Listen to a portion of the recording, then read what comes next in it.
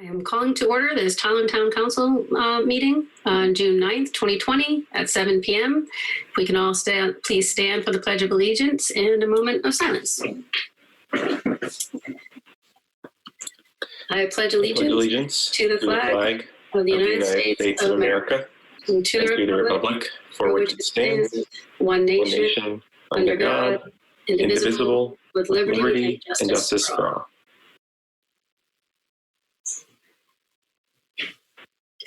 Okay, thank you very much. I would like to vote to move proclamations and presentations on the agenda after agenda item 9, old business, and before agenda item 10, report of the town manager. This is Kurt. I'll second that motion. Or make the motion. Whatever you're okay, you can make the motion. I make the motion. Okay. Steve Jones will second. Okay. Sorry, Steve. No worries.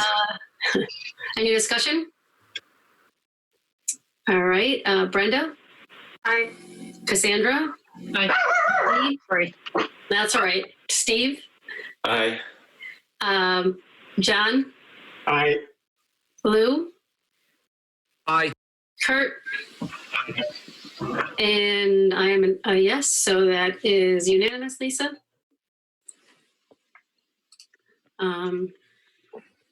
Something is going up with my screen here right now. I can't see everybody. Maybe I can. So 5, 10, 15, 23. Yes, I can. All right.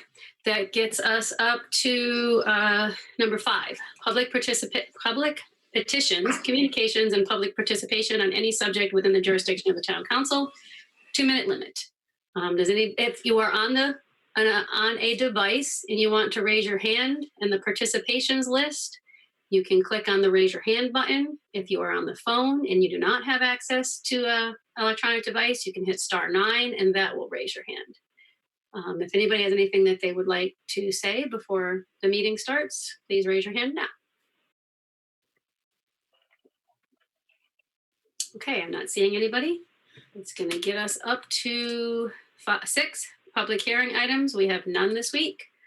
7A, reports of boards and committees responsible to the council. I know Katie sent an email and said she was not going to be here today. Lou, she said that you would give an update. Are you good to give an update on Birch Grove? Yes. Let me just pull up her notes if I may for a moment. Take your time.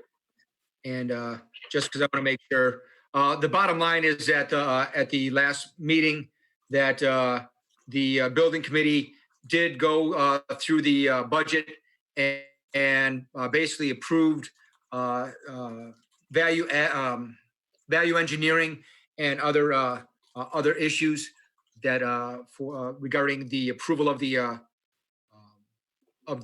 construction contract. I'm sorry. Once I'm not doing it well. Hang on for a second here. Take your time. It's no rush. So again, that we discussed the phase 3 of the project, and it that is complete and approved by all organizations, including the final construction documents. That the budget package was approved and submitted by the building committee. That we came in under the $46 million cap that was set. That there were some significant things that we did decide to keep in there, which included the moving partition between the cafeteria and the music room, as well as other significant things that the building committee felt needed to be added back in after we went through our value engineering list.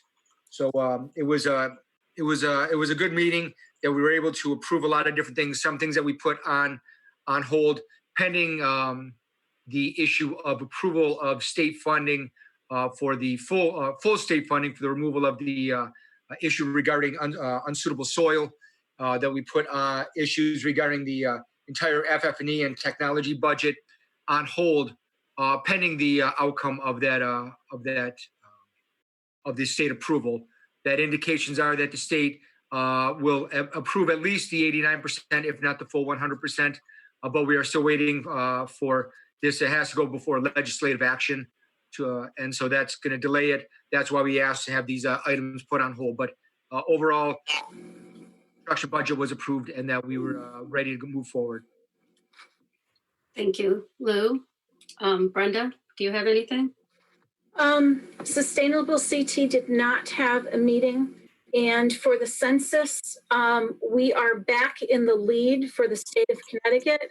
Over the weekend, we were tied with the town of Marlborough at 79.6%. We're now at 79.7%. Just to let you know that it was announced today, people who have PO boxes as their main form of receiving mail, census workers will be hand delivering to the PO boxes in the coming weeks. I didn't get exactly from the announcement when that would start, but if you receive your mail through your PO box, please be on the lookout for your invitation to participate. You do not have to wait for that invitation. You can just go to the website, www.2020census.gov, and go ahead and self-report. We would appreciate any help. We are trying to pass our self-reporting number of 10 years ago, which was 82.4%. So we're close. And I'd like us to be the first town to get above 80% in Connecticut. We could do that overnight if just a couple people go ahead and report. So, and that is it for my commissions. Brenda, can I ask a question that I don't quite understand? So if you have a PO box, you didn't get a form to begin with, and you're not going to have to hand deliver them now? They get hand delivered to anybody who has a PO box. It's been that way forever. I don't know why, but they just started rehiring or allowing the census workers to go out in public. And we are one of the counties that they are allowing them to do that. So. Okay, that's weird. I did not know that. We'll learn something new today. Mm-hmm. Okay, that gets us to 7B, reports of the town council liaisons. Brenda? Sure, real easy. Blight did not meet. Planning and zoning was last night, and I was unable to attend because I was with all of you. And land acquisition, I believe we're still waiting on an agenda item to be added. I don't know when that's going to be added, but it's something that we should probably look at soon. Land acquisition, that's going to be on, we have an executive session coming up in July for that. Not exactly sure what the date is, but I can review that and figure it out. That's not what I'm looking for. Cassandra. Sorry, PCC has not met yet, so I'm Board of Ed tomorrow, though, so I'll have some for you next time. Okay. Oh, holy moly, I'm sorry. Steve? Wait, shh. Steve Jones. So there was a meeting on the 28th of the Conservation Commission. They're in the process of purchasing a new sign for the Parsiac area, which was damaged. They are looking into some attorney opinions regarding liability for the mountain bike park. They're still in the process in the phases of completing and continuing to work on the what's going to be called the Polk Hill Conservation Area and Mountain Bike Park. They've actually gained some interest from a neighbor of a private resident who may allow an easement on his property to further expand the trail in future phases. But at this point, it's about 4 miles of blazed trails on what's been produced. In addition, there actually is a meeting packet for this Thursday for their next meeting. I'm just going to copy and paste that into the public chat for those that are on to see. Actually, no, the chat is disabled. Never mind. So, but if you look at that packet for the 11th, which I'll be in attendance for, they have some really great designs of the potential expansion if the easement is within reason and can be done. as well as some photographs of the 2 bridges that the New England Mountain Bike Association created, and that was all done through private foundation or private donations. And then the other meeting, which I actually joined shortly after our meeting, was the library board. They had some pretty good discussions about the library's process for reopening. I believe yesterday was the first public release of information for kind of the gradual phase 2 or phase 3 reopening of libraries. So there was some discussion about where they are with that. The foundation provided several contributions to pay for digital services, one of which actually upgrades, I believe, Microsoft Office for all the public computers, which actually saves the town about $6,000 because they buy it through a third party that gives us very steep discount to nonprofits such as the foundation. And they also purchased themselves a Zoom account so that in the future, the library will have the opportunity to host Zoom programs and other events to the public.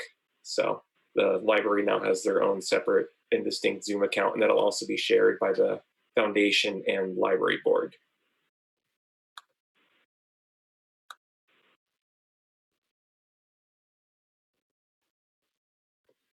You're still muted, Madam Chair. Sorry, I had something I was going to ask you, and I didn't write it down when you were talking, and then it just left my head. But I think it's either the trail or the library. Oh, no, that's what it was. If you send your link to Mike, Mike can send it to everybody. Okay, yeah, we'll It's do. locked down to just Mike. It is on the town website. If you go to the Conservation Commission's website, it should be in their meeting packet section.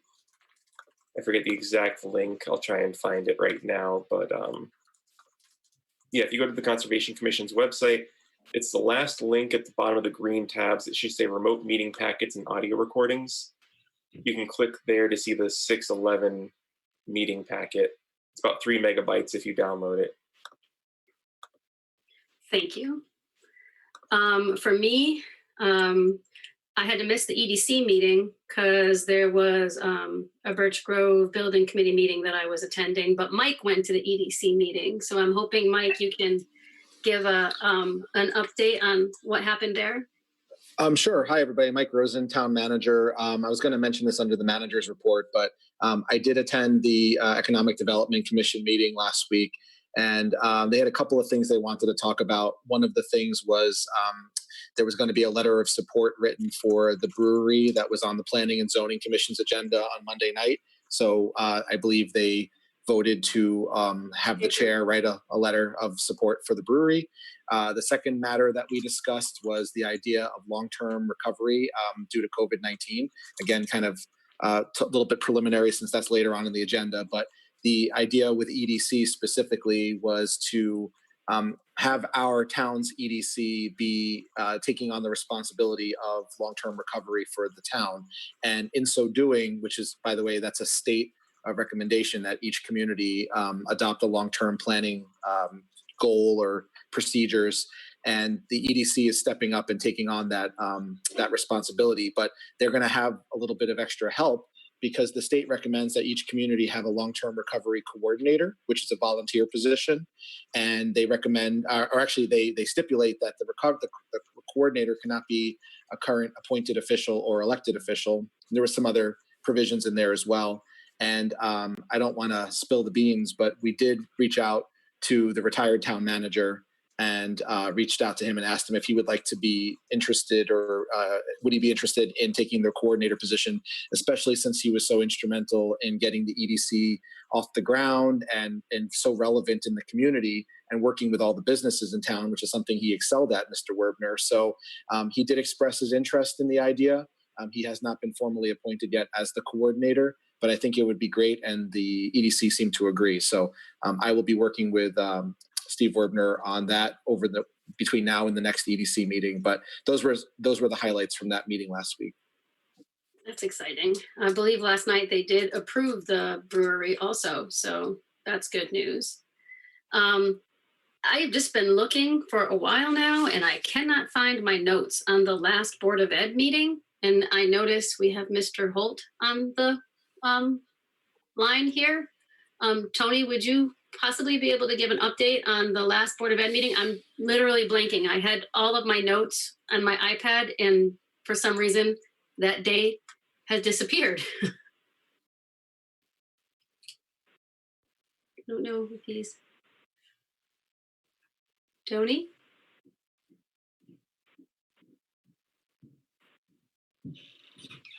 If he's stuck on, I think he's muted. Well, I can come back to him, but I cannot, I seriously can't even find it. I know that they talked about the virtual graduation and the graduation committee, and they were looking at the options for a July in-person graduation. And I know they're still working very diligently on that.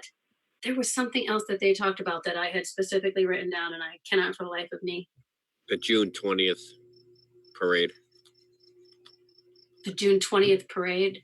It's John Lytle, Tammy. Oh, no, that's fine, John. That's fine. You got a teacher in the house. I literally cannot remember. Trying to plan for the June 20th to do a meet up at the high school and do a parade around. So I think Todd Blaze Todd is retiring, yes. Yeah, so he's working with Walt on that. So I think they have a date set for June 20th. I think he's running the traffic plans through myself and Kevin Eklund as far as the routes and stuff like that. I think they were going to try to do a gathering up there or some type of dinner or something in that nature. I don't want to speak on behalf of Walt, but I believe that was the logistics of it. Yeah, Okay.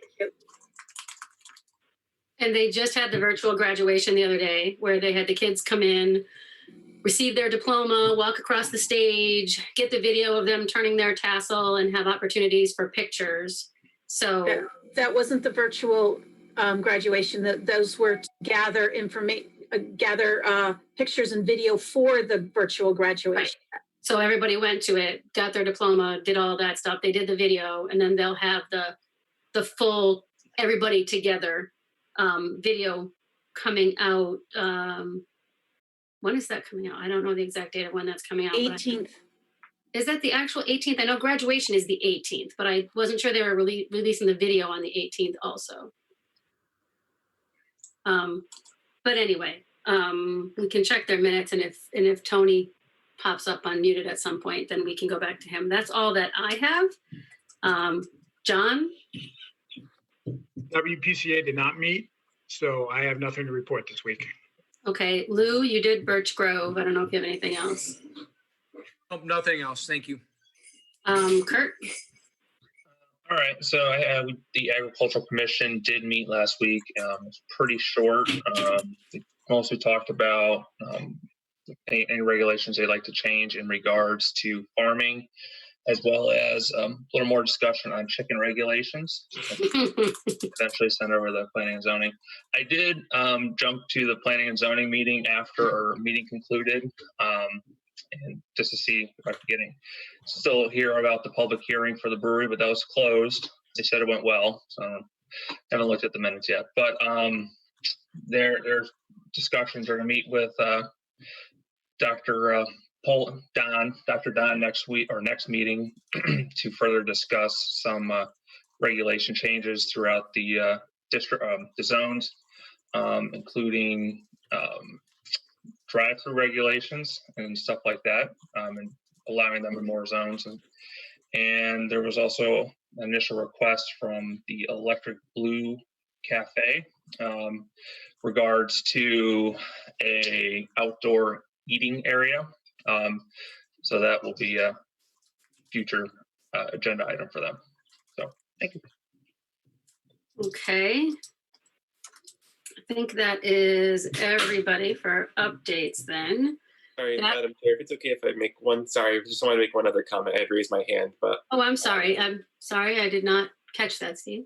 No worries. I just wanted to make a note from the Library Foundation meeting that some news I had learned is that the library director, Barbara Pettyjohn, and the staff have actually been regularly doing wellness checks on their patrons and some of their more senior patrons. So I kind of wanted to give them recognition for that, through these times that they've been, and I guess the patrons have really appreciated it. And I sort of spoke on behalf of the council to thank the library for those efforts, as well as continuing to provide services throughout the pandemic and as they gradually reopen for curbside pickup. That, it's sort of an essential service that a lot of people have been utilizing their digital and some of their physical services.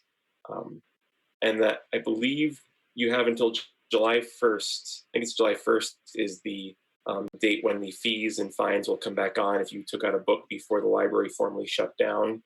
So I would recommend anyone who has a book out still or any materials to contact the library to confirm that. Thank you.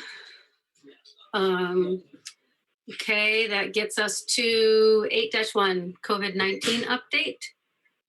Mike? Hi, good evening, everybody. Mike Rosen, Town Manager. This is our usual agenda item for COVID-19 update. And we have Rob Miller from the Eastern Highlands Health District with us. And we have Emergency Management Director / Fire Chief / Public Safety Director John Lytell on the line. And I can start off by saying that the attention that we've had on COVID-19 recently has been more towards how do we effectively reopen as a community, as a governmental body in the town. I know Rob's probably going to touch on more about this during his update about businesses and things in the town or other recreation activities. But I wanted to share at the get-go, first of all, what I mentioned at regarding the EDC meeting that the Economic Development Commission is going to be taking on long-term in the future. And they, besides that, I mentioned also Steve Werner is interested in being the long-term recovery coordinator. And the town hall and the municipal buildings, it's something that we're starting to work on now, sort of a phased approach like everybody else and every other entity right now doing a phased approach to reopening. So I think the first step is to bring back a full complement of staff back to work. You know, everyone's been working from, we've been doing split shifts where some folks are in the town hall, some folks are home, and then we alternate week by week or depending on the department day by day. So bringing the folks back to town hall to have a full complement of staff and getting used to having everybody around each other with PPE on and having all the safeguards in place.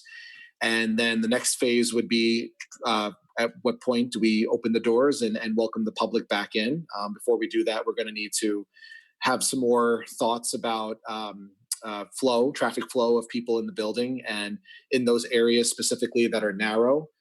As our town hall was designed for, two-way traffic, but people will be elbow to elbow as they pass by each other and also on elevators and things like that. So there's going to be some more thought that needs to go into that before we can open the doors. And then finally, the last phase will be once we are able to have our in-person meetings again at night. And that's something that's probably going to be further down the line, which will depend on what goes on with the executive orders, if they're repealed, and if the Freedom of Information Act takes precedence again. So we'll be back to in-person meetings. But there's also the possibility that the FOIA law might change after all of this. So it'll be interesting to see if there's any modifications to FOIA.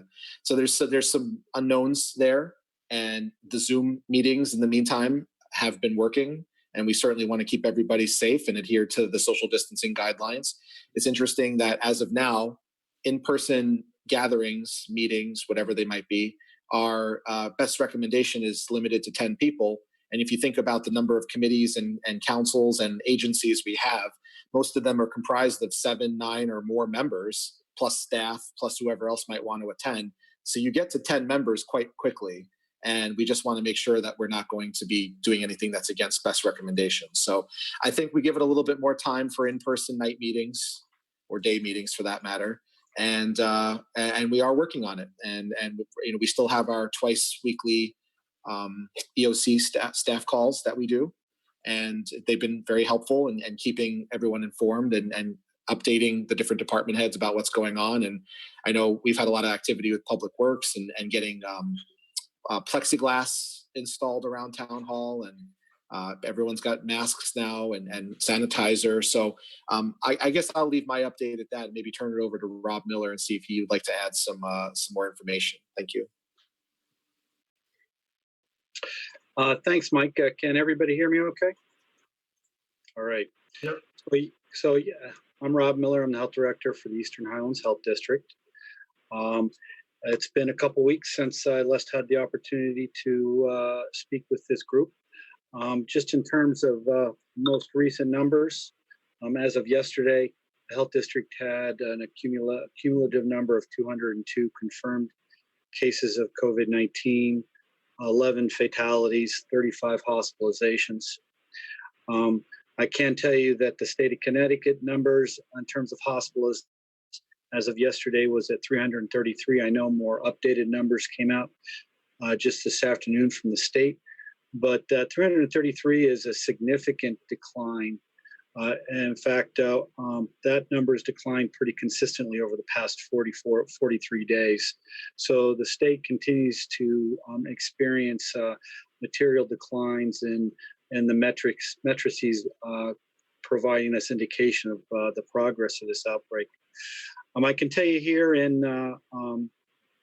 at Tolland, the most recent report that just came out at 4 o'clock this afternoon from the governor's office added 3 more cases. So it went up from 47 to 50 cases in the town of Tolland. I still have to look at the numbers to see if any hospitalizations were added to that or not. So I'll update those numbers for tomorrow.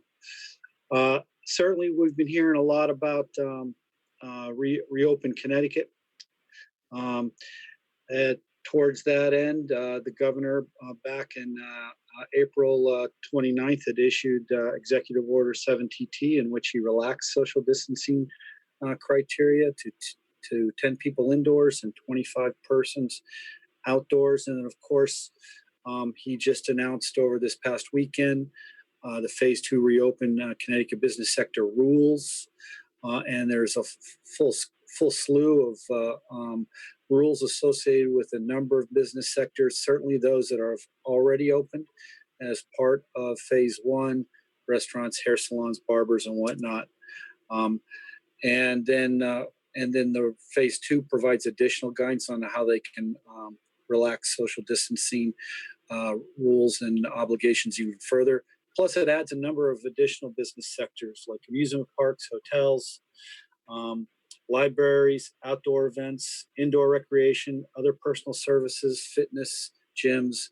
So the governor and the DCD has provided a tremendous amount of detail for Phase 2. In fact, my office is still reviewing much of this information in an effort to make sure that we have the best available information so that we can support our local businesses in their efforts to reopen in our local communities. In addition to that, the health district on the contact tracing side has fully embraced and is now fully utilizing the new statewide contact tracing system called Contact. The last 2 letters are capitalized CT. We will continue to use this for the foreseeable future. I do believe, I recall, I informed everybody at the last meeting that we had activated our MRC and had identified 6 volunteers from our Medical Reserve Corps, which is going to enhance our contact tracing team. And if necessary, we could tap into the balance of our Medical Reserve Corps cadre of volunteers, if necessary, to deal with any potential surge that could occur in the fall. Towards that end, my office, or I've actually been working as a member of the University of Connecticut Contact Tracing Work Group and part of the university's task force to come up with a plan to repopulate campus this fall. I can tell you the university is working very diligently and trying to figure out a way to bring students back to campus in an effective and safe manner. For our part, we're working in partnership with the University of Connecticut Student Health and Wellness. They're going to have their own cadre of contact tracers that's going to work in lockstep with us on the same statewide contact tracing platform that I just referenced a moment ago. That's potentially going to be a heavy lift when it does come time to repopulate. Part of the governor's task force for reopening Connecticut subcommittee for higher education provided guidance for universities and colleges. One of those provisions recommended that all students, staff, and faculty be tested upon arrival on campus in the fall. So if we're talking about over 30,000 people, that's a lot of tests. And if we're talking about potential infection rate of 3%, then we're talking about over 1,000 people in which we're going to have to do contact tracing for in a very short period of time. So we're gearing up and ramping up for that possibility come this fall. In addition to that, we just the health district's participating in an initiative to distribute smart thermometers to the general public. We got a cache of 200 Kinza thermometers. They're stick thermometers, which can be linked to an app on your phone. And then if you take your temperature, then that data is uploaded to the cloud and aggregated, and is another tool for epidemiologists to look at data around the state to see where potential hotspots and where groupings of sick people could potentially be. The app is voluntary. It's confidential information. The thermometer is free. You can take it and not use the app at all if you choose, but we're encouraging people to download the app and use it. We'll probably be distributing those thermometers later in the summer. Things seems to be quieting down now, and I don't want to hand these thermometers out too early and have people lose them before we actually have a second wave. And then finally, as many of you know, my office continues to provide guidance and support as best we can to area schools, towns, and communities as it pertains to interpreting and supporting their efforts to apply both the sector rule guidance and the governor's executive orders. That by itself is almost a full-time job with the volume of executive orders that are coming out and the details. The details that have been coming out in the sector rules, but nonetheless, I feel like we're up for the task, and we're available to anybody who may need that kind of support and guidance. And so I'll end it there. Thank you, Rob. I have a couple of questions. The thermometer info, will you be providing that to the town so we can get it out to people if they want to obtain one? Yeah, so there's a couple of ways to distribute these thermometers. Ideally, I want to get them to maybe those families that may be in the most need.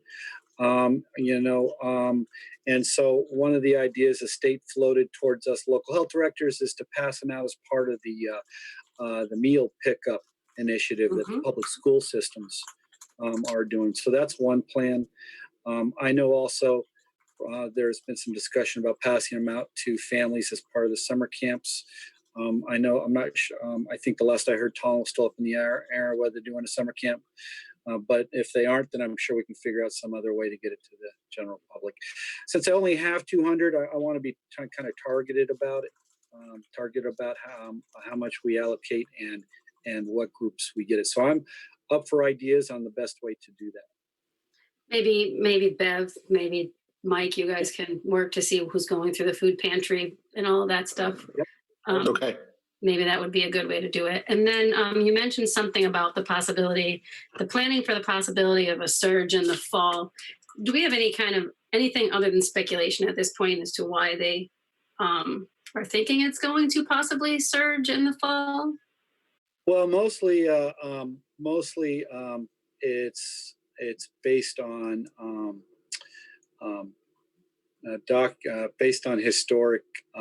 based on history associated with other corona type viruses and other types of pandemics.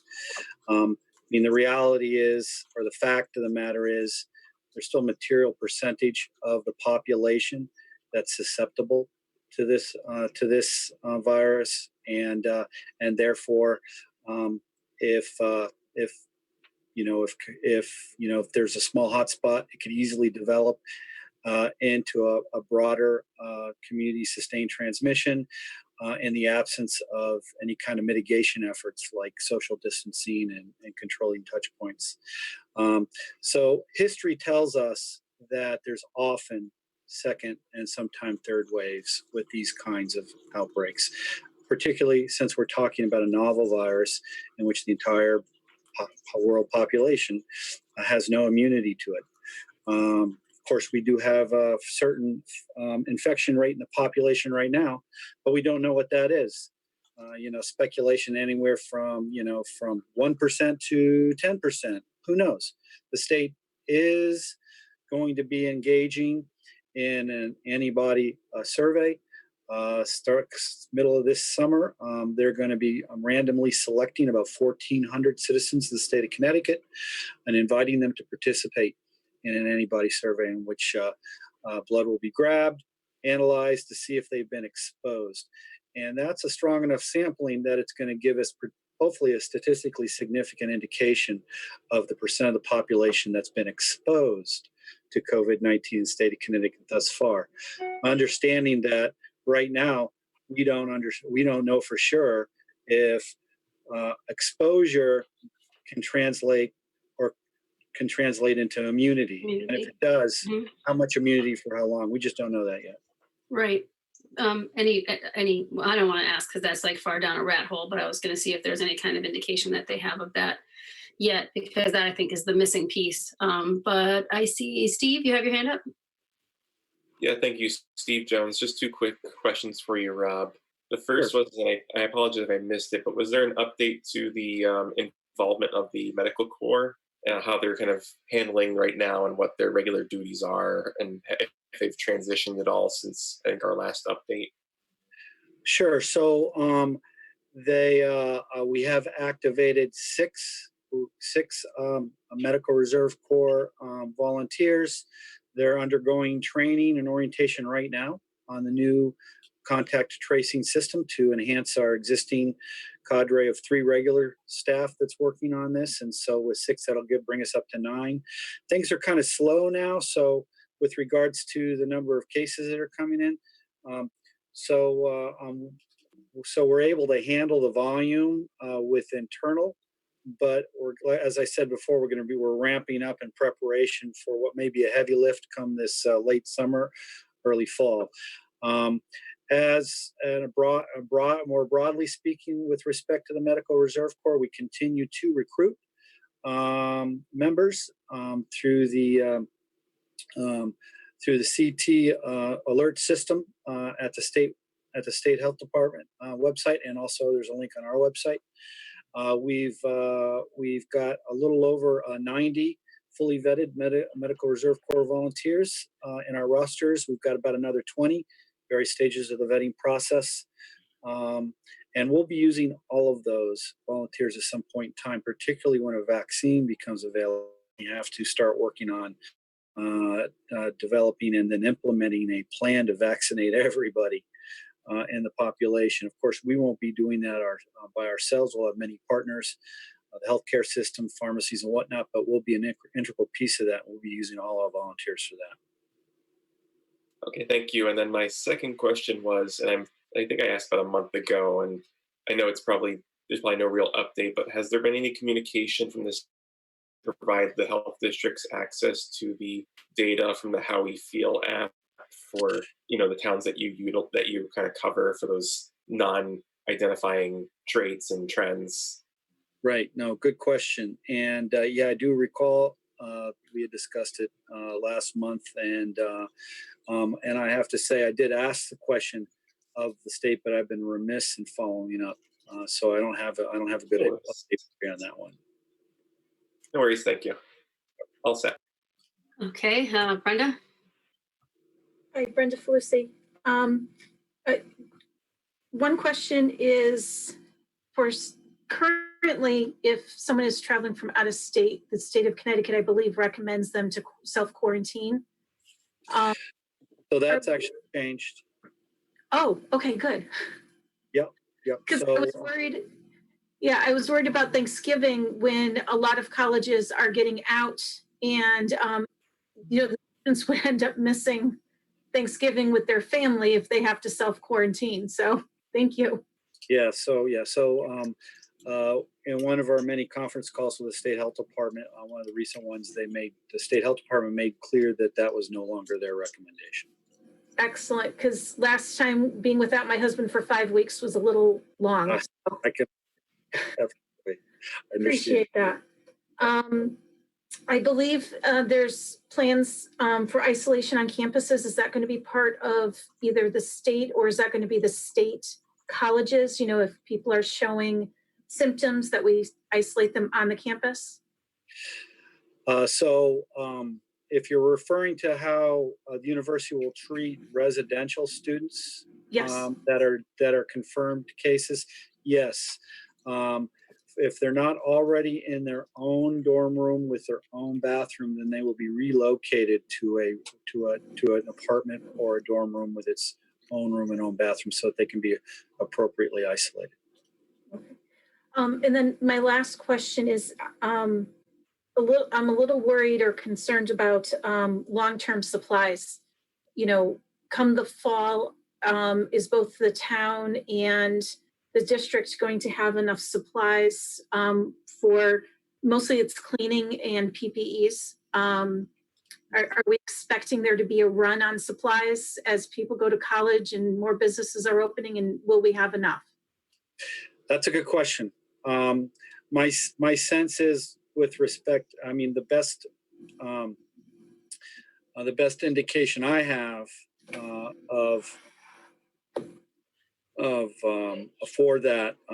for that matter is with respect to the current PPE initiative program that we're charged with managing. And for those of you who may not know, we do receive weekly supplies of PPE through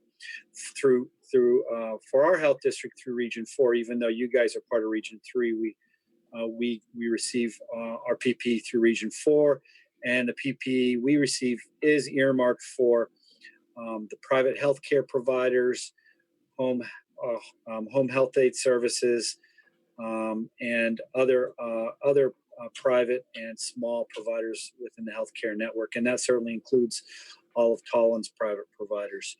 And I can tell you, as of this week, our supply chain seems to have caught up with demand.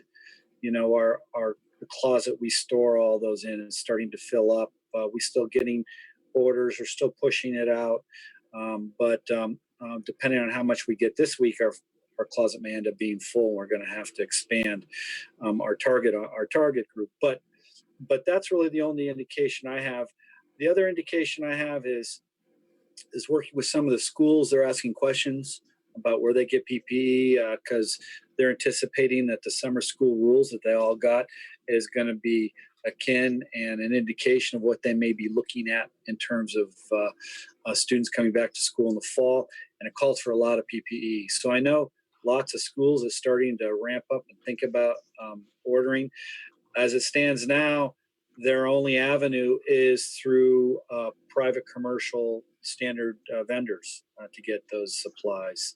There's no initiative or program at the state. And I don't know. That's a good question to see if they've had any problems procuring that, or could be they haven't started doing that yet because they're waiting to see what the rules actually say for repopulating this fall. But that's a long-winded way of saying I just don't know for sure. I appreciate the insight. Thank you. That's all I have for now. I appreciate you coming to these meetings too and helping keep us up to date. Sure, my pleasure. Cassandra? I work at CCSU, and I just wanted to address Brenda's comment there about Thanksgiving. So most colleges, state colleges, are actually after Thanksgiving, no one's coming back. So that's why UConn, CCSU, and all the CSCU campuses are going. So, and pretty much from what we know from our department meetings is that most of us are going to be teaching online. So college is mostly going to be online unless we have to have labs, and they limit them to 14 students at a time, appropriately social distanced. Everyone does have to be tested. It has to be on campus. And with that said, it is undecided how residents and I'm sure Eastern Health and Helen, you know that turn there, Eastern Highland Health District. Sorry about that. That's okay. Knows is that it's very undecided yet for residents, because I was wondering how that was going to work with our college students, how we were going to have our college students living together, but then separate them for 14 people in a class. So it does not look like a lot of residents are likely to move in. So there's a lot still to be decided, but yeah, like after Thanksgiving, all schools are pretty much done. Yukon and Central and everyone's in that boat. Yeah, my concern was the kids coming home right before Thanksgiving. And then if it's different states, if you're coming in from out of state and the state saying, hey, 2 weeks quarantine, well, you know, my kid will be out in the RV for 2 weeks instead of in with us eating turkey. So hopefully that doesn't happen. So Long distance. That's a long distance turkey. You know, you just kind of bring it out. And if I may add, of course, everything I'm telling you now could change tomorrow. Unfortunately, I think the issue with, for example, the travel advisories right now, as I indicated, the 14-day quarantine isn't in place. Pretty much all the states around us and much of the country has a certain prevalence level of COVID in many of the communities, and so, but as this thing develops in the fall, certain hotspots could develop that are distinct and separate from other parts of the country, and then therefore it may be appropriate if somebody's traveling through or from that area to our area, then it might be appropriate at that time for them to self-quarantine for 14 days, but that remains to be seen.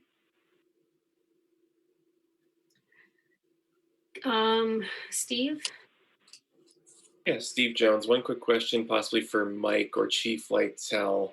Has there been any consideration, I think, sorry if it's already been asked, I had to step away for a moment, but any dovetailing off of Brenda's comments or Councilman Falusi's comments on the storage and stockpiling of supplies, has there been any consideration of utilizing one of our town's climate controlled, storage units? Maybe they might provide a discount or a public-private partnership kind of situation, then maybe further expanding from there. Perhaps it could become a multi-town one. The one that I can think of is closer to the Vernon border, so possibly teaming up to have a semi-regional or a multi-town stockpile that covers Tolland, Vernon, maybe Ellington, or I know I'm probably opening a can of worms by Chief Lightel's reaction, but I'll keep it at that. Hi, Mike Rosen, Town Manager. I know it came up yesterday during our EOC call, pretty much that exact circumstance that you just detailed. Chief, was there any update to that, or did you look into that further, or I know there was going to be some follow-up after that call. Did that end up happening with that idea? No, after yesterday's meeting, I didn't think it was a good time to bring it up among other town officials. So as the Tolland County coordinator for over 20 towns, we've already been discussing this among a multi-jurisdictional town, which we're trying to do a savings, which would benefit, obviously, like you said, Steve, Tolland, myself, and everything else. I thought we could lead the way in Tolland, but it was a sore subject to bring up. So I have my meeting Thursday with several other dignitaries from other towns, which I have 2 other people that are taking the lead for me on. So it's something where Brenda took the steam out of my presentation. So I would encourage this town, as you come towards your end of the surplus year. I know I was very fortunate through the last night's budget process and everything else wise, but we've been asked to come into a 0% budget. And all I can say is, as an emergency management director, speaking on behalf of many emergency management directors in the state of Connecticut, and also speaking very hot and heavily among many fire chiefs, because this is a very hot topic that you'll see probably bigger fireworks shows at the end of a year or two, but there is no unknown. And as far as being prepared, I would encourage this town and many other towns around me, which we're doing, and we're not advertising it because there wasn't much help, obviously, when we dove into. So what I'm hearing from the state level is there will not be a lot of supplies. What we're seeing right now for PPE and supplies coming down the pike won't happen again, probably.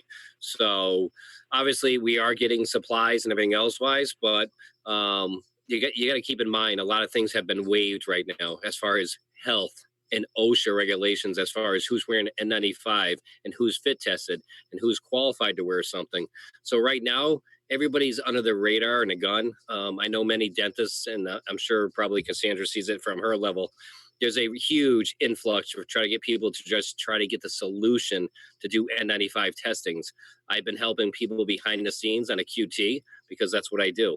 So if I can help businesses and other ones get up and running, but some of the supplies that some of our dentists and other healthcare professionals are having, there's been also some legal statements from OSHA that many of us have been informed as certain PPE that's being delivered we can't wear because of OSHA. So a lot of stuff has been relaxed, but there's a lot of us on the career chief level that we're looping in a lot of the volunteer departments and everything else wise. But if I can encourage something, and I hate to use the word because if there's a news reporter, this bit me a month and a half ago with an article that came out through the news media of a wrong statement of being given expired gear or PPE wise. So I don't want to get back into that, but all I can say is that we should be ahead of it.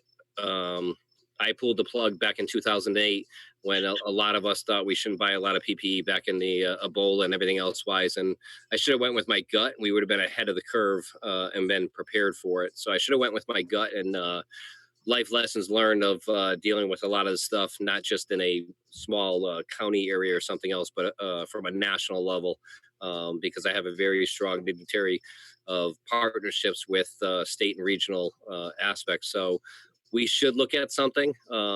Unfortunately, my town and many of the towns around us, we have no storage. And Tolland's been known not to have storage, whether it's for the schools, the towns, the highway department, or parks and facilities, or rec departments.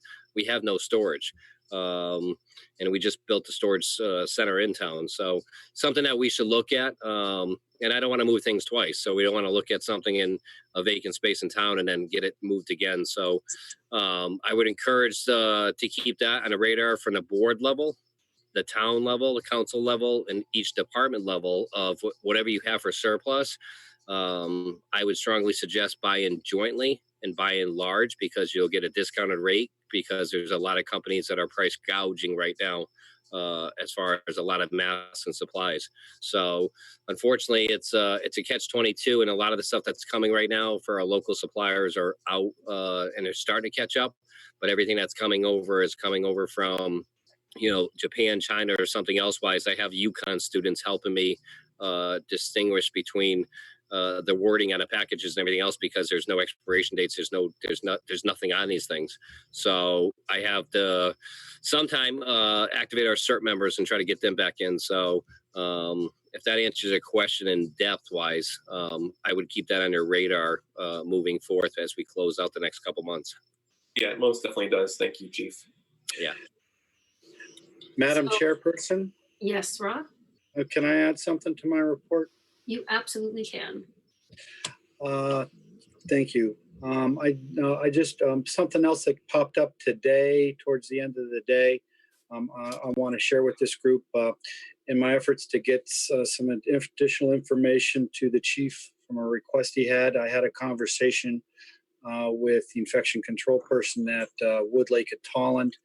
The state of Connecticut has been now for a number of weeks implementing a point prevalence survey. What that means is that they're literally testing all the residents and all the nursing homes in the state of Connecticut. Woodlake and Tolland just recently completed their prevalence point survey, and all the residents are COVID free as a result of that test. So I thought that was good information to share. I can tell you that they are planning to test all the staff too, sometime within the next couple of weeks. Yeah, I have my brother does per diem there, and his significant other is the director of nursing, I think. And yeah, I called them and told them how sorry I was that they were going to have that test all the time because it's not pleasant. The only other thing that I have in regards to this is with the new regulations that came out for phase 2. I noticed there's a lot that's going on now with sports and recreation.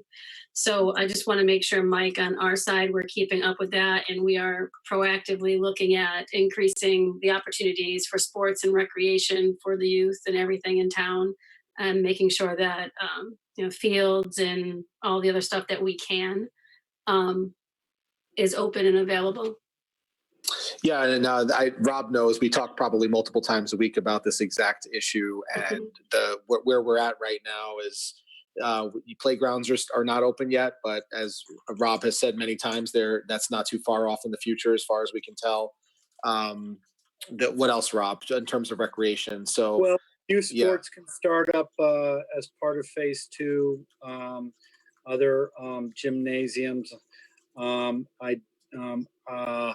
I think youth programming too, because of the relaxation of social distancing. I know youth services was trying to figure out where they fit in, and now with the larger group gatherings permitted under NEO, then so our social services programs, which are provided for youth in our community, are going to be able to do something. So there are definitely new opportunities with the phase 2. That we'll be able to leverage and get our youth out in the community. I know that I've had this conversation with a number of individuals. The social isolation of the youth in our community is definitely one of the unfortunate side effects of shutting everything. So we're going to do our best to open things back up and get people outdoors again. Absolutely. That comment reminds me of Jurassic Park when they say life will find a way. Caged up youth after so long will find a way. So having places for them to facilitate and recreate is pretty vital to getting people out there. And I know you said playgrounds are not too far off into the future, but that's definitely one I want to keep on the radar. So the youngest kids in town have some place to go and recreate, and kind of keeping in balance with the other the guidance that we're seeing regarding touch surfaces. Yes, no, everything else. Nat, I just getting stuff open is important. Yeah, we're just going to have to. I mean, we're going to have to look at what kind of controls are reasonable to put in place. We got to cross some T's and dot some I's. I need to look. I mean, we just had 3 recent cases pop up, and we got to do some contact tracing on those to make sure they're not an indication of something more prevalent. And so we'll work hard and see what we can do. So those 3 cases that you had, those are new cases, not realignment. I don't know. The report just came out tonight, and so I'll be looking at that data tomorrow morning to figure that out. All right, perfect. Anybody else have any other questions? That looks like Brenda has her hand up. Sorry, this is Brenda Flusy. Just one more. Just to clarify, the supplies that may come into the community from our health district, is that something that is coming in with no charge to us, or are we going to have to reimburse you for them? And for the supplies that aren't coming in from the health district and then we need more, are those still coming out of our emergency fund that is going to be for FEMA? And I know that sometimes takes a few years to get reimbursement. And if we have an update from what the state is possibly reimbursing that FEMA isn't, that would be great. I hope that all made sense. Well, I can address the question about the health district PPE, certainly. There's no charge for that PPE, and it's going to private healthcare providers and other pre-identified groups free of charge. It's part of the emergency services that the state and the health district are providing your community, and will continue to do as long as we have PPE in stock.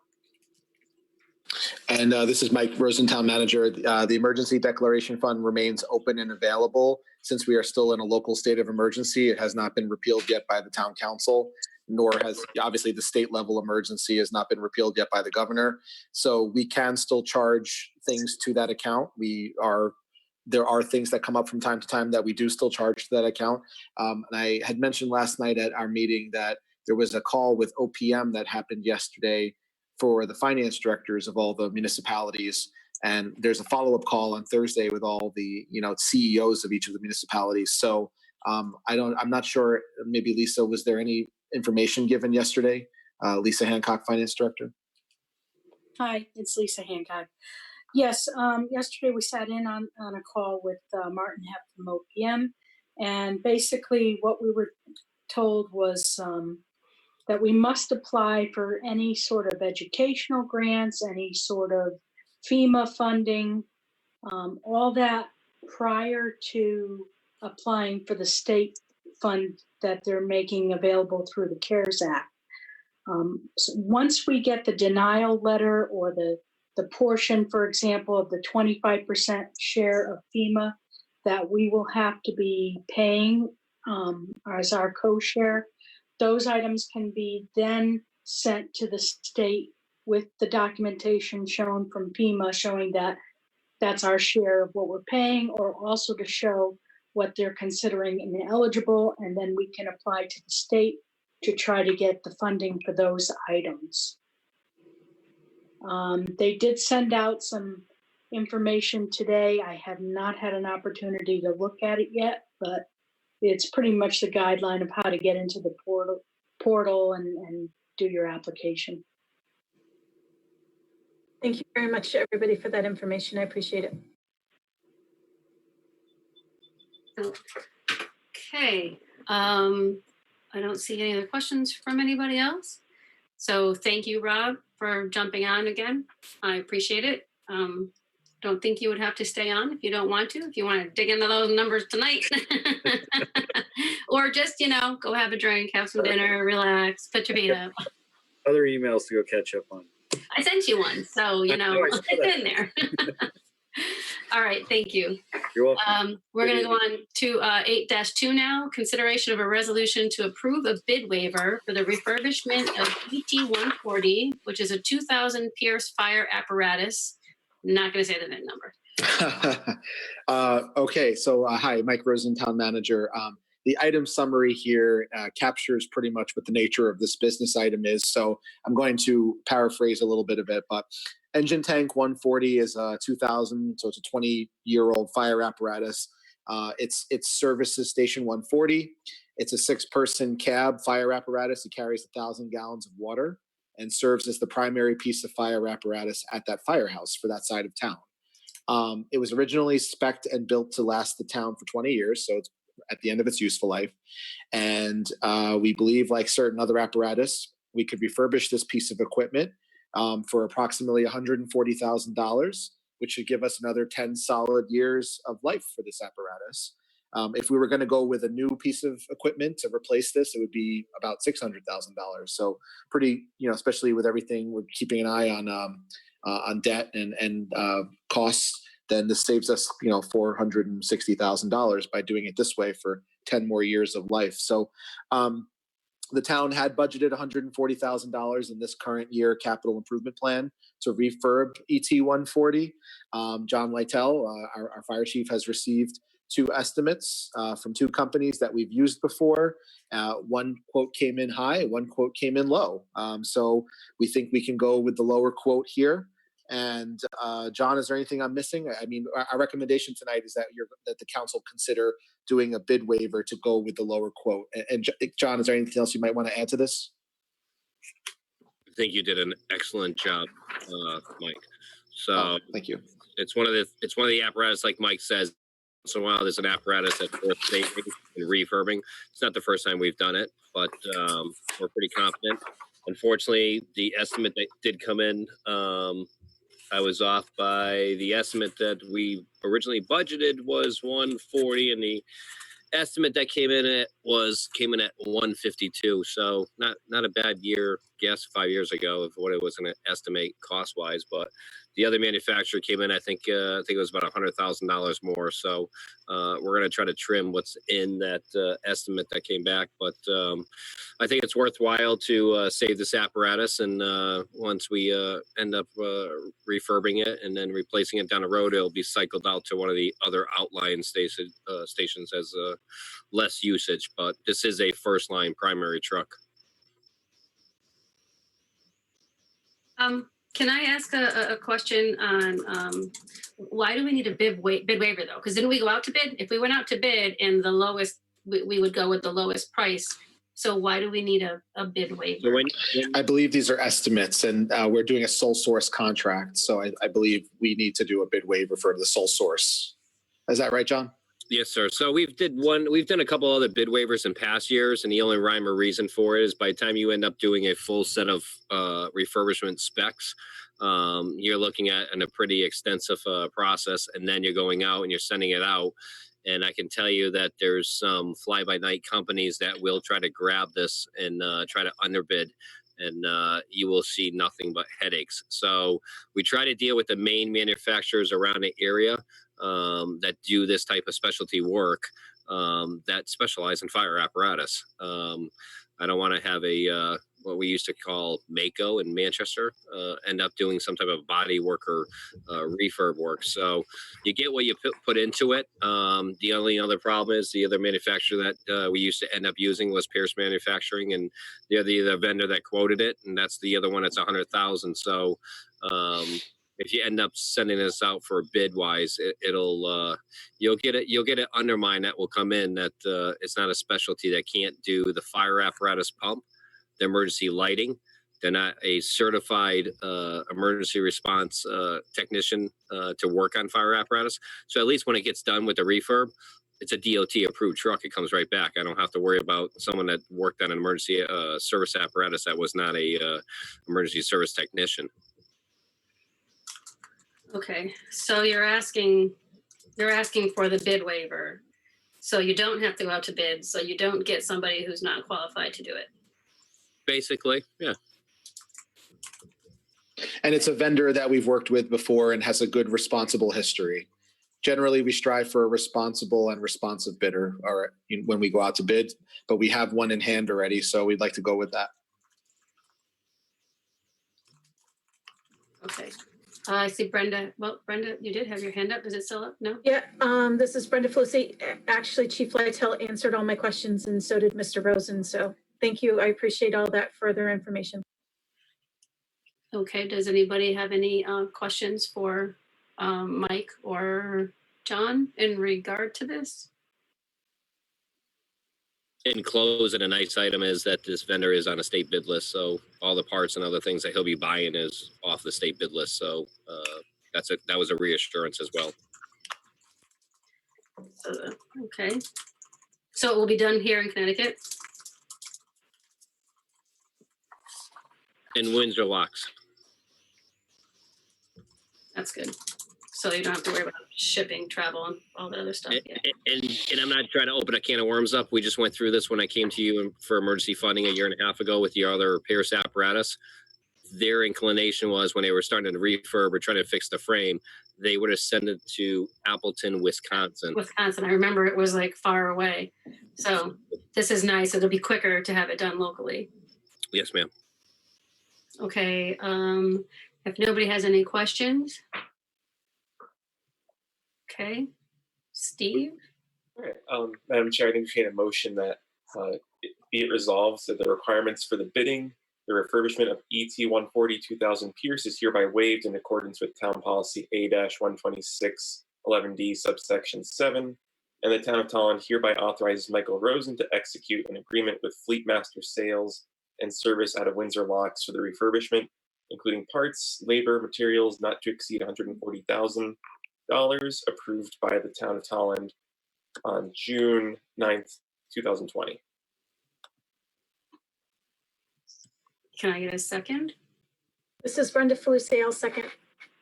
Any discussion? Okay, then we're going to go around the table. Brenda? Aye. Cassandra? Aye. Steve?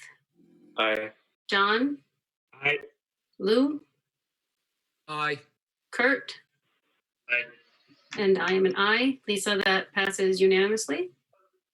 Thank you, John. Thank you, Chief.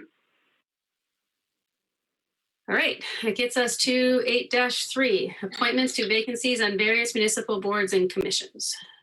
So hi, Mike Rosen, Town Manager. So we wanted to put this back on your agenda tonight. It's been a little while since we've thought about vacancies on municipal boards. Since obviously COVID has sort of taken precedence over most other usual business. But this is something that we wanted to put back on your radar. There are no appointments to make tonight, but this is the list of the vacancies that we currently have. And it's also worth noting that our new Commission for People with Disabilities has had over 15 applicants at this point. And it's a commission that's going to be made up of just 7 members. So we have double the number of applicants as we do potential members. So what I'd like to at least suggest is that we put that on this list next time. It's not on today's list, but that I know our vetting committee, which is sort of a subsection of Lou and Steve Jones, will want to start reaching out to our qualified applicants in the near future. And probably by the end of the month, I would say, by the end of the month. I was going to say, yeah, we don't have a close date on that, but I would like to see if maybe we can do another e-blast and get it out on the social media pages and that again, just to see if there are more people. So we have as many as possible that want to apply for it before we actually have Steve and Lou go through and start vetting and picking people.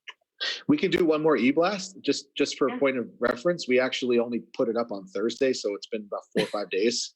So we might want to wait. Well, how about we wait? Yeah. I'm saying maybe we should wait a week and then put an e-blast. Yeah, like wait a week. You know, we have a meeting on the 23rd. Maybe wait a week and then we can mention it again at the 23rd meeting, and then by the end of the month, maybe Steve and Lou. Do you think that would be good? Give you like if we had all the applicants by then, you could start going through and looking at them and vetting them. I have both of you have your hand up, so Steve, you go first. Okay, sure thing. Yeah, no, I would agree with that. I think I reached out to Town Manager Rosen about a prospective timeline, and I think it's agreeable that waiting till the end of the month is a reasonable period to have the applicants.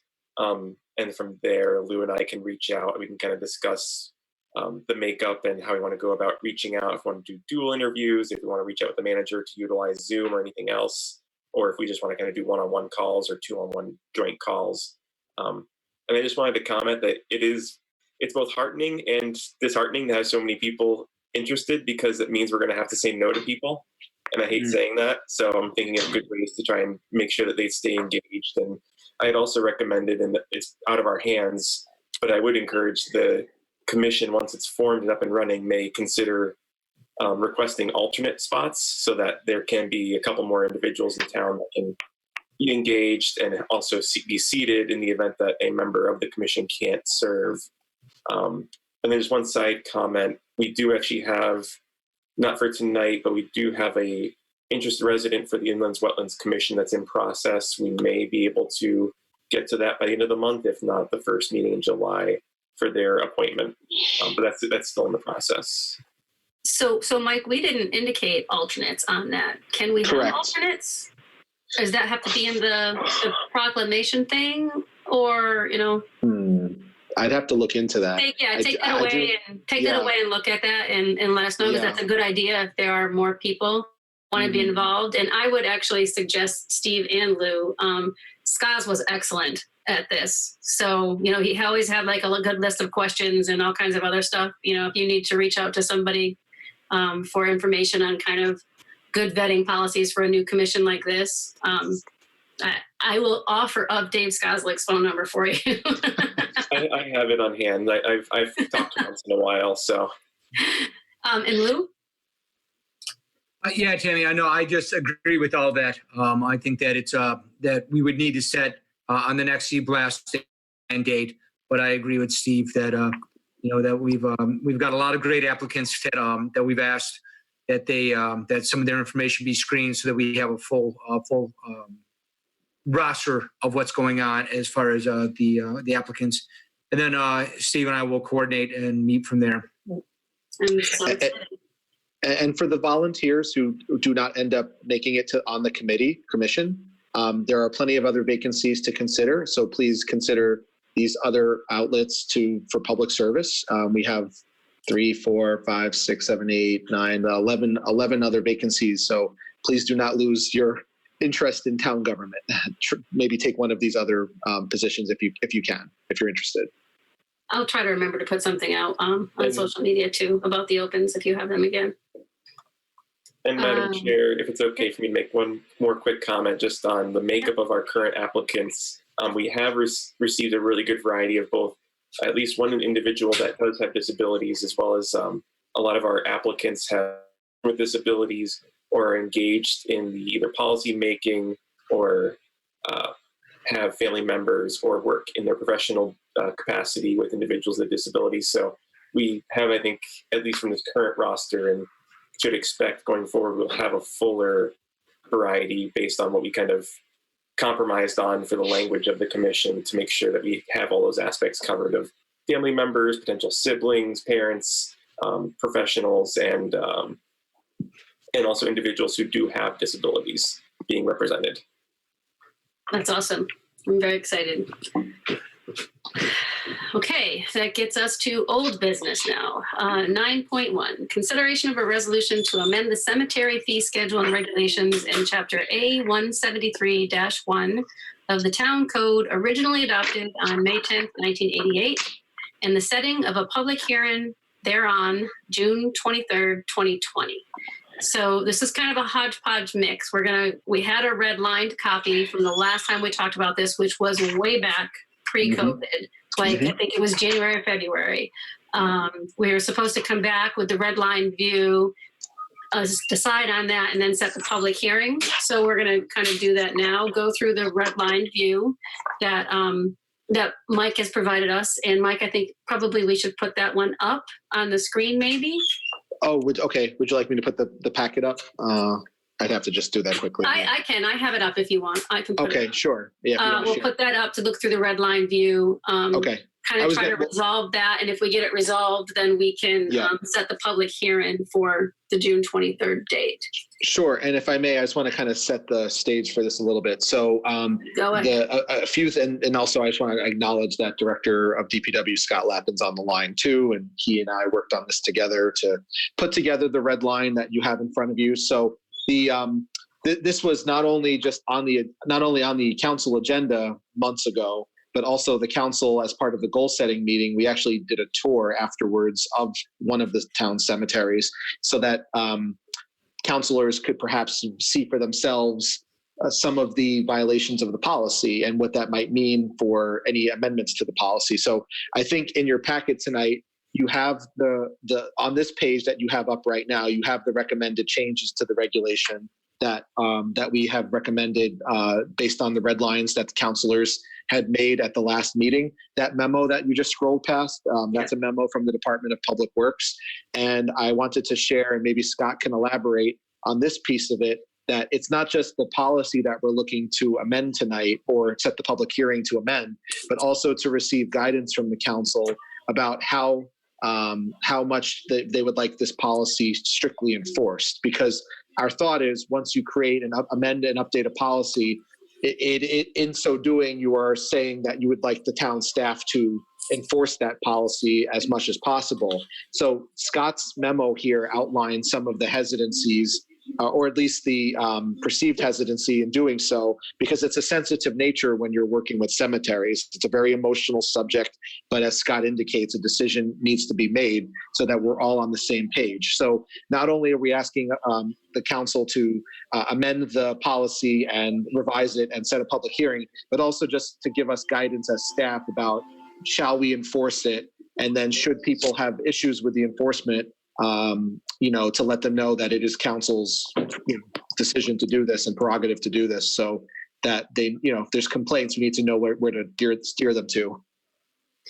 Okay, so in light of that, I think almost everybody that's on the call here is on a device. From what I can tell, nobody's on the phone. So I don't know if there would be any value in reading this, or just, it's been up, maybe just a quick review so people can kind of get an idea of what it is. And then we can look at I would suggest looking at the red line contract, because we have the original contract in there, but I'd rather look at the red line so we know what we're looking at changing. Okay. So bullets 1 and 2 are addressed in the attached resolution. Bullets 3, 4, and 5 are addressed under item 7 in the cemetery regulations. The question is, to what extent does the town council want to pursue these issues? If everyone agrees, we can install signs at each cemetery displaying the regulations along with an effective date as to when they will be acted upon. This will give the patrons ample notice to remove any valuable items that may be of sentimental value. As the town council is the policy board and we are the enforcers of these policies, before we move forward with this, I'd like to make sure that we are all on the same page. We all realize that this can be very emotional, but a decision has to be made. We can leave it alone and begin a more diligent effort on removing the non-compliant items. We can offer a specified length of time before we enforce the policy to recent intermits, or it can be somewhere in between. So that's the ask of Mr. Lappin. And again, I am going to, this is the original contract right now, so we are going to go to the redlined view. There are no changes proposed for fees, whether they be grave sites or internment, or any extra charges due to holidays or anything like that. Right. Where the changes start is under B for regulation, and the first change would be to add no trees. Then we just changing a number perspective until we get down to number 14, which is placement of monument foundations shall be determined and marked by the sexton of the cemetery or an authorized designee.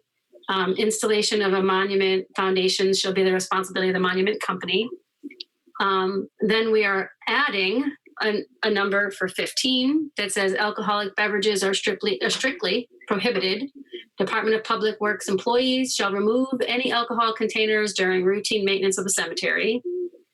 Then following up with the numbering, going on to 16 and 17. That's it. And that's it. Yeah. Those are the main changes. I just have a general question, and I don't know if we talked about this last time, but why is it that no artificial flowers may be used between when Easter occurs prior to April 15th, they shall be removed 10 days after? Like, what is the, in the number 5, artificial decorations are not permitted between April 15th and 20th. Is there a reason why we say no to just artificial flowers? I don't know if I asked that before, Scott. Yes, Scott, would you like to take that? Sure. Scott Lappin, Director of Public Works. I believe the thought process behind that is the artificial flowers tend to, from the ultraviolet rays, they just lack their luster after a certain period of time, while you have other patrons coming in and starting to plant either real flowers or potted flowers, things of that nature. I believe that was the intent, to get those things that are left behind, because face it, once you put a artificial flower in there, most of the time the people just don't come back to pick them up, and we needed to set a time. Actually, this has been set for quite some time, but I know in other cemeteries and people I've talked to, that's the thought process. You want to get them out of there and allow people to start decorating with live things. That's fine. I just was like, for some reason, if I didn't ask before, it just didn't hit me with the artificial. Okay. So other discussion points. Kurt has his hand up. Yes, I do. So I just wanted to talk about a couple of things. I have some more time to think about this, obviously, since the last time we brought this up. And I would like to see us, instead of regulating what can be put on a grave or what by a grave, I think we need to regulate where items can be put rather than what is allowed and what is not allowed. I would like to, if that's the direction we want to go, describe an area in front of and on top of people's monuments that are allowed to put pretty much what any item, outside of things hazardous or obscene on their grave. So that would eliminate the need for under the red line copy, the new number 5, new number 6, I think it was what I have here, new number 5, new number 6. Hold on one second. 5, 6, 7, and 11. And I understand the intent that we want this to look like a decent cemetery, but I feel that we're overstepping our bounds, telling people they cannot place items by their loved one's grave within a refined area. If that means, if someone doesn't have a green thumb and they can only put they can't grow anything to save their life, and why can't they put artificial flowers? I understand the argument, but I mean, why is that hard to sit? Why are we telling people you can't put anything? To me, I would much rather prefer. I think the standard, or at least what's been going on, is 10 inches in front of an upright monument. People are allowed to put things. I say we make that area 10 inches. Spanning the base, the visible base of that monument. People are allowed to put, again, most reasonable items. And then DPW would, if things start overflowing or fall out of that area or become hazardous to others, that's when they would be in violation of our regulations. So to me, I would like to see us discuss that. And also I wanted to change the new number 15. And instead of just saying, we're getting rid of alcohol containers, I would like it to talk about, getting rid of alcohol, nicotine products, or any controlled substances, and if they're inside a container. So if someone wanted to put an empty whiskey bottle because the person likes to drink whiskey on their grave, I think that should be completely within the right. Or if someone wants to put, the person's favorite bowl for smoking weed, I think they should be able to put that there. So that's something I would like to also discuss. Okay, so if I have this down right, your proposal would be to take 5, 6, 7, and 11, all new numbers, out and add in regulations that would say, I don't know if I got this right. Actually, it's not 7, 8. I meant new number 8, not number 7. Oh, new number 8? Yeah, not. Okay, so 5, 6, and 8. Good, because I like 7. I think shrubbery, no. I think that they made that clear that shrubbery is hard for the DPW people to maintain, and it also grows kind of unwieldy. Yep.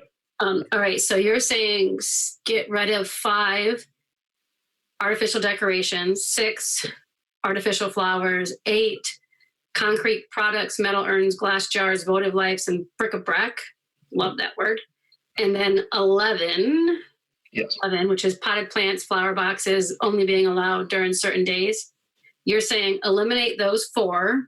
Yes, and make it 10 inches in front of the monument if it's a raised monument only?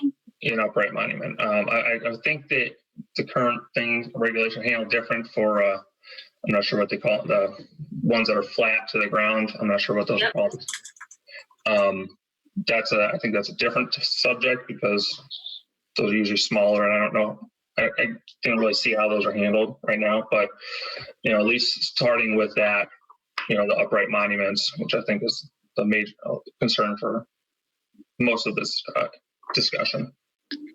So Scott, I'm looking at this, but I'm trying to see, are there any specific regulations in here that regard around the flush stones? I thought I saw something. Yeah, there is somewhere in there. And the reason behind that is typically when we're in there with mowers, we can go right over the flush stones, Flush marker. Planting of flowers on flush marker is prohibited. Natural cut flowers are permitted when placed in an approved container. That's 10, sorry. Right.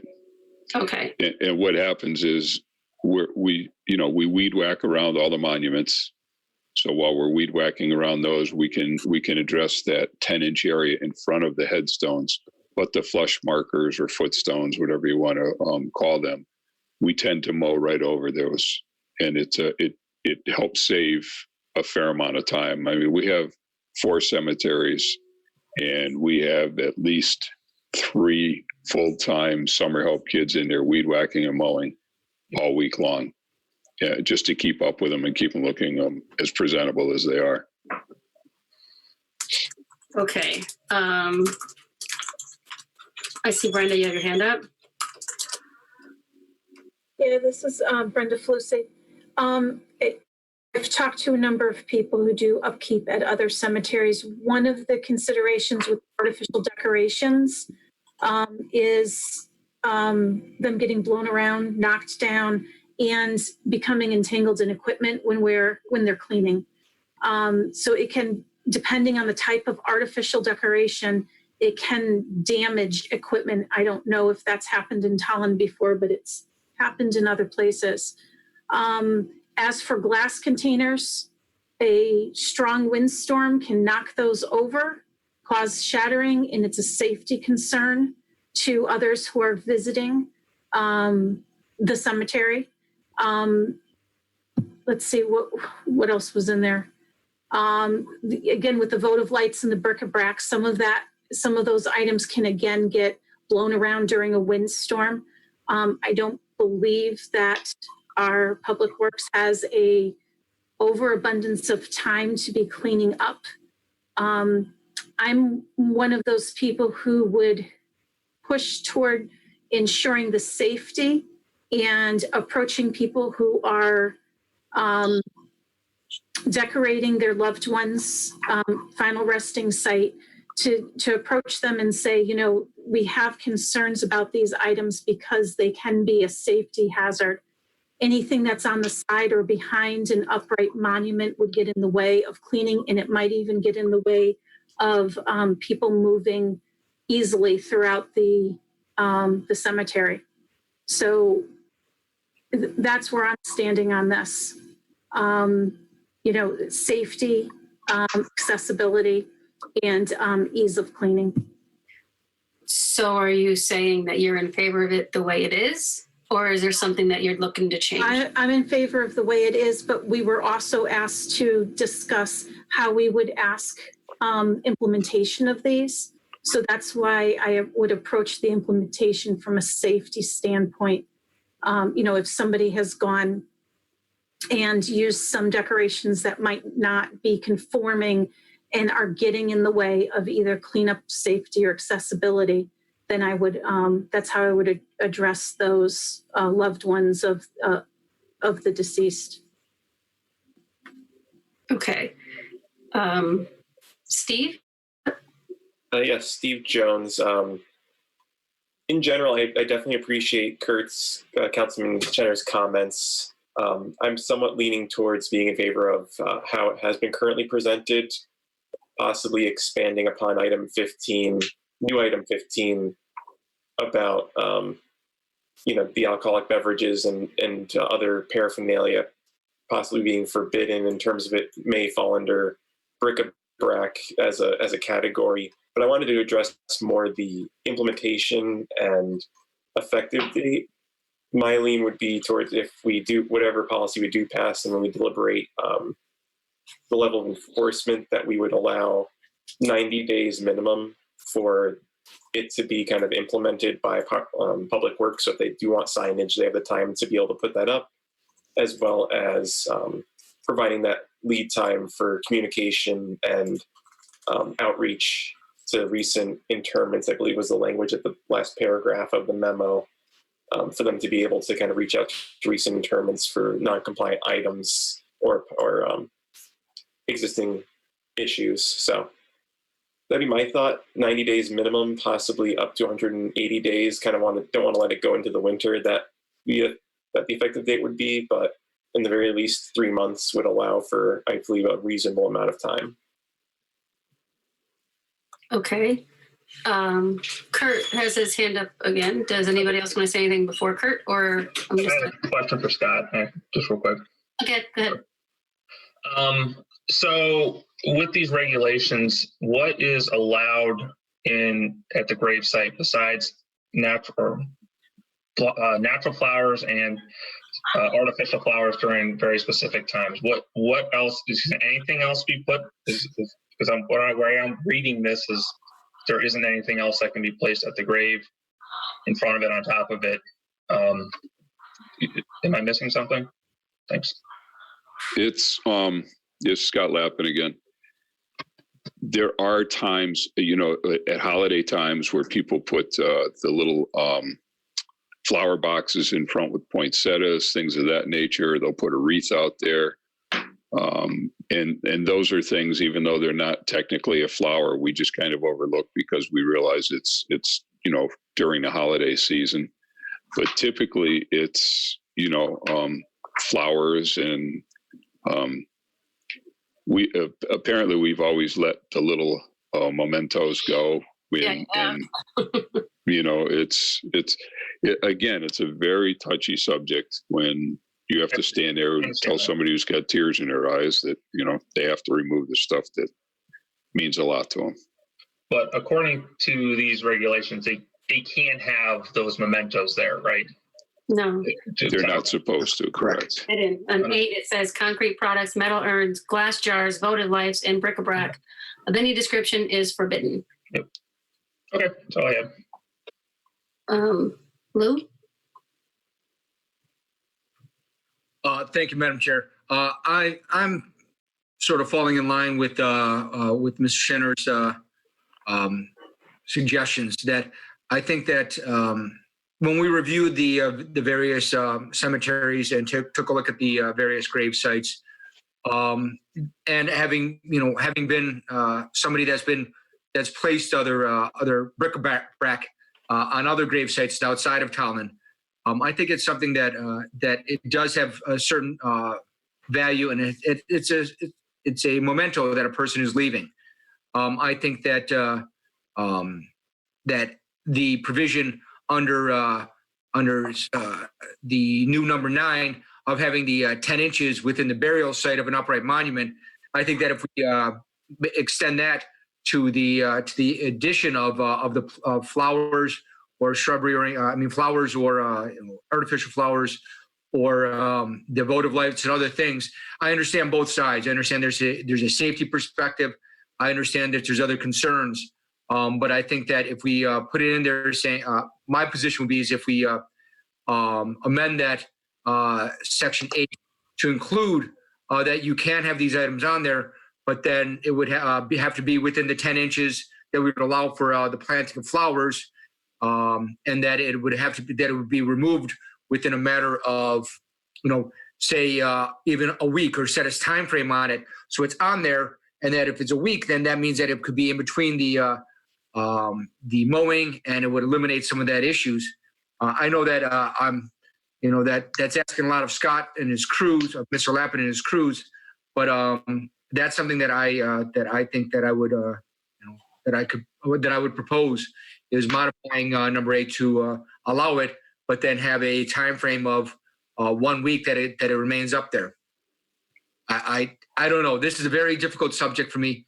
It's something that that I can see both sides, and that no matter what our decision is, that there will be it'll be a difficult situation for people. So it's tough. Thank you. You're welcome, John. Steve. Yes, Steve Jones. There's one other potential suggestion for consideration. And if Scott or Mike are able to clarify, so is the current cemetery regulations, have they not been updated since 1988? Is that the last time that it was updated? Right. Or created, it has been touched in basically 20 some odd years, or 30? 30 plus. I actually, this is Mike Rosen. I do believe that it has been amended a few times. So on page 10 of your packets, Tammy, if you scroll up a few pages to page 10, there are some adoption. The adoption date is 1988. Go up one more page there. See under A173-1, amended 1998, et cetera. So it's been amended a few times. Okay.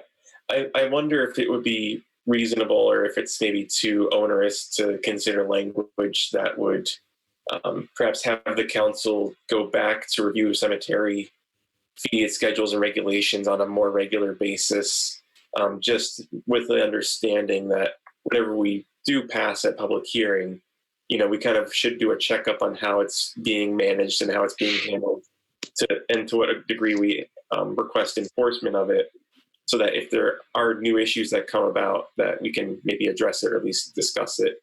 either a biennial or, I wouldn't say annual basis, maybe every 2 or 3 years, just to have that on its own schedule of discussion.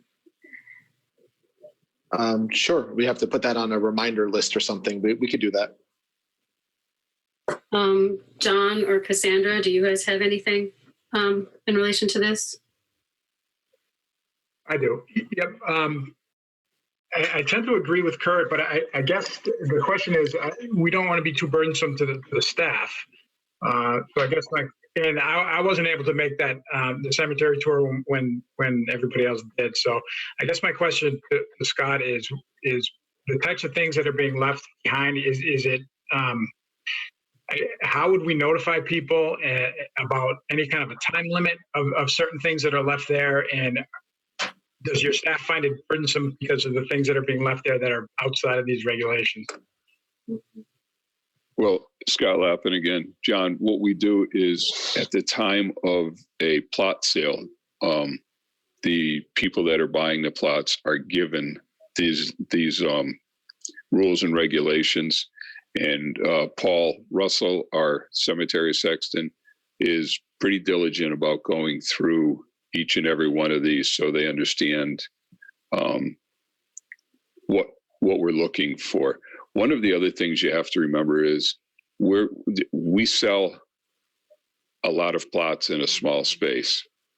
And for those of you who had the opportunity to go out there, if you remember, Dennis Carr, who was our park supervisor, said there are many times we'll take a picture of the front side of the headstone because we have to get our machinery right up to that to dig for a burial on the opposite side.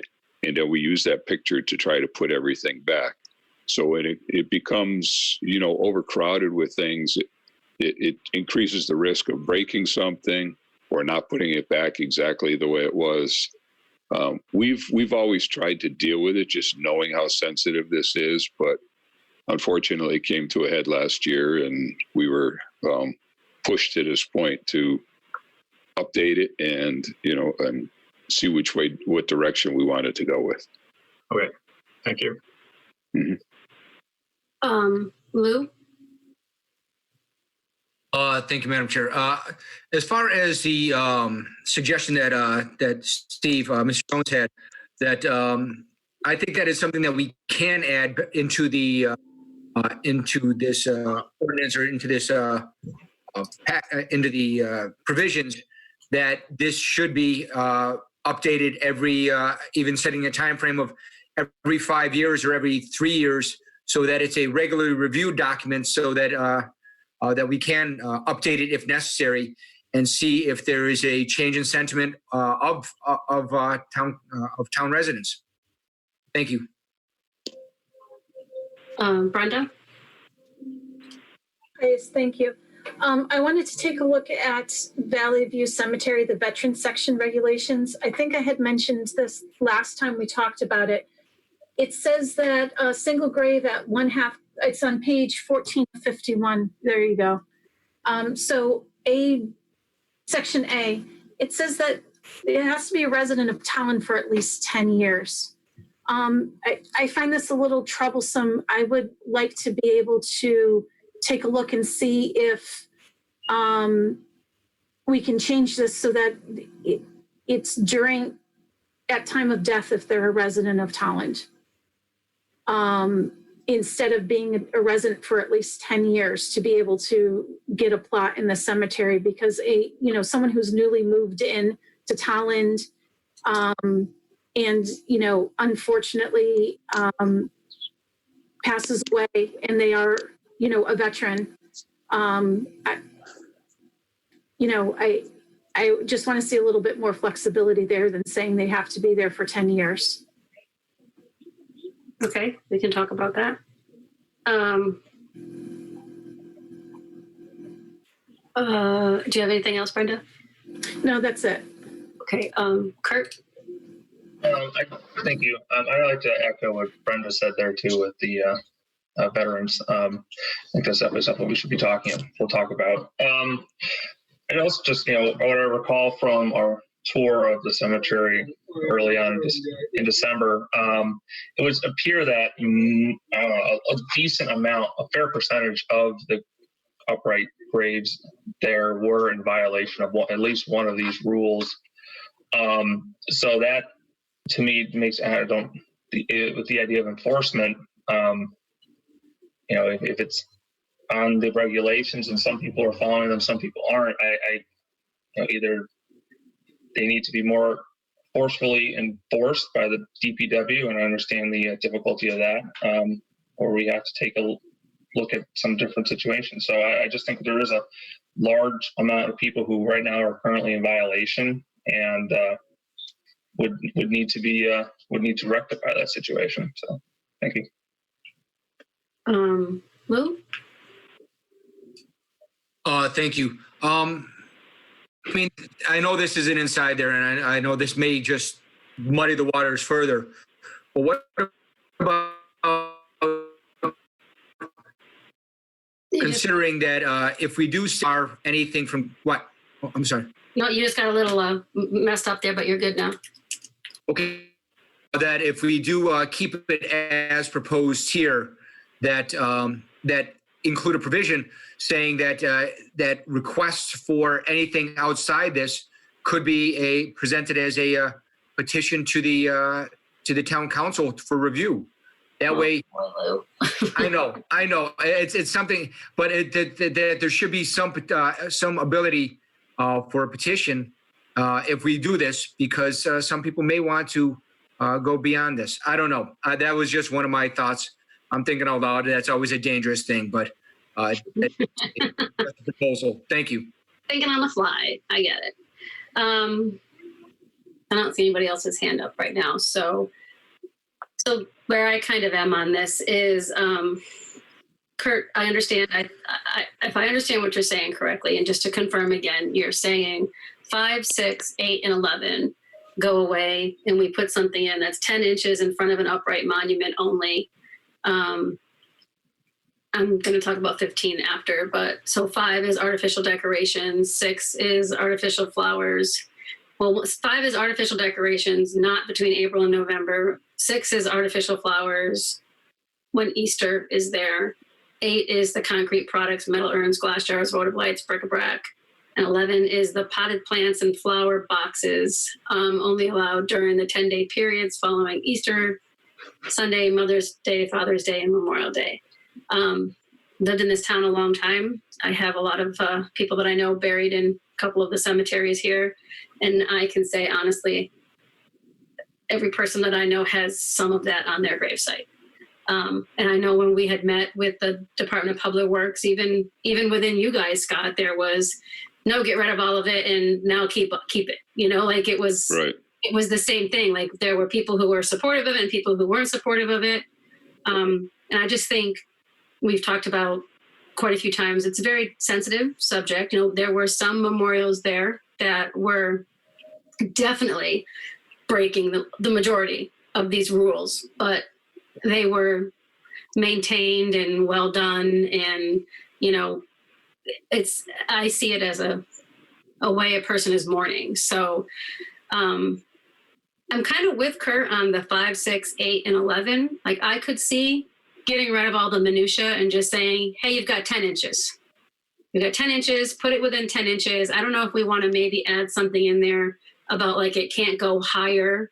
Like whatever you're putting that 10 inches can't go higher than the gravestone kind of a thing. So you don't have that safety issue. Because I think sometimes that can be a safety issue. In regards to 15, I'm a little torn on this one because I agree. Like, I don't think there should be, I don't know, man, this is a tough one. Empty alcohol containers I can see. Full alcohol containers I think are, you're leaving stuff out in public that I don't necessarily think, even as a teenager, you want to be leaving full stuff out there in a cemetery. But I could see an empty one or something, filled with water to hold it down or something like that. And from the 16, the single grave, I think 10 years is a little steep. Like if we wanted to say, okay, we want to make sure that, the person is a resident of Tolland, I think, we should just have them provide proof of residency, and then go with that. I don't know, like that to me just seems like Brenda was saying, if they're a vet and they live in town, then it's something that should be available to them. And I want to make sure that we have active duty listed there. There's nothing that mentions active duty. It just mentions veterans. It just mentions actually all honorably discharged veterans. Right. So maybe we take out honorably discharged or No, keep it. honorable and active. Honorably discharged veterans and active duty. Okay, so honorably discharged and active veterans who have been or were residents of Tolland. How about who are currently resident I was just going to say, yeah, or have been residents for at least 10 years? I like that better. Who are current residents or have had been residents for at least 10 years. That way it covers anybody who lives here now. And for instance, my brother doesn't live in town anymore, and he lived in town until he was 20, and he's a honorably discharged vet. If he were to pass and we wanted to bury him next to my father, he had been for 10 plus years. So we would have the ability to do that, even though he's not an active resident. The sons of Tolland can always come home kind of thing. Sons and daughters of Tolland can always come home kind of a thing. So I agree from the safety perspective, we need to, I think maybe Kurt, if we added something that said it couldn't be higher than whatever the stone is, so it's not sticking out over or extend over outside of the plot area. Yeah, I think that's a good idea. But I sympathize with, the guy with the fence all around his thing and, my friend's grave and, people who have the other things in that. I think if we keep it within the 10 inches, that might help. But that's where I kind of am on it. Steve? Thank you, Madam Chair. Steve Jones. I'm actually going to kind of cross bipartisanship with Lou and jump in the muddy waters. I do think at the end of either Scott or Mike's comments that, they kind of want the final buck when there are issues of removal or any discrepancies and complaints by residents that it come to the town council. So I think there should be a mechanism in place that residents are able to reach out to the council if they do have a complaint, rather than just kind of being upset with Public Works and not really having an avenue to go to rectify that issue. So I think there should be possibly some mechanism that the council can address it, review the policy with an individual if they come forward in public hearing or not public hearing, but public participation, and or somehow be able to respond to their concerns or issues. So you're saying like to the implementation, maybe we add in have the opportunity to petition the council for exceptions, or would that work? Have the opportunity to petition the council for exception? Yeah, I think so. Unless Councilman Luba, if he's able to speak on it, if he thinks differently than that. Well, his hand's up next, so. Yeah, that's why I was kind of letting him take over. Let the lawyer do it. Go ahead, Lou. Yeah, if we, I'm stuttering already on this because I'm just trying to think of how to. I think that is something that if there is a petition to go above and beyond what we're considering, that there should be some opportunity for people to petition the town council to make that determination. Because I don't want to leave this something that where our town employees are burdened with this, because this is, we're setting the policy and it should be our decision as far as whether or not we're going to deviate from that policy or not. So I think it is something that would ultimately have to rest with the town council if we're going to allow something above and beyond the policy that we're going to put in place. That as far as some of the discussed, Madam Chair, I think that building your recommendations were, well, first off, addressing the issue of on the honorably discharged veterans, that the wording should be all our honorably discharged veterans, active duty members, because there's no active duty veterans. That if you're a veteran, then you're out. So it's either Active duty military personnel? I'm sorry. Active duty military personnel, would that work? Active duty service members is actually what the proper term should be. Active duty Service members. Yes. Okay, so we'll be changing that to, I'm sorry, I'm just trying to write it down. Honorably discharged veterans or active duty service members who have been, who are currently residents of Tolland or have been, or were residents for at least 10 years is what we're saying. So Brenda, honorably discharged veterans or active duty service members who are currently residents or were residents for the last 10 years. Does that meet what you want? It does. Will, Lou, does that meet what you want? Oh yes. So that's in regard to number 16. And then if we are going to consider removing some of the other restrictions, I believe it's the main ones have been 5, 6, 8, and 9. 8 and 11. 8 and 11. Okay, yeah. Thank you.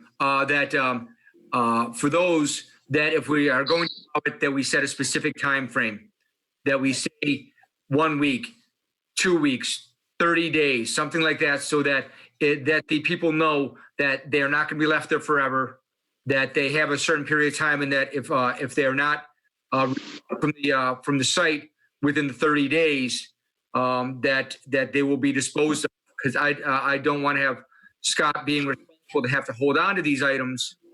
I understand that there's concerns that if we throw something out and the person didn't have an opportunity, or at least arrangements must be made within 30 days to retrieve these items.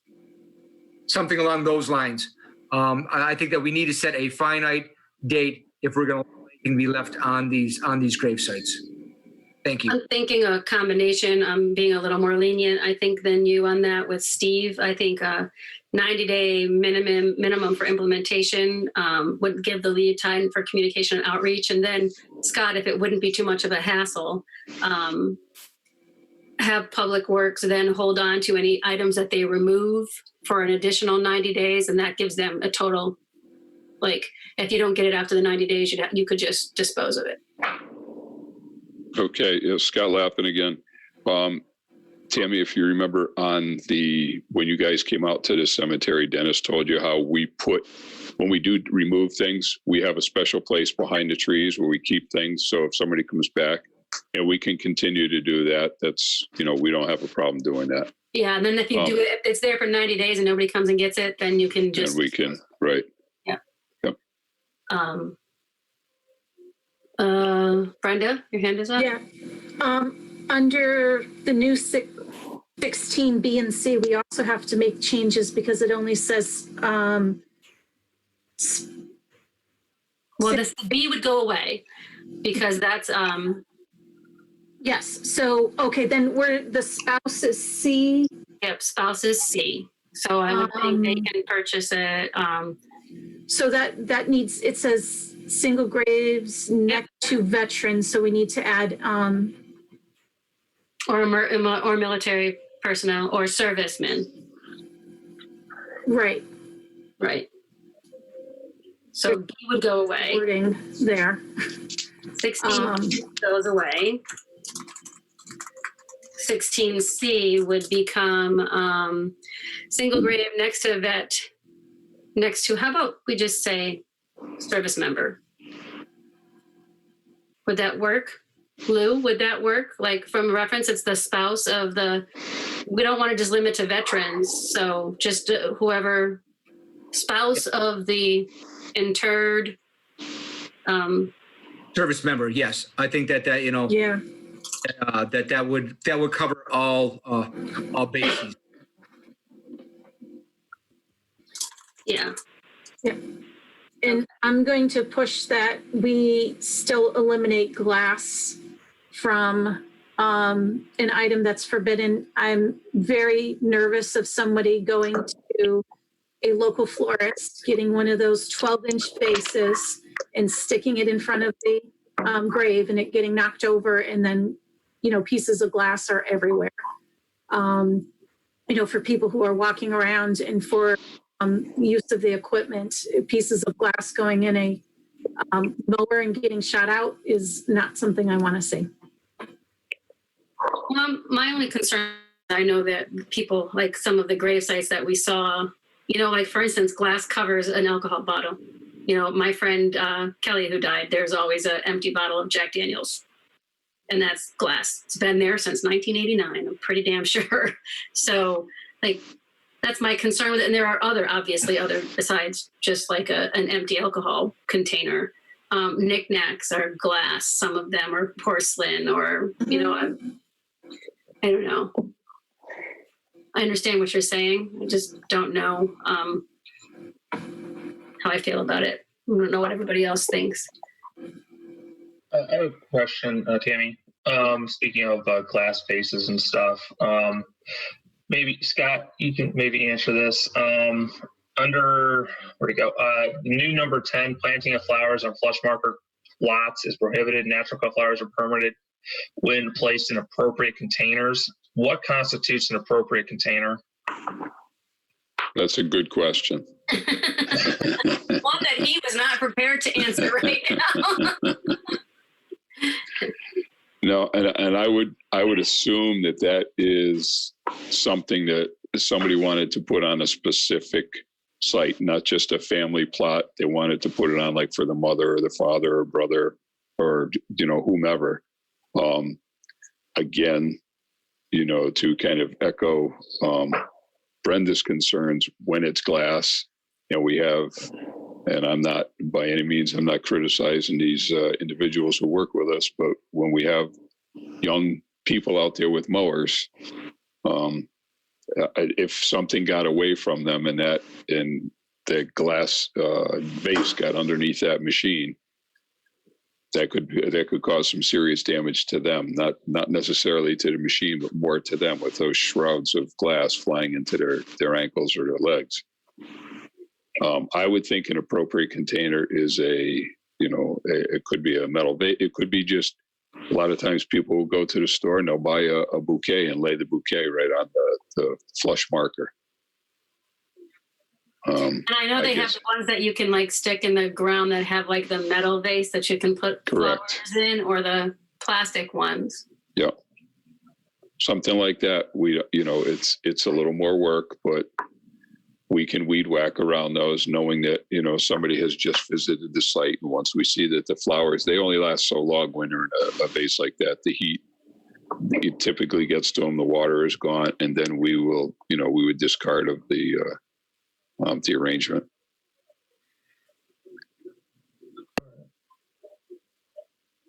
Okay, so how does everybody feel about, how do we want to do this? Do we want to talk about, let's talk about the idea of removing 5, 6, 8, and 11 and replacing it with a stipulation not to be higher than the monument stone or exceed the outside of the plot area. And 10 inches in front of an upright monument only. With the stipulation that it not be higher than the monument stone or exceed outside of the plot area. And then how does everybody feel about that? Take out the glass. We'll talk about the glass separately, but how does everybody feel about that? I'm good with that. Like that. It seems okay to me. This is Brenda Felicity. I would like to see these written up again and given everybody a chance that's at home or listening to read through them, and maybe they, might have a comment by the next time we meet to let us know if there's anything we missed. Okay, Steve? Yeah, I was just going to say, I'm also Steve Jones. I'm amenable to that, and I just don't want to belabor the point too much. But I think the point of 9.1 is to set a public hearing. So I know some of this discussion, and we eventually would get to the policy.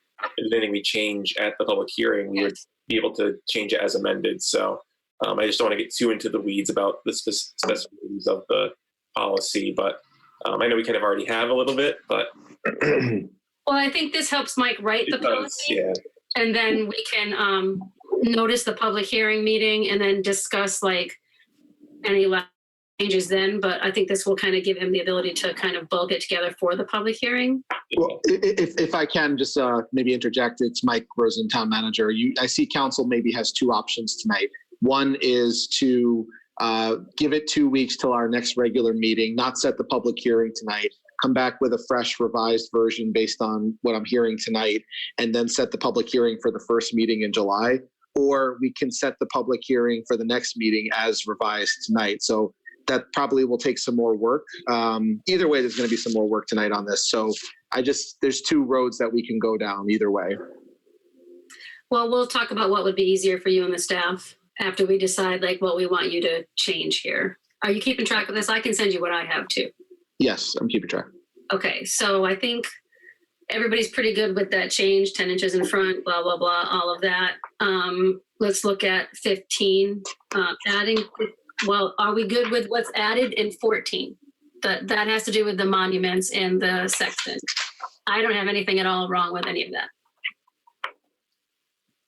I'm okay with that. Steve Jones, I'm okay with that as well, Madam Chair. Lulu, I'm okay with it. I'm okay as well. John. Okay, looks like everybody's pretty okay with that one. 15 was added for the alcohol beverages being strictly forbidden. Department of Public Works employees shall remove any alcohol containers during routine maintenance of cemetery. This was one that Kurt was saying to eliminate. Oh, Yeah. no, I'm sorry, not to eliminate. No, you did say to eliminate it, right? Well, recommend changes. I'm against any kind of, unopened alcohol containers or alcohol being present, and that also goes for nicotine / tobacco products or any other illicit substances being present themselves, not necessarily the containers. And that's if it's an empty, carton of cigarettes because they smoked, I think that should be acceptable. But if it's a full pack, obviously there's other issues with that. So that something more aligned instead of just having it to say if it looks like a beer bottle or beer can, it has to be removed, and only if it's full of alcohol or what have you. Lou, you had your hand up. Yes, Madam Chair, thank you. And I understand where Kurt is coming from on this issue. And I understand the reason why that we may want to allow stuff like that.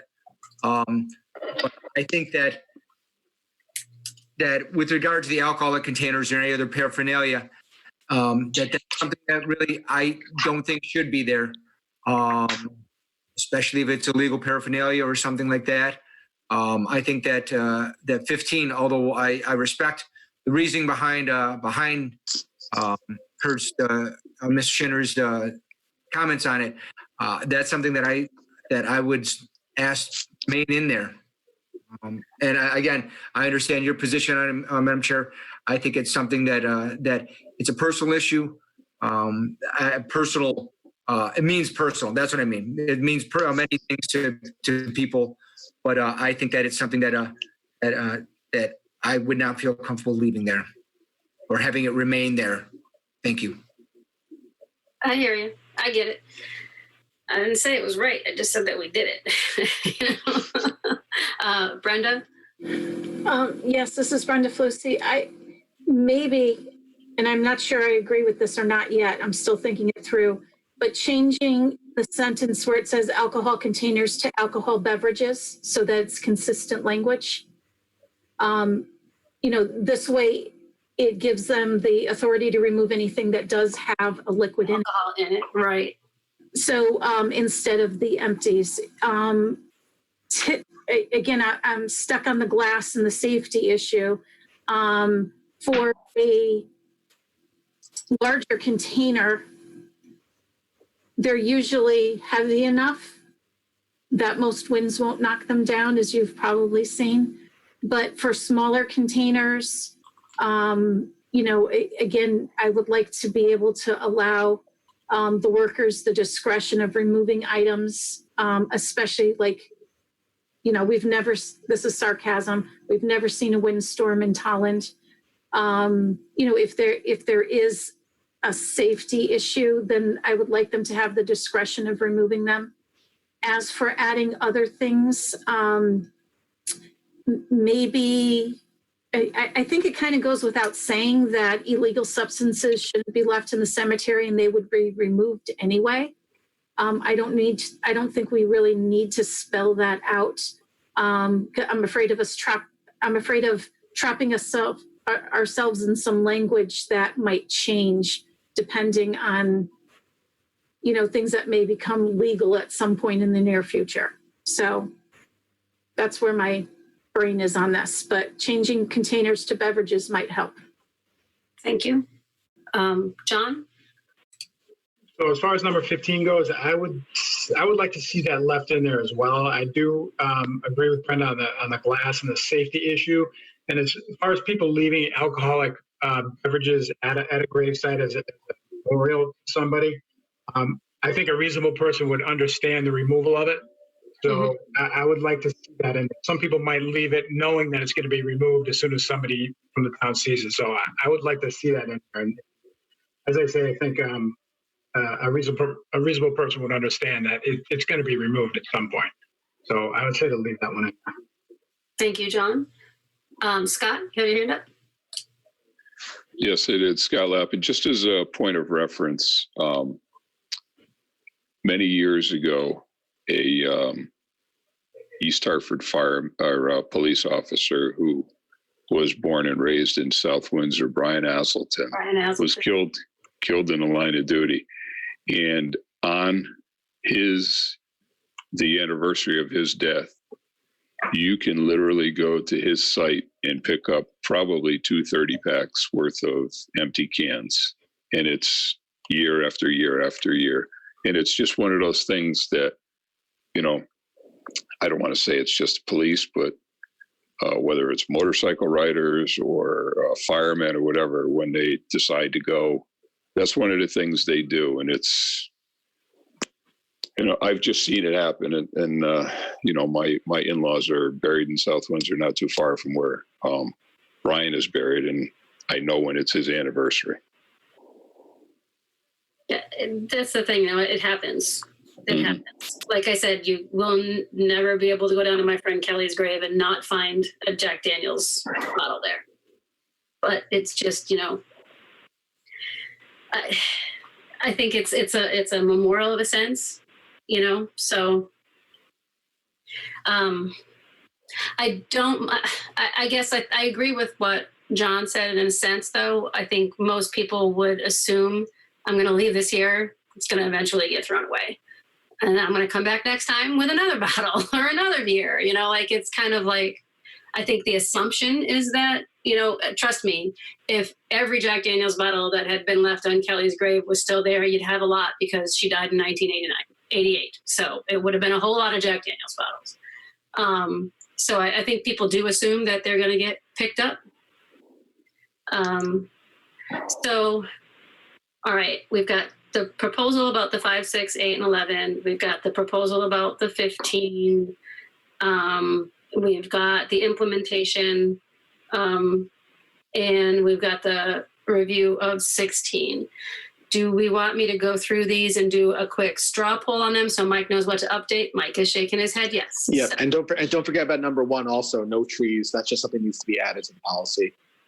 sure. Number 1. Yeah, well, we're not allowing shrubbery, so we can't allow trees. All right, so number 1 also. All right, so let's, does anybody else have anything that they want to say on this topic before we do a straw poll of the updates?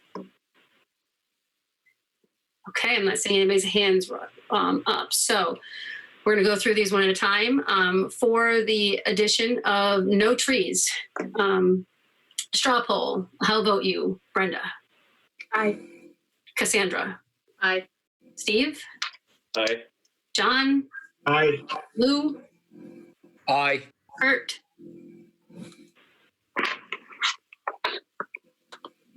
And Tammy Bean here says aye. Oh, sorry, did not hear you. No. And I am an aye. So that one, Mike, is unanimous. Mhm. On the proposal to eliminate 5, 6, 8, and 11, should we do this combined with the new one, or just first vote to eliminate and then add? How do you want me to do that, Mike? I would do, since they're all sort of tied together, I think I would just do them as a bundle. Okay, So, so yeah.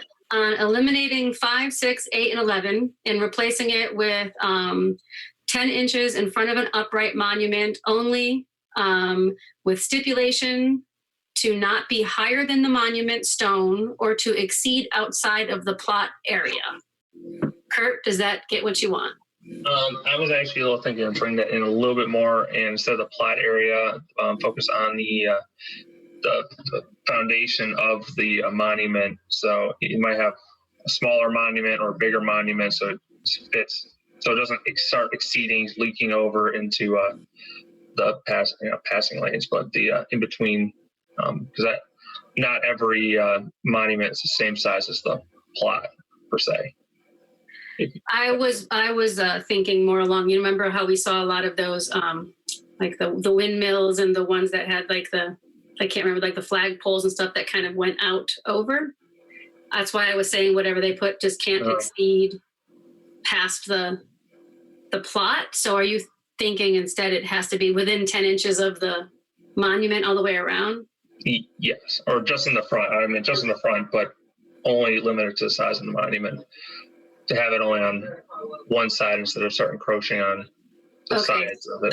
So stipulation to be not higher than the monument, or Yep. So just take out exceed the outside of the plot area. Scott, do you think that will work if we just say stipulate to not be higher than the monument stone? Do you need something that says don't go beyond? Madam Chair, if I may, this is Lou Luba. Yeah. Maybe a suggestion would be not higher nor wider than the currently existing monument. Yeah, I like that. Not higher nor wider than the monument stone. Yep. Scott, would that work? Yeah, yes, that would work for us. Thank you. Okay, so do I need to say that again? Can I ask a question? Yep. Go ahead, Brenda. So is this still within 10 inches of the front of the monument, or is this the entire grave site, so long as it doesn't exceed the height and the width of the monument? In front of the monument. So 10 inches in front of the monument, or I could put it anywhere in front of the monument? 10 inches in front of the monument. It's 10 inches in front of an upright monument with stipulation to not be higher nor wider than the monument stone. This is Okay, not. I can picture that now. You can picture it? You're good? Okay. All right. Brenda. I will say aye if we can get rid of glass. Oh, that's right. We have to. How's everybody feel about the glass? We're going to eliminate glass. I'm going to assume, like Scott, if somebody leaves an alcohol bottle, that's going to be up underneath we're going to swipe it up anyway. So Correct. how do you feel about glass, limiting that? How about, okay. All right. We're going to do glass first. All right. Eliminate glass. Eliminate glass is the next one that we're voting on, whether or not you want to eliminate glass from any part of what you can leave. Brenda. I can only vote yes if glass isn't eliminated. No, we're only talking about eliminating glass right now. Oh, eliminating glass, yes, aye. Sorry. Cassandra. Aye. Steve. Aye. John. Aye. Kurt. I'm going to be an aye, just long as I think this is a reasonable thing. The Department of Public Works uses discretion when they're removing items. If it's obviously if it's a tall, thin vase, that should definitely be removed, or even an alcohol container. But a small glass figurine that looks pretty stout, I don't think that poses a danger to anyone. So I know that can't really be written in, but I'm sure that is something that Scott and DPW would understand where I'm trying to come from. discretion used. Yeah. Lou, I skipped you. Aye. And I'm an aye. So, okay, we are going to, Mike, I would say when we write this next proposal, 10 inches in front of blah, blah, blah, with the exception, somehow get in there, like with the exception of glass. Okay. Glass vases or glass or whatever. Okay, so then the next one was the 10 inches. Brenda, Aye. Cassandra, Aye. Steve, Aye. John, Aye. Lou, Aye. Kurt, Aye. Kurt. Aye. Did you hear? Oh, sorry. And I'm an aye, so that passes also. Changed, no. So how do I do 15? Kurt wanted to change. And After listening to everyone speak, they're pretty reasonable, especially with the elimination of glass.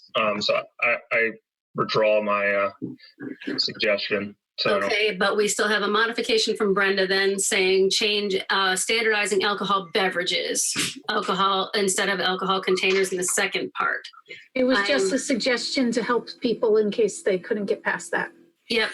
Mike, I think that's just a wording, just change alcohol containers in the second part of the sentence to alcohol beverages.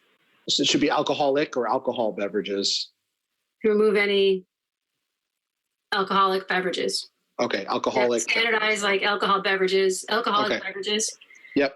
To the second sentence. Very good. Okay, 16, we are saying we're looking at modifying A to be single grave at 1/2 cost is available to all honorably discharged veterans or active duty service members who are currently residents or were residents of Tolland for at least 10 years. Can I ask Lou a question? Sure. Lou, does active duty members, does that cover reserve if they are not activated? I would think so. Actually, that's a great question, Brenda. And I'm glad that you caught that because I should have caught that as well. That I think that it's that if we want to include the reserve members that are basically that are in reserve status but end up passing and would not fall into the honorably discharged veteran category, then I think that we could do any active duty or reserve service members. Or reserve servicemen. So if I just change that to honorably discharged veterans or active duty, honorably discharged veterans, comma, we're going to comma that. Active duty or reserve service members who are currently residents or were, or I don't know if I like were, but or were residents for at least 10 years. Is that better? That my suggestion would be, and I'm sorry to belabor this issue, should be to all honorably discharged veterans, comma, or any active duty or currently serving reserve service members. That way we would cover. Actually, Yeah. I think I see what Brenda was saying. So active duty or reserve service members. Okay. Can I ask one more question? I'm sorry, Lou. Is reserve and guard the same thing? I could ask my husband, but I'd have to get reserve and guard or not. I think. Yeah. So. How would anybody who's ever served in the military that had an honorable discharge or is currently serving? Yeah, I mean that. I'm sorry. Go ahead, Brenda. Can I make a suggestion? Can we understand what we're trying to instill here, and then get the proper wording to be, How about this? Mike. Can you get that wording corrected for us? Well, I think we just need a little bit more clarity on what people. So Right. we're trying to give the benefit of a 1/2 cost of the grave to these residents or service members that we're talking about. So we're almost there. I think maybe we're pretty close to what we're trying to do right now. Madam Chair, if it's okay, what I'll do is I'll get the proper terminology down. I'll send it to Mike, to Mr. Rosen, and have him disseminate to all of us before we address this and the next time, and he could include it inside there. Would that work so that rather than us belaboring the issue here? That would work if we're not setting the public hearing tonight. If we're setting the public hearing tonight, we have to vote on it as amended tonight. Okay. Let me, if I could get a moment just to take a look at a few things, and I could figure out how to best word this. If there's any other issues that we were going to discuss regarding this. Go ahead. Well, go ahead and do that, Lou. So the rest of us, we're saying B is going to go away 100%. That is the regular cost if you're under 10 years. And then C, the single grave next to, we're going to make that intern service member. May be purchased for use by the spouse at regular cost. Full internment fees will be charged. Did you get that one, Mike? Yes. Excuse me, could you repeat that? Sure. Single grave next to the intern service member may be purchased for use by the spouse at regular cost. Full internment fees will be charged. Thank you. Yeah. Madam Chair, I just, I took a quick look at a few references. Yep. And that I think with regard to that we could say, Mr. Rosen, let me know when you're ready. I'm ready. Okay. Is all honorably discharged veterans or any currently serving service members. That way, service members would cover all statuses, active duty, reserve, as well as guard, and then that would cover it. That way, we don't have to worry about delineating between active duty and reserve. It's all currently serving service members. Okay. Thank you. Brenda, that meets what you're looking for as well, correct? I believe so, absolutely. I just want to make sure we got everybody covered. Yes, I agreed that we need to. Thank you. Okay, so we've gone around the rosy bush on that one, but I think everybody knows what we're doing. I won't read it again. I think if you have a question when I get to you, ask it. But I think everybody has the idea of where we're going with it. So Brenda. Aye. Cassandra. Aye. Steve. Aye. John. Aye. Lou. I don't know. I don't like my wording. No. Kurt. I'm an aye. And I am an aye, so that is unanimous. Then that gets us down to putting in something regarding implementation. So what I had here was the implementation level of enforcement is a 90-day minimum implementation, 90 days minimum for implementation. The lead time will include communication and outreach to anybody who is not within the new parameters. They will have an opportunity to petition the council for an exception, or anybody going forward will have the opportunity to petition the council for an exception to the rules. Public Works will hold on to the contraband items for 90 days in their holding area, and after which they will dispose. Steve? The only thing I would change is from any person to any resident. Okay. Because that means anybody from anywhere across the U.S. could potentially come in and complain if they left something and we took it off and they didn't like it.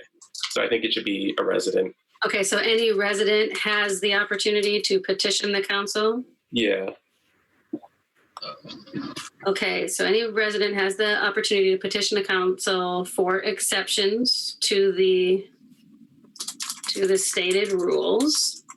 Public Works will hold on to the items for 90 additional days and then dispose of.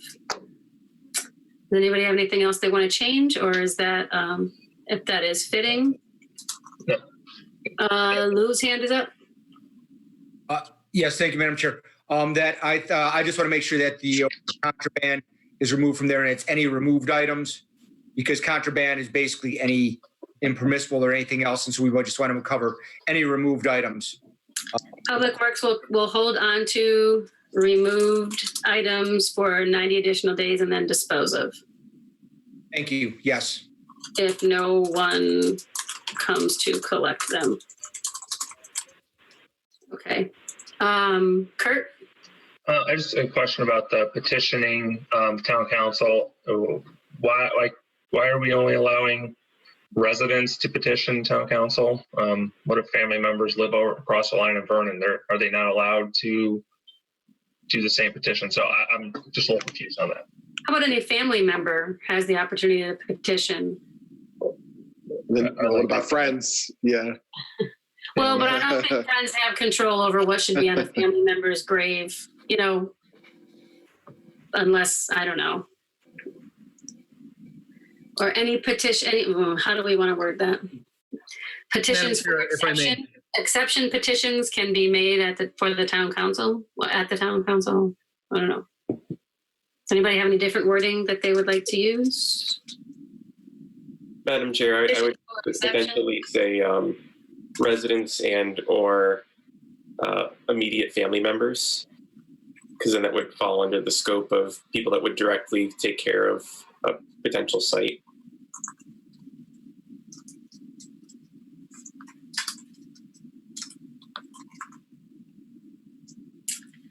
Does that work, Kurt, for you, residents / family members? Again, I think we're just getting overly specific for no apparent reason. Again, I'm just, we just did spend a whole bunch of time trying to loosen our regulations, and now I don't know why. I don't anticipate hundreds of people coming in petition the town council to allow things, especially with the loosening of regulations. So I don't understand the residency restriction. What does everybody else think? Brenda? I don't think that restricting the residency, putting any restrictions on this is going to unduly burden the town council. I understand Mr. Jones's point and concern about having lots of people come in before us. I don't anticipate that being a problem. I think we put this on a back burner. If it does become a problem, we can go ahead and revisit. Madam Chair, Steve Jones, that's fine. I withdraw my recommendation. I'd like to be able to move on to other topics and not to belabor this too much more. Okay, so what did I have before? Do we want to put? I think you had said petitions may be made to council for an exemption or exception to the stated rules. Okay, well, you have it there. So then made to council. Okay. All right. So we're going to go around and see how everybody feels about this one. Brenda? Aye. Cassandra? Aye. Steve? Aye. John? Aye. Lou? Aye. Kurt? And I'm an aye, so that's unanimous. So Mike, those are the updates that I think everybody wants to see. Okay. Do we feel, how do you want to do this? Do you want to set this for another meeting to review, or do you just want to set the public hearing and review it at the public hearing? That's certainly up to council. I mean, either way, we're going to have to update this. If you're ready to set the public hearing, you may do so. If you'd like to wait one more meeting and then look at this again in its final form and then set the public hearing, it should be relatively quick agenda item if we do it that way. I'm good with that. Then everybody can see it again. Is everybody else good with that? We'll have it updated. Yes. We'll put it on the next agenda and look at it, review it, and set the public hearing meeting for the first week of July. All right. So just Madam Chair, do we have to make a motion to table the discussion to the next meeting? No, because we discussed. I don't think we have to, we would just add it back on the agenda for the next one as an additional discussion item. Okay. It'd be back in old business again. Right. Okay, thank you. Okay. Holy moly, that one's done. All right, 9.2, discussion on exploring the creation of a flag policy. Okay, All right. so Mike Rosen, town manager speaking. So where we're at with this, at our last regular council meeting, we had a discussion on the idea of creating a flag policy. We're just continuing that discussion this evening. We don't know whether or not there's going to be action. There could be action at this meeting depending on how the discussion goes. But what we did in the meantime was the staff in the town manager's office was very good about trying to gather some data for the town council to consider other communities in our area and in Connecticut at least, because it kind of is all over the place. But those communities that have formal flag policies or at least unwritten flag policies. So what's on page 19 of the packet is a summary of eight communities that have either a proposed flag policy or an informal flag policy. Basically, the answers, the information is there. What we were able to find also was South Windsor's potential flag policy that had been proposed, which is in the packet. And then I believe the town of Colchester has also, that's on page 26 of your packet. Colchester has a formal flag policy that they were good enough to send us as well. And then just the last bit sort of the preamble for tonight's discussion is council had asked that the town manager's office look into receiving a formal legal opinion from our town attorney's office about the idea of whether or not flag policies open up the town to liability. And I wanted to recognize the fact that we did receive such a communication from the town attorney's office that they did give us a formal legal opinion. And Bianca Malik, who's on the line, is the author of the opinion and one of our town attorneys that works in Rick Conti's office. So she's here tonight. And thank you for being on for the last 2.5 hours, Bianca. I'm so sorry, Bianca. Yes, I kept looking at you going, so It's okay. He's probably used to depositions, so it's probably sitting for 2 hours is probably a normal for a lot of attorneys. But thank you for staying as long as you did. Yes, and so basically we wanted to, if there's any questions or if there's any desire to waive the client privilege of the policy to discuss of the legal opinion, we could do so if we want to open it up for discussion. Bianca is prepared for that scenario, and that's why she's here. And if there's any questions about the case law or the opinion, she's here to help us with that. So really, this is a discussion for council to consider. And please feel free to, I'll be taking notes and see where you kind of end up with this. absolutely. I think because we asked for legal opinion, I think we should share that legal opinion as part of our discussion. So I'm glad you're here, Bianca, to help facilitate that conversation. So this one is hopefully a discussion, and then if we decide on if we want to move forward with something tonight and get that set. So look, Lou has his hand up. So go ahead and kick it off, Mr. Luba. Thank you, Madam Chair.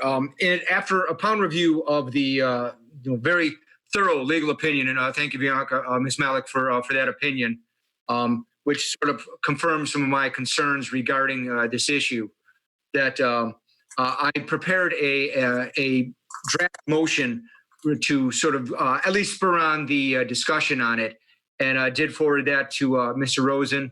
And I don't know if that's something that to sort of frame the discussion and sort of address some of the issues that were, to at least discuss it. I don't know if that's something that, Madam Chair, if you would be amenable to having it posted so that we can at least frame it as a discussion and sort of discuss some of the issues that are on there. So do we want to talk in general first about a policy and then look at what you've kind of mocked up as like would it make more sense to look at something to kind of say,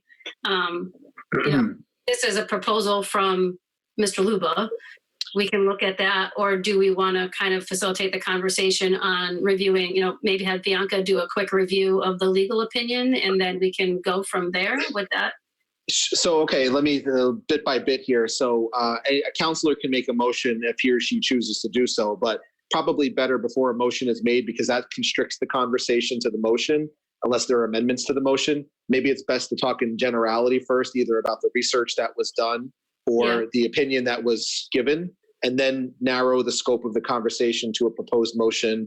And it could be any counselor that makes the motion. So we appreciate Mr. Luba putting a draft together, but it's still, we should discuss first. And just so it's clear, I'm not looking to make this as a formal motion at this point. I'm just doing it as a proposed, basically just to sort of frame it. But if however, Madam Chair and Mr. Rosen would like to proceed, I'm amenable to either. Thank you. Okay, well, if I have an option, I'd like to I've read the motion, but I read legalese at work all the time. And I'll be honest with you, Bianca, man, every time I read a legal document, the numbers, they just start messing with my head because I'm a numbers person and I get stuck in the legalese of it. So if you could maybe just give us like a rundown of the research that you did and the conclusion that you guys came to, especially since it's your brief. Yeah, absolutely. So, first, hi, everyone. I haven't had a chance to be at a town council meeting since the new council took over. So hello. So a lot of new faces. So like Mike and Tammy had said, I'm an associate at Diana Conti and Tanell working under Rick Conti, who is the formal town attorney for Tolland. He tasked me with doing this both because of my background and what I focused on in my law school career. And so for background for everyone else, I am a child. So especially we're considering on the forefront the pride flag, I'm a child of 2 gay dads. And I'm also, so that kind of has always shaped kind of my thoughts on the law and everything. And so in law school, I knew I wanted to focus on public interest work. And so I focused most of my career working for nonprofits and civil rights organizations, including the DOJ and the CHRO. And I've written an article on LGBTQ rights. So this is kind of right up my alley. So in terms of the opinion, so the first, obviously we were tasked with determining what the legal ramifications are. Understanding that what the council was considering was that raising the pride flag would be the first step.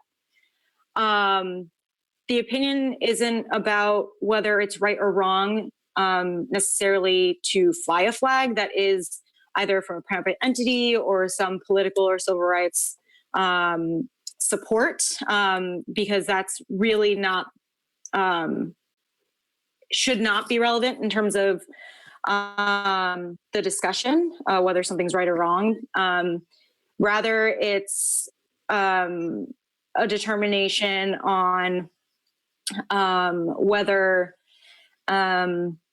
what risk there is to the town, because flags are inherently protected speech under the First Amendment. And so the courts have always obviously held First Amendment to a very high standard.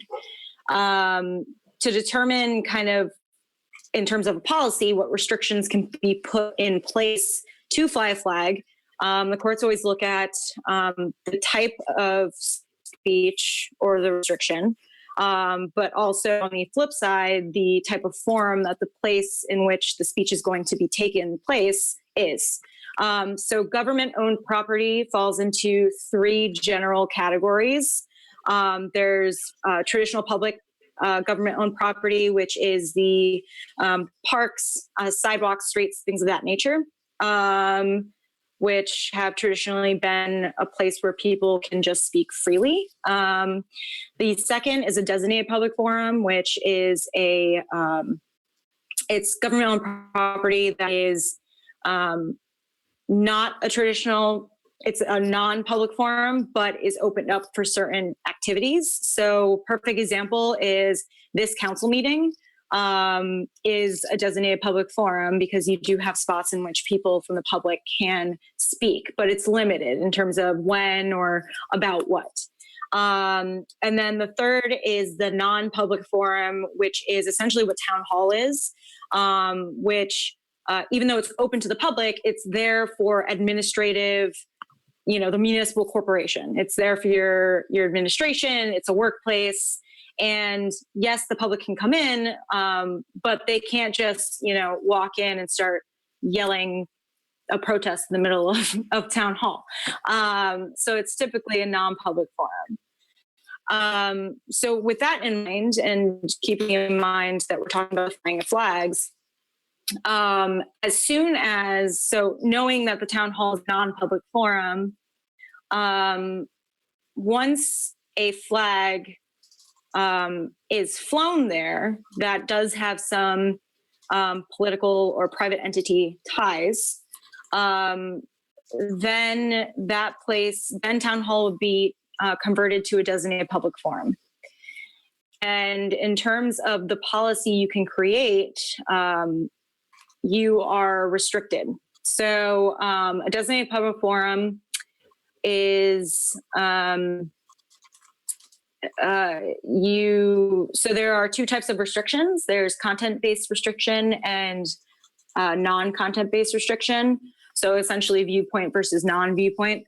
Once you open up a forum, it's going to be very difficult to do a restriction based on content.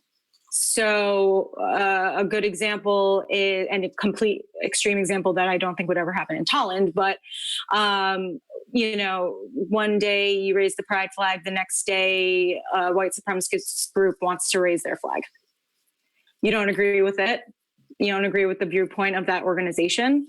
However, that's what freedom of speech is. Everyone is entitled to their opinion and to voice it. And once you open the forum, then you are, as a town, held to a higher level than you would at your personal property. Our recommendation is that, a policy not allow for, political or private entity flags, just because of that heightened risk. And it's not an issue as, with this specific example, raising the pride flag now, it's the repercussions of later. And that's really what you have to be careful of. So that kind of, I think, is a short and sweet, trying to keep it short and sweet summary of the opinion. Thank you, Bianca. I appreciate that. Brenda, your hand is up. Yes, thank you, Bianca, for coming and for sitting with us for this 2.5 hours. The policy that we're discussing has been brought to the table because we were asked to fly the pride flag. I think we were asked at least twice. The pride flag doesn't represent a specific organization or group. It represents inclusion and us being a welcoming town. It celebrates diversity. And I believe that Tolland is a diverse, in some respects, population and needs to be welcoming. When if parents came together and wanted to put a banner at Town Hall, and when a memorial was put on the Tolland Green, we did the right thing. We just quickly moved forward and said yes. There was no need to create a policy for banners. There was no need to create a policy for memorials. And I don't think that there's a need to actually create a policy now for a flag. In fact, I would say it's time to stop hiding behind policies and regulations, stop shying away from these hard conversations. If an entity came forward and wanted to fly a flag that was not inclusive, then we need to have that conversation as a town and why it would not be appropriate. We need to ask ourselves, is Tolland an inclusive community? Do we celebrate diversity of all of our residents? Or do we want to create a policy that is going to deny LGBTQ community the opportunity to feel comfortable and welcome in our community? So I appreciate and I understand the liability. I think those are conversations that we should not shy away from, that we should have. I think that we should just move forward with the policy. We didn't set one up for memorials. We didn't set one up for banners. So why set one up for flags? Thank you. Lou? Thank you, Madam Chair. Regarding the comments that Councilwoman Pelosi just made, that the reason why we need a policy is because if we don't and we act without a policy, and I'm sure Ms. Malik can correct me if I'm wrong, that if we don't set a policy, then if we deny any organization that requests a flag to be flown, that the courts go in viewing it as arbitrary and capricious right off the bat, and that there's a strict standard. The First Amendment, just like inclusiveness, the word inclusiveness is being used a lot. Inclusiveness means that we have to take both the good with the bad. That the First Amendment acts both as a shield but also as a sword, and that the First Amendment protects people and their ability to say certain things, but in protecting it, it's also a sword where you must take the bad along with it. And if we don't set a policy and we just fly the flag, as South Windsor has, where they put it out on their front of town hall without flying it on the flagpole as originally requested. And I'm talking not specifically regarding the pride flag. I'm talking about every flag here, because that's what we need to focus on. Is that if we fly any type of flag other than the ones which are traditionally allowed, the U.S. flag, the state of Connecticut flag, if the town of Tolland ever actually adopts a flag, flying those, or for different memorials which have been accepted and that the courts have viewed differently, because that's a different place where if it's a memorial for service members, such as the one that we have on the town memorial, or for I believe that there's a fire memorial or any other memorials which are specifically related to town service, then that's seen differently. But if we act without a policy, then the first question the court is going to ask is, if there's no policy, what's this decision based on? And the strict standard is a high hurdle to meet. And so that it's something that if we go forward without enacting a policy, then we do so at our own extreme peril. That case law is replete with towns that have decided not to act without policies. And that's why we have so much case law on First Amendment, because towns don't set policies. They make decisions based upon certain things that they set as criteria, but when there's not a criteria that's specifically voiced, then it's automatically seen as arbitrary and capricious by the courts, and that very rarely, if at all, are those actions for denial ever upheld. That's why we need the policy, and that's why I think that again, the First Amendment issues here. It's not that we don't want to fly any singular flag. It's that if we fly a singular flag, we must be able to accept every possible flag.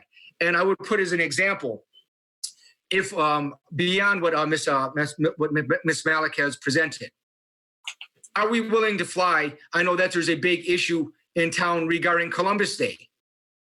And I believe that there's been on prior occasions a request to fly the Italian flag on Columbus Day. Are we willing to accept that? Taking it a step even further, what about May Day? Are we going to accept flying, if there's a request, the communist or socialist flag on May Day? And I know it's going to the extremes, but that's how we have to look. We have to look at the extremes, because if we just say that's never going to happen, every other town that has faced this First Amendment issue has said that same thing. So that's why we need this policy. We need a policy, regardless of what it is, to set forth standards that need to be met. So that's why I respectfully disagree that with Ms. Pelosi, that this is something that we should not just go in arbitrarily to decide, oh, we're going to let this one in, but then we're not going to let this one in. And that we need to set certain standards, and that those standards need to be First Amendment neutral, that they need to be not based on on the content of what's being said or the message that's being portrayed. It cannot be a restriction based, like South Winder's proposal, based upon religious issues, because then you fall into a separate problem of the Establishment Clause, and that we can't separate out a religious group from if we're allowing any other groups to fly a flag. Once we open it up to one flag, we open it up to every possible flag that could ever be flown on there. So that's my input, and that's why I stand by that we need a policy and will not be willing to go forward without setting a policy. Thank you. Thank you, Lou. Anybody else have anything they want to pose to Bianca or contribute to the conversation here?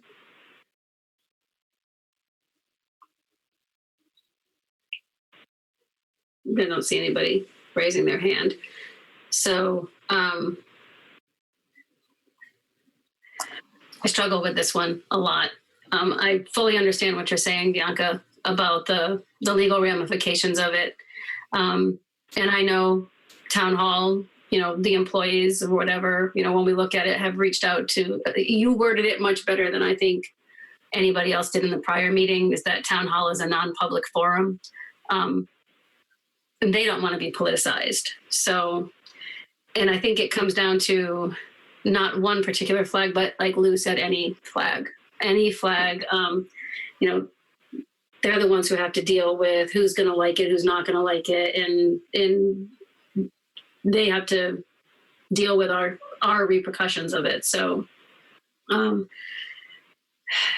this case, then I think, Lou, are you suggesting that we, you said you typed something up. Are you suggesting that we review that and look at that as a policy that we can then discuss, knowing that this is the legal opinion of our lawyer, and nobody else has anything to comment on the legal opinion? So do we want to look at the proposal that you had and then discuss that, Mike? Do you think that would work? Oh, so this isn't my proposal, but it's Councilman Luber's has a motion on the table. Was that what you're asking? Well, he doesn't have a motion on the table yet because we haven't looked at his motion. Correct. Yeah, if you want to introduce a motion, this would be a good time to do it. Okay. Yeah. I don't. Do you have it? I don't have it. Do we? Lou, you sent me an email with it, right, earlier? Yes, Mr. Rosen, I did. And if you can't find it, I could forward it to you again. Okay, so I'm going to introduce this into the record, and if a counselor should desire to so move it, please let that decision be known for the record. So I'm just reading this into the record. Be it moved that the town of Tolland adopt the following policy regarding flying flags over town-owned, operated, or maintained properties. No flag other than the flags of the United States of America or state of Connecticut may be flown over any properties owned, operated, or maintained by the town of Tolland, with the following exceptions.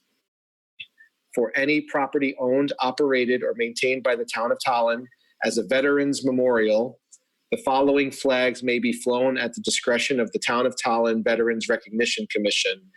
Roman numeral 1, POW MIA flag. 2, Honor and Remember flag. 3, the official service flags of the Armed Forces of the USA. 4, an official flag, ensign, or service pennant of any military unit in recognition of that unit's service to the state of Connecticut or United States of America. B, for any property owned, operated, or maintained by the Town of Tolland as a memorial park to the members of the Town of Tolland Department of Public Safety, the appropriate department flag or respective service memorial / remembrance flag. C, for any property serving as an office, station, or substation of the Town of Tolland Department of Public Safety, the appropriate departmental flag, semicolon. And D, the official flag of the Town of Tolland upon adoption of such flag. Do you happen to have that we can put it up on the screen? I do much better reading than people reading to me, but that's just me. Let me see. I have to go into, I think I have to go into my email. Hold on a second. I Yeah, REMENDERANCE.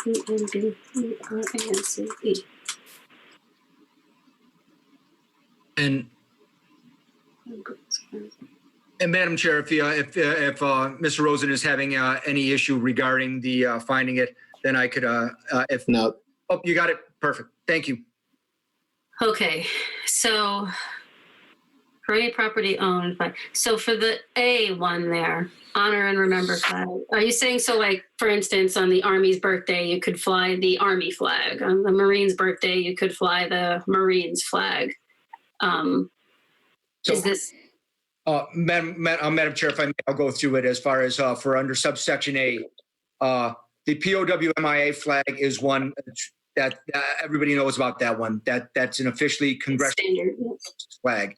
The Honor and Remember flag is a new flag that has been, again, congressionally adopted and approved, where it is for people that have fallen service members, or people that wouldn't normally fall under the POWMIA flag, that it's basically a memorial flag, but it's an official Honor and Remember flag that's been adopted by Congress. For the official service flags of the Armed Forces of the United States of America, that means that, again, any official service flag, so Army, Navy, Coast Guard, Marines, Air Force, now Space Force, that they can be flown at any time that the Veterans Recognition Commission would feel, such as on their birthdays or any other significant days, service days. For the official flag, ensign, or service pennant of any military unit, that means for every military unit has its own unit-specific pennant, flag, or ensign, and that if it would be tied to any service. So if there's a significant thing like for Connecticut, the 10th Mountain Division is a large unit that many people belong on both the active duty, reserve, and National Guard levels. So if they upon their deployment and then return, that pennant would or that flag would be able to be flown over the memorial, the Veterans Memorial grave, memorial site. So we'll address that one first, and then I could go on and explain further B and C, or if you want me to cover B and C as well, I can. Does anybody have any questions on A, that proposal there on A? Kurt, I see your hand. I do.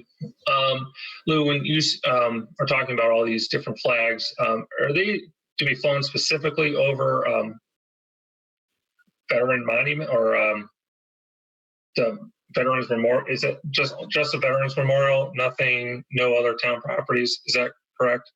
Well, that would be the easiest way to handle it, because by flying it over a recognized Veterans Memorial, that has the courts on it have viewed memorials as it being somewhat different standard, and that if it is specifically reserved for that, and this one, this flag, the Veterans Memorial flag, I believe was actually purchased by the VFW, but then maintained by the town. That's the easiest way to do it. So that way, this is one that's known to be as a military honor area, and as such, that would be the best and easiest way to handle that issue. Could they be flown over the town hall? That if we want to include it as part of the town hall, then that's something that we could discuss. But in reviewing the case law, in reviewing Bianca's Ms. Malick's memo, and just knowing about military honors and services, that's usually the best way to handle flying the service flags. Bianca, do you have any opinion on that? So I think I agree with Lou. I think he's right in his summary kind of that it's generally allowed. I mean, I haven't actually specifically looked for veteran law. A veteran. So, it's definitely something if the council wants me to, I can look into it really quickly. I don't think I'll find anything that says you can't, just from my own research on the matter in general. Yeah, so. Thank you. Thank you very much. Brenda? Yes, I just wanted the honor and remember flag. Is that the blue star and gold star? So honor and remember is a new one. It's essentially the same that the blue star and gold star are separate pennants that usually family members fly. The honor and remember flag is a new flag which was just adopted, I believe, within the past 2 years, where it is a triangular flag. I mean, it's a flag that is red, and white, and then in the center has a triangle that has the blue field and a gold star. So it's essentially a gold star remembrance, but in an official flag format instead of a family pennant. Okay. Does anybody else have any questions on A? Okay, let's move on to B. For any property owned, operated, or maintained by the town of Tolland as a memorial park to the members of Town of Tolland Department or Public Safety, an appropriate department flag or respective service memorial remembrance flag. So are you saying then in this case, say we have we dedicate Crandall's farm to a fallen firefighter, we change the name of it to something like that, then in that case you would be able to fly the firefighter flag? Is that what this one is getting at? Well, I would draw the more the similarity where over by the fire training center, where you have that one memorial area. That's something that is an official recognized memorial park. So it's designated specifically for basically for the fire department, and it recognizes the fallen service members or fallen members of the fire department, as well as all firefighters that are out there. So that would be, if it's one that that is either already designated or the town will designate as a specific memorial, then that would be reserved for that service. So either like the police or the police department or the fire department, if we designate it as that.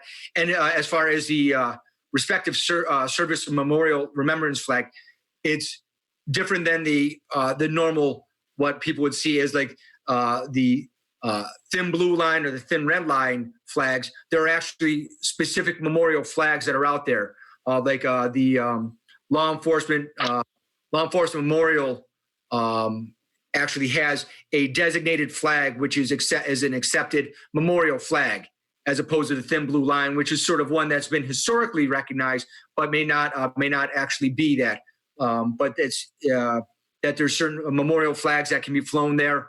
The same with the fire department, where the traditional Baltic cross on there with a remembrance. So there's certain flags that have been accepted as service memorial and remembrance flags, which again would, since if it's designated as a specific memorial park for that specific purpose of public safety recognition, then that would be reserved for just those purposes. Okay, so in C, I think is kind of the same thing. Any office, substation, or station of the Department of Public Safety at the appropriate departmental flag. Yeah, so that would be basically, for the Tolland Fire Department, it has its own flag. Okay. That recognizes its department and its station. Same with the resident state troopers. I mean, they have the state of Connecticut flag, so that goes without saying. But if there was ever a separate department flag that was created for a resident state trooper or something along those lines, and that's more showing it as this is where this is an official department, not just so it's more for public notoriety than recognition. Okay. Does anybody have any questions on this here specifically? Tammy, I have a question. Yep.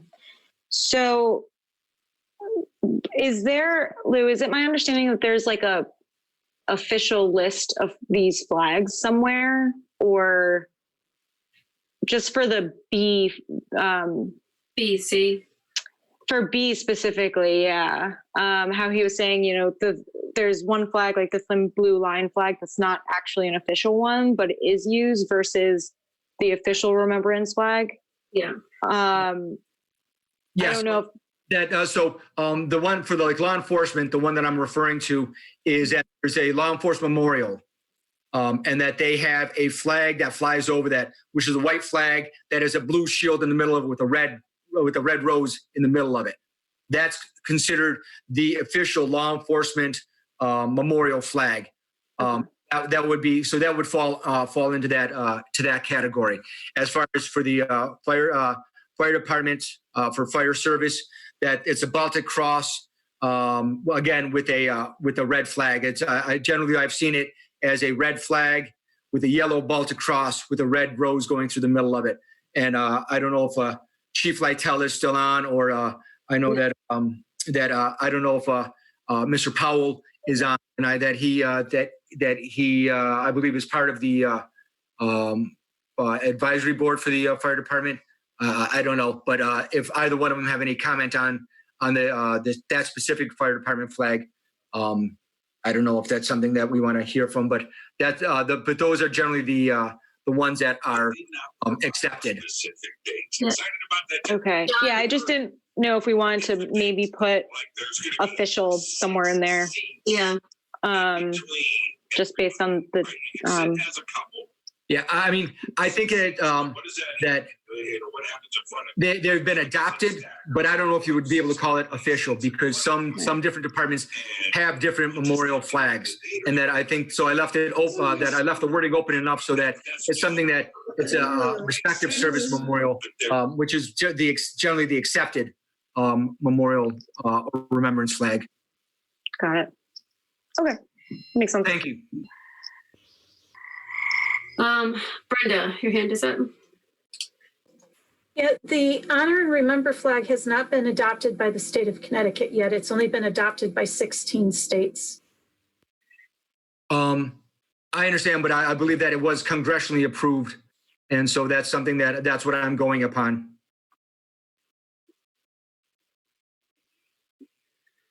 Okay.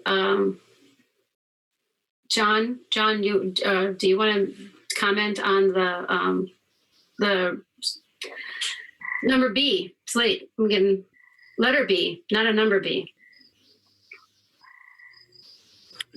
Tammy, I'm sorry. Are you talking to me, or are you talking? I'm sorry. Yes, you. Sorry. So just so for past history wise, most of the flags that are at the any of the fire department properties, the fire department actually purchased, and a lot of the memorial donations go back into the either rebuilding, or they actually purchased the flags themselves or the flagpoles. So the one that's out in front of the fire training center is a line of duty death that was purchased by the family, and is a memorial stone that is out in front of the fire station 240. That was the first line of duty death for the fire department. And then the memorial was created by a committee, and the memorial donations actually go in there, and that's where all the pillars for sacrifice and bravery have created. We created a new one at Station 440 on Plains Road that the memorial donations paid for, that flagpole, as well as the surrounding sites, and the ashes are actually, the family wished for some of the ashes to be sprinkled among that memorial site. So we've created those sites among the firehouses for those line of duty deaths that we've had for firefighters that have contributed service or have lost their life due to illness or anything else that we've had in the service of our department. If that helps summarize some of the questions, I guess. I think so. Does anybody have anything related to B for John, if they have any questions? I think that kind of firms it up. But so basically, those are their service memorials and remembrance memorials. Okay. Does anybody else have any questions regarding this proposed motion?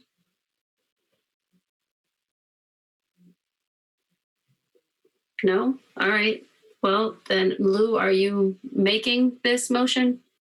Yes, Madam Chair, I would then officially make this motion for the establishing the flag policy for the town of Tolland. Do we have to read the whole thing again, Mike? Or, No, it's in the record. okay, This is Cassandra York. I'd like to second the motion. okay. Motion is made and seconded. Any discussion regarding the motion? Kurt? Are we going to add in the term official or recognized into section B as proposed by Ms. Mallett? So do we want to say instead of the appropriate department flag, say the official department flag? It can go either way. Bianca, would that cover what you were saying, you think? I think it's fine as it is after Lou kind of explained it. Okay. I think that's fine how it is. Okay. Thank you. Brenda? I just think that with the honor and remember flag not being recognized in the state of Connecticut, I'd like to see it written out. I'd want to go through each of the flags that are listed, make sure that they're, again, official, and then have the ability to have some of the residents talk and give us their input on this. Madam Chair, if I may. Well, hold on one second. We got Steve next, and then I'll get to you. Steve?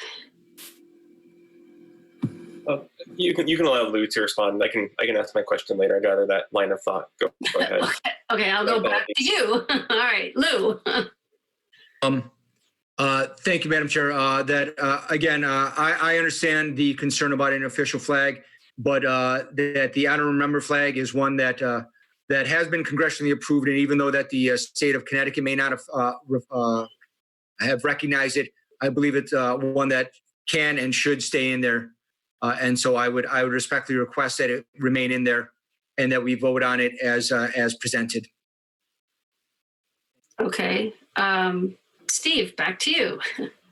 Okay, so my question possibly would be through you, Madam Chair, to Attorney Malik regarding the language of the policy. Would this create any restrictive language towards the first category of government-owned property, saying in the event that a flagpole was potentially erected in that designated area, such as a park that doesn't fall under this policy, and a resident made an inquiry about raising a pride flag or any other flag? I just wanted to see how that covers that base, if that's even a concern.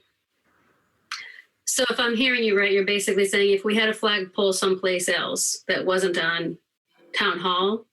Yeah, and it doesn't fall under any of the categories listed. I mean, it's technically it would fall under properties owned by the town if it was a park, but it was a park that wasn't perhaps designated as a memorial park. Would that suddenly be restricted from residents having interest in using that as a space under the traditional public forum government-owned property? And I'm mostly asking this question in relation to New Britain. Mayor Stewart, I believe, raised the flag in a public park that would fall under that first category. Right. So Bianca, does that give you enough to answer on? Yeah. I'm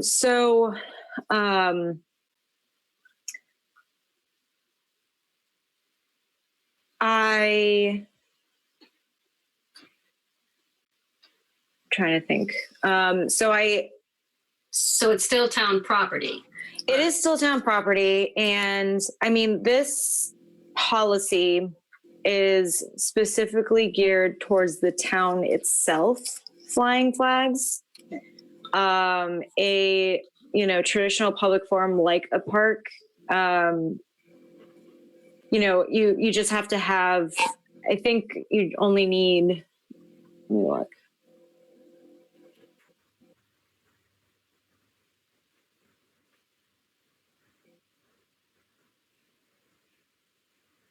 I think it just has to be viewpoint neutral. So this is pretty general. It's not talking about the content of the flag itself. It's It's only talking about official flags. So I think we would be covered. Okay. Yeah. So I think, it's a reasonable restriction that the town's placing. So I think it would fall under the reasonableness and content neutral side of things. So it would cover all town property. Correct. Okay. Do you have anything else, Steve? Not at this time. Actually, well, I don't think it's an appropriate question to ask Attorney Malik, but I was wondering if she possibly read the Colchester policy that Town Manager Rosen provided and what their thoughts were on that policy that was given as an example.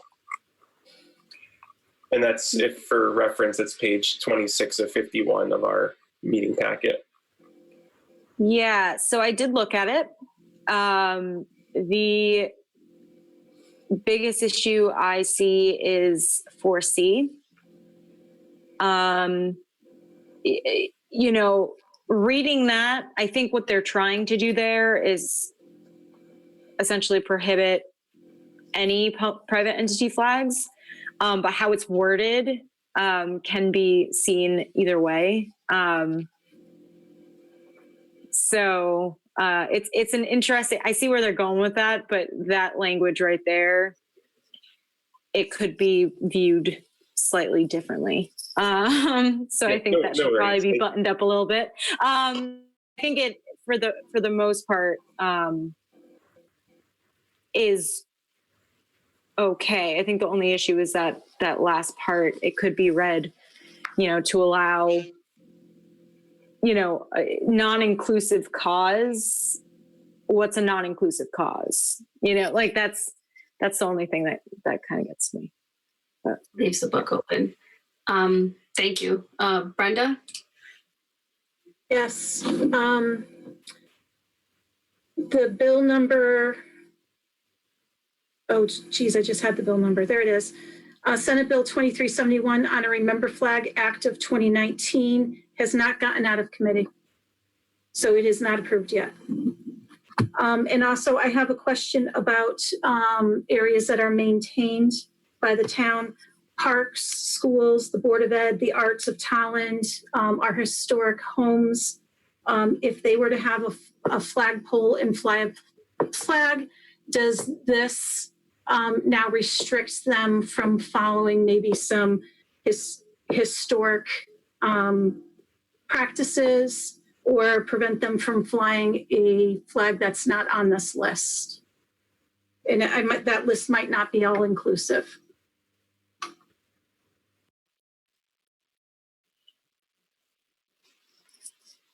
I'm slightly confused. What properties?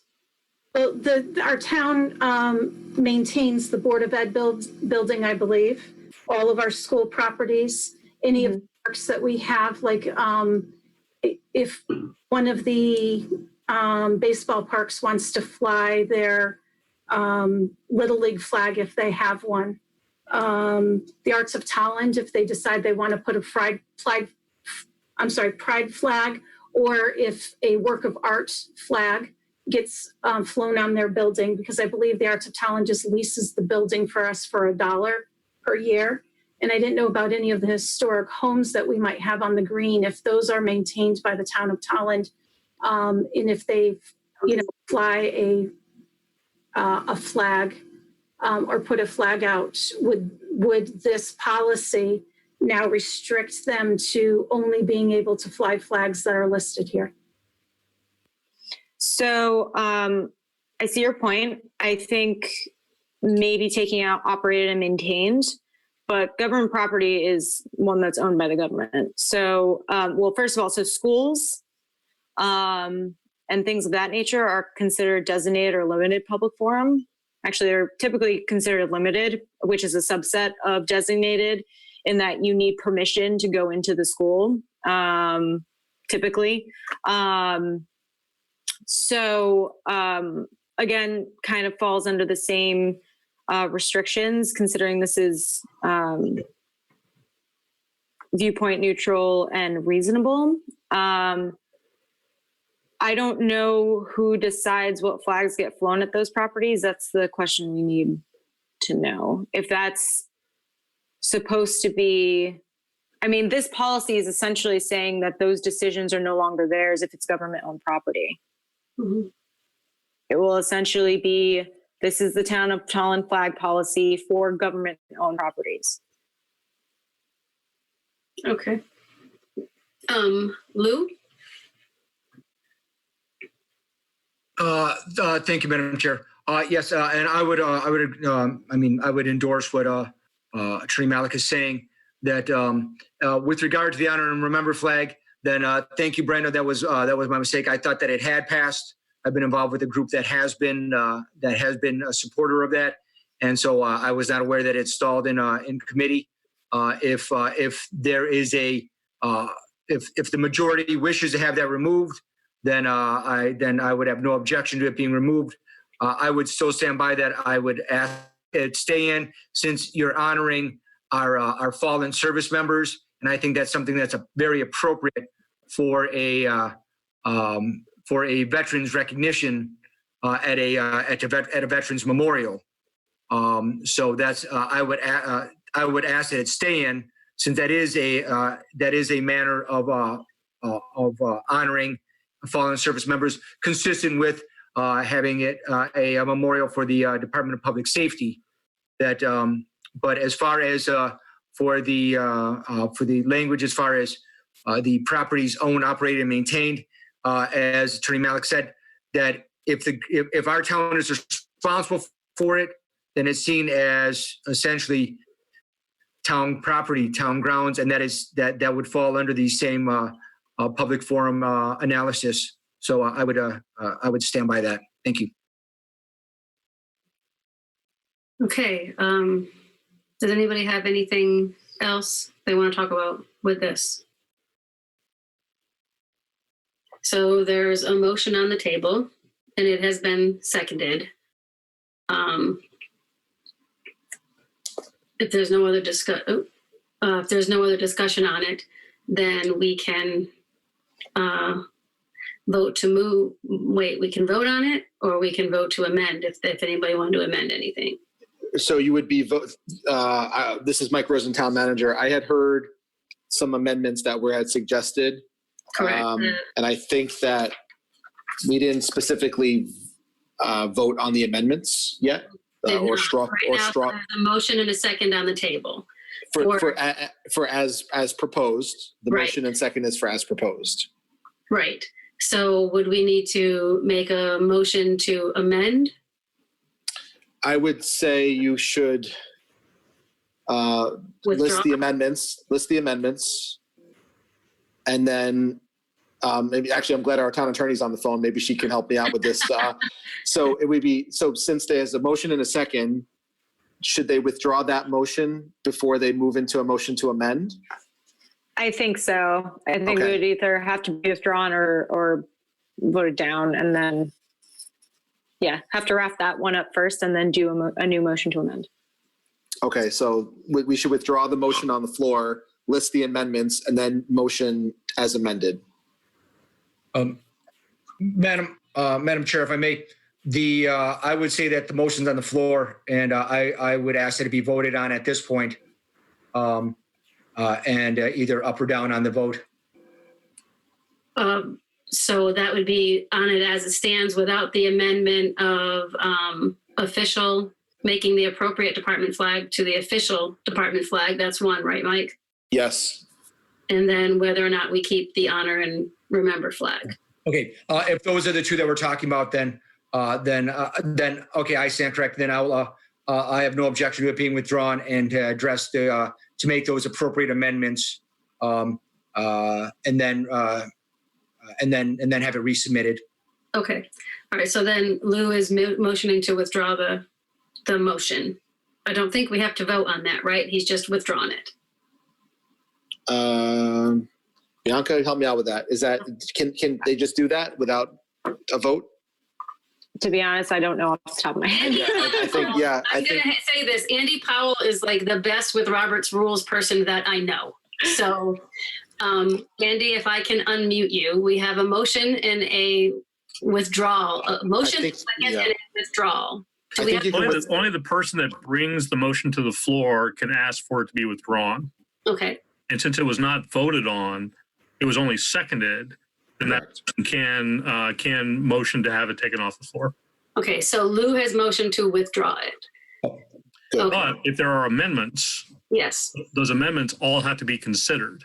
So it just can't be, if you're, now that it's been removed and you're going to bring it forward with amendments, you have discussions on amendments, you have to consider all amendments. so we're gonna have a discussion on the 2 amendments. And And if then, there are other amendments that want to be applied, they have to be considered also. But you don't have to approve all amendments. You can decide which amendments you want to make. Then it's repackaged, then it's brought forward, then it's seconded, then there's discussion and a vote. okay, so right now we have 2 amendments on the floor to talk about. Unless anybody has any other amendments they want to talk about? I'd really like to see the amendments written down. I'd like to get a chance to take a look at ensuring that we're having all the flags listed we want here. And taking a look at this, tabling it till next meeting so that, we have a clear head. It's 10:30. But it's very hard to take a look at something the first time around, and we were just given this less than an hour ago, and to make a decision on this policy this evening. I think waiting one more meeting would be much more appropriate. Okay, so we can amend or motion to amend it, and then decide if you guys want to vote on it now or if you want to table it. So I think the first thing we talk about is the amendments. So the first amendment would be in B, to change the appropriate department flag to the official department flag. I believe, and same thing in C, the appropriate department flag to the official department and flag. I think that's clear. That means it's the official department flag of the fire department or the official department flag of public safety. Does anybody have any clarifying on what the change is, appropriate to official? Is there also going to be an area to allow the Board of Ed to fly their official flag on their property? Does the Board of Ed have an official flag? I believe they might. They have I know they have a logo, and I want to say I've seen it on a flag before, but I'm not 100%. I think that's something we need to take a look at. We also need to take a look at, see if each school has an official flag. So how can we lump that rather than listing out every single school? Or Madam Chair, if I may, I think that if we want to do it, we could add that under subsection D and say the official flag of the town of Tolland upon adoption of such flag, or any other officially recognized town of Tolland flags or insignias. I think that would then cover it, because then that's the official flag of the town. Tolland High. I don't think the schools have a flag. I know they've got. So, okay. That's what I'm saying, that we can include that underneath there of the official flag of the town of Tolland, or any other officially town recognized flags, and that if they're as approved by the I understand what you're saying, that if there's not and if we're not sure of it, I think that then I would just stay with that, the official flag of the town of Tolland, and then we could always entertain, if there is something that we miss, an amendment to this at a later point. I think. Okay. So the first thing that's we're talking about, though, before we get into another thing, is changing the appropriate department flag to the official department flag. So straw poll on changing appropriate to official, which before department flag as a modification. Brenda. Can I ask a question? If we end up saying official and there's nowhere that it says that we've created an official flag, does that tie our hands? I don't understand what you mean. I mean, The two that we're talking about right now are the public safety. So there will be an official, like Lou said, the state of Connecticut police flag, an official fire department flag. So those two on B and C, I think it's just the official department flag of the fire department. I am going to abstain because I'm not clear on the term official and what it means. And I am not clear if these flags have some sort of legal official designation besides historically being used. Okay. Cassandra? I say aye to the official term. Steve? I would lean towards aye as a straw poll towards the change in language. Okay. John? Aye. Lou? Aye. Kurt? I can't hear you, Kurt. Aye. And I am an aye on that also. So that is 6 ayes and 1 abstain for the straw poll for that. The second is to remove the honor and remember flag. Any conversation on that? I can see both sides of this, keeping it in, taking it out. But if it hasn't been officially recognized by Congress yet, then we could always amend it to include it when it is included or approved. However we want to look at that. That's my opinion. Does anybody have anything they want to talk about the removal of the honor and remember flag? For me, it's the blue star and the gold star. I believe those are both official. But I'm not sure, so we'd have to do a little bit of research. Okay. Does anybody else have anything? All right, let's go around. Sorry, I was muted. I guess I would lean towards the removal and being able to amend it later once it is official, I guess, if that's amenable to other council members. I can agree with that, Steve. Yeah, this is Lou Luba. I can agree with that. I mean, if we're that we always have the opportunity to come back and amend this at a later point upon the adoption of the honor and remember flag or any other memorial flags. Thank you. Okay. John, your hand is up.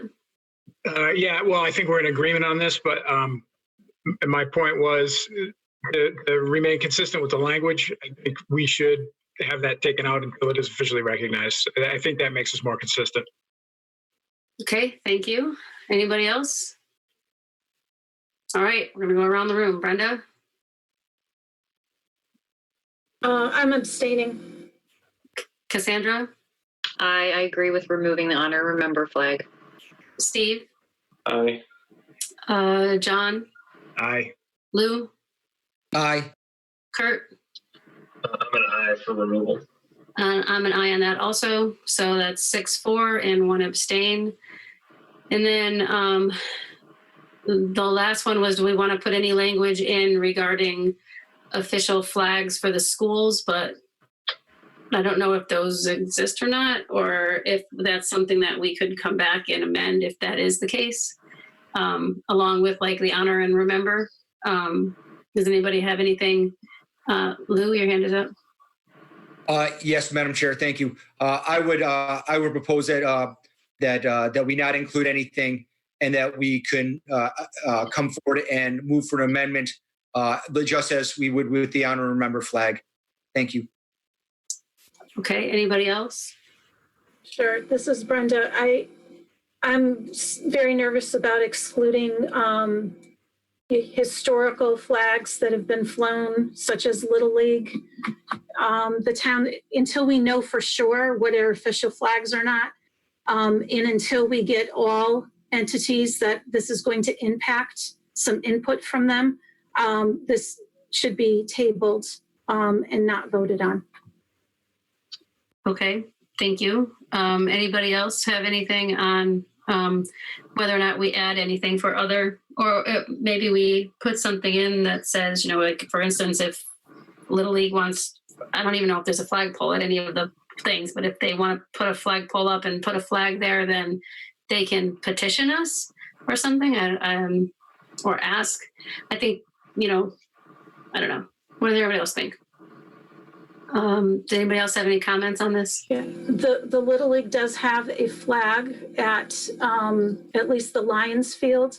The Lions Field's been funded by them, and they're the ones who've paid for the flagpole and the flags. But it is maintained by the town of Tolland. So I think that we're stepping on people's toes by creating a policy that's going to tell them what they can and cannot fly. For something that they've put resources in for. Bianca? Yeah, that's a good point. And I think that's why I mentioned that operated or maintained might be problematic. I think really this goes to government owned property or town owned property, and not necessarily, everything that's maintained by the town isn't necessarily owned by the town. That's kind of a perfect example is what Brendan brought up. So would you then change operated or maintained to government owned property? I would just say flags flown over town owned properties. Do we know if that Lions Club is Tolland owned or not? I do not. Right. I was asking Mike. Yeah, but I was about to ask Scott. I was about to ask Scott would Scott. know, yeah. Yeah, Scott knows that. Oh, sorry, I forgot. Yes. Yeah, I'm still here, Brenda. Thank you. Scott We Lappin, appreciate it. Director. Yes, that is town property. The Lions have donated a lot of money, such as 3 years ago when we redid the field. They've also taken care of like the dugouts. They donated the money to have a contractor build the press box behind the backstop now. But it is a town-owned field. We pay for the irrigation out there. We pay for the lights, things like that. But the flagpole itself is not town owned, correct? No, I don't. I believe they paid for that, and they paid for the flag that gets that is out there. They're also responsible for raising and lowering it. Yeah. So I think it's not. The flagpole itself is not town owned. So you're looking at where it's actually being flown. It's the flagpole itself. Okay. I say that would be the distinction there. Okay, so how would you word that, Bianca?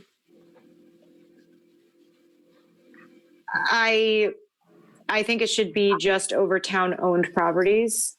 Okay. Because that means flagpole, right? Right. So like I would have to do, I can't off the cuff say that a flagpole on town-owned property that isn't purchased by the town, I don't know what that's considered. I haven't seen that situation, so I might have to research that for that specific situation. But I think in general, it should say town-owned properties. And then to determine what is or is not considered, I would have to look if the flagpole that is placed on town property is considered, even though it's privately owned. And so then the Board of Ed, each of the schools, if the town paid for the flagpole, then decides what can get flown. But if the Board of Ed paid for the flagpole, can they decide what gets flown on it? Well, so Board of Ed has their own council. That's Yes. a Board of Ed question. And I think the school properties are, they're town properties and considered limited public forum. So, And isn't Little League a corporate entity? That's like the NFL, Major League Baseball, like Little correct. League. That's a corporate entity, right? Right. So if we say yes to Little League, then we have to say yes to any privately owned entity, right? Right. So that's why I have to consider whether or not that flagpole is town-owned property or not. If it's not town-owned, it doesn't matter. This is only in regards to town-owned property. So instead of operated and maintained we could maybe say be flown over town-owned property? Correct. Okay. Yeah, so, Steve Jones, if it's okay if I interject, Madam Chair. So I think with the language that Attorney Malik is recommending is that it would say no flags other than the United States flag or United States of America flag or state of Connecticut flag may be flown over any properties owned by the town of Tolland with the following exceptions. So we would just be striking the operated or maintained language. Okay. And from every place that it's said. So the first and second paragraph and third. Anywhere it says owned or operated. Anywhere it says it, yeah. Yeah. To just owned. Okay, you got that, Mike? So we're going to vote on, I guess the next thing we vote on is removing operating and maintained, right? Properties owned by the town of Tolland, any property owned, and all of those things that's for serving any property serving as a, okay, yeah, property, official flag. Yep, I think that's just, we take out the operated and maintained. That gets us to the town owned, correct? Yes. Okay, Lou? Yes, no, I was just going to say that's something that upon taking a look, I would agree with Attorney Malik that it's the issue of ownership. So property owned by the town of Tolland, and I have no objection to removing the operator or maintained provision. Okay, so we're going to go around the room for straw poll on removing the owned and operated. Okay, Brenda?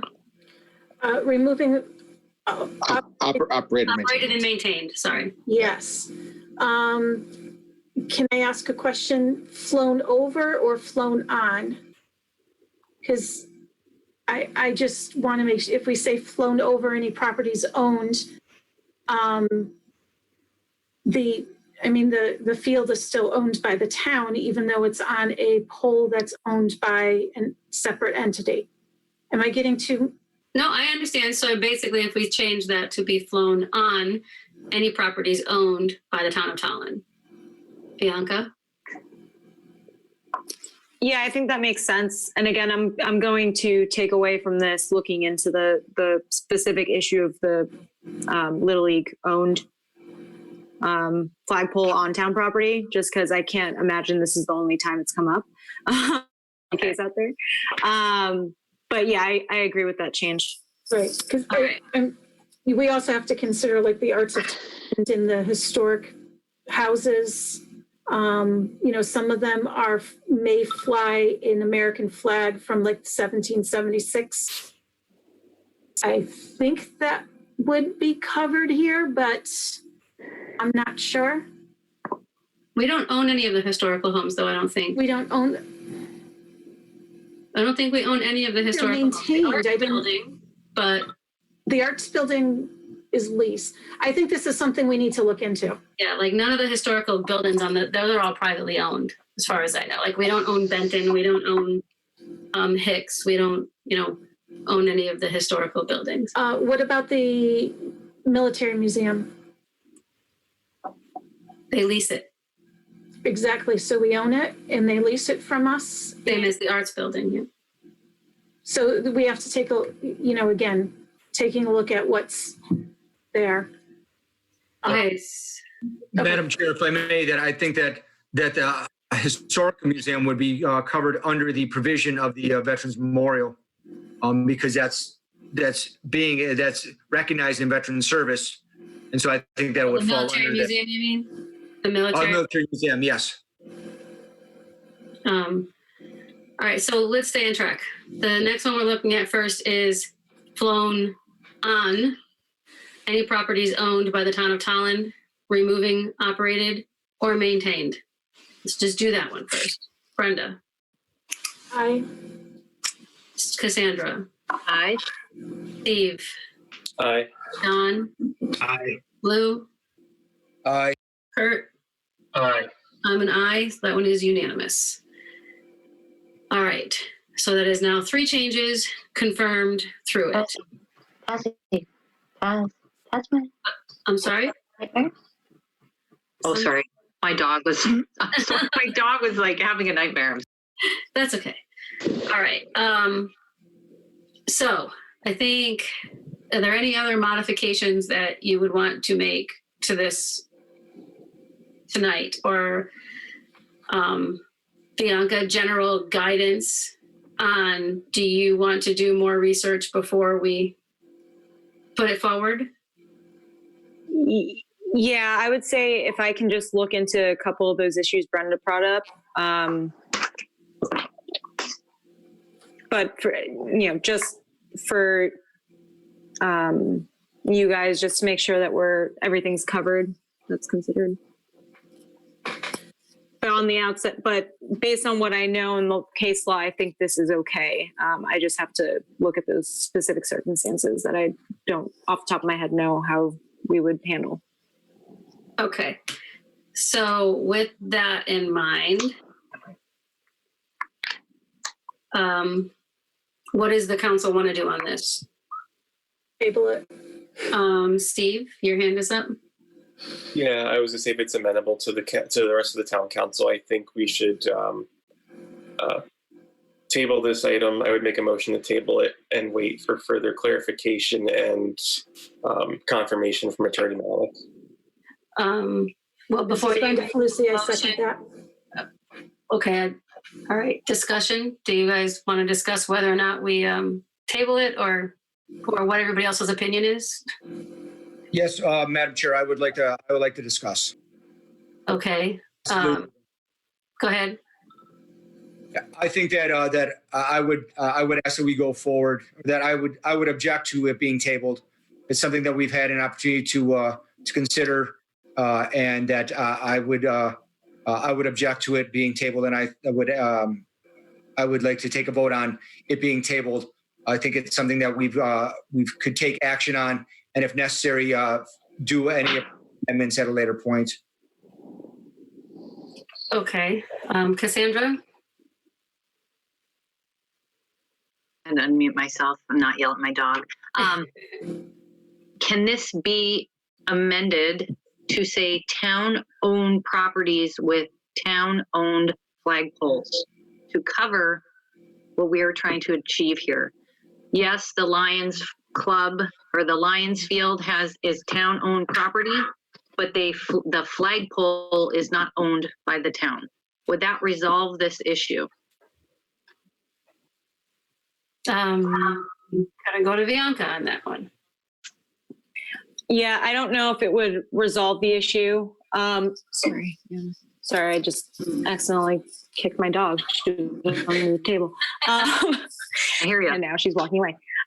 So I will say this: the policy as it is, I don't think there's any changes to the language that will help the situation. What I think is the issue is implementing the policy, not necessarily the language of the policy. I think the language of the policy is reasonable and viewpoint neutral, so I think it checks all the boxes. The issue then becomes implementing it, and I think that's the issue I have to look at in terms of whether or not that certain flagpole is considered town-owned property. So you're saying the motion as is fine to vote on, it would just be implementation is what you would do the additional research on? Okay. Correct. I think that's heard here. So, Madam Chair, the council should the motion on the table is to table. Motion on the table is to table this agenda item. That's you should educate. You should finish that motion first before further discussion. Well, yeah, that's what I'm trying. So does anybody else want to discuss that motion? Or do you just want to vote on it? Okay. Oh, Kurt, his hand is up now. Yep. I think that I feel very confident after hearing what Attorney Malik just said, and I'm confident with this. So I would like to go ahead and vote on this tonight. And so I would vote no on the motion to table this. No, we're not voting yet. We're just discussing. I didn't say I would. Oh, okay. Okay. All right. Steve, your hand is up. Yeah, Steve Jones. So I guess the one concern I have is that we don't have an implementation date for the policy. So therefore, it would technically be, unless there's other, I don't know if Attorney Malik would be able to answer this. Because the policy doesn't have an implementation date, wouldn't its implementation be effective immediately upon passage?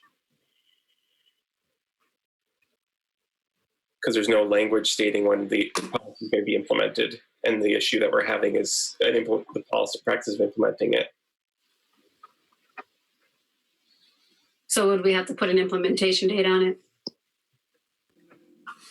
Madam Chair, if I may, I think that the implementation is that if somebody feels that they do not fall under the purview of the town policy because they're not considered owned by the town, and that's where they claim that they don't, that they're under that they should not be burdened by this policy or part of this or subject to this policy, at which point then we would do the implementation assessment.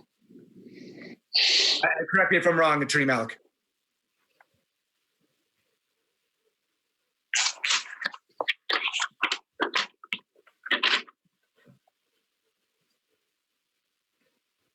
So, Luke, can you just restate what you just said?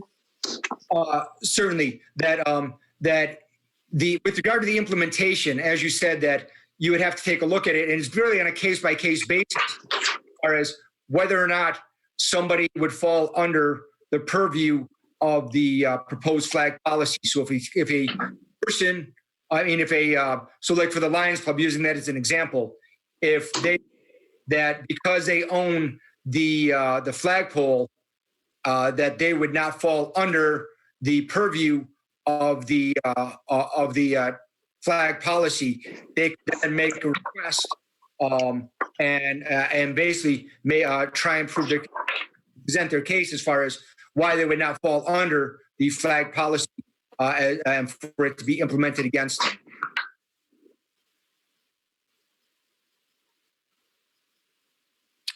So I understand what you're saying in theory, but there's nothing in here that says they can petition the council.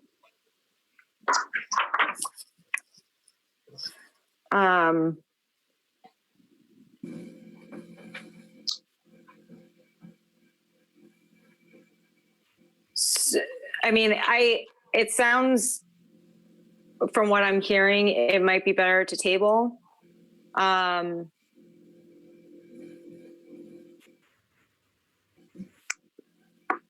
Again, that's your decision, but the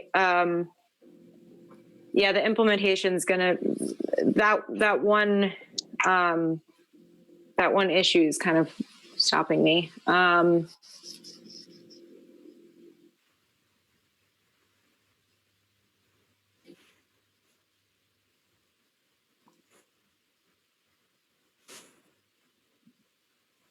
Well, our attorney has reason to pause. Sorry, everyone. Yeah, that one issue is just gnawing at me because I'm not sure what it would be considered. And I mean, obviously we're kind of making mountains out of molehills because it's a Little League.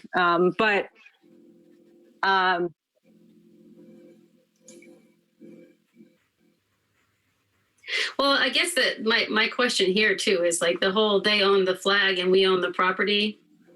You know, doesn't that in itself cause an issue? Because they can fly whatever flag they want on that pole, even right. That's why I'm paused. Which makes me think that, it's town-owned property. Like that would be like, anybody can buy a flagpole, put it up and then fly whatever flag they want, which puts us right back to where we were before and, who can fly that and who's there. Right. And should we have, private ownership on public property? So does that, if we keep it with flown on properties owned by the town of Tolland, I guess that's the concern is the private property on the town property and that point of contention. Tammy, Jeff Rose from the fire department. Can I chime in for half a second? Sure. We happen to to own all of the poles that we put up at all of the stations. And we've purchased the ones, like Chief said, that came out of memorial donations. So, the last eye on that pole, based off of what I'm reading. You were going in and out there, but I think the fire departments are covered under B, but you were kind of in and out, so I don't think I caught everything. My apologies.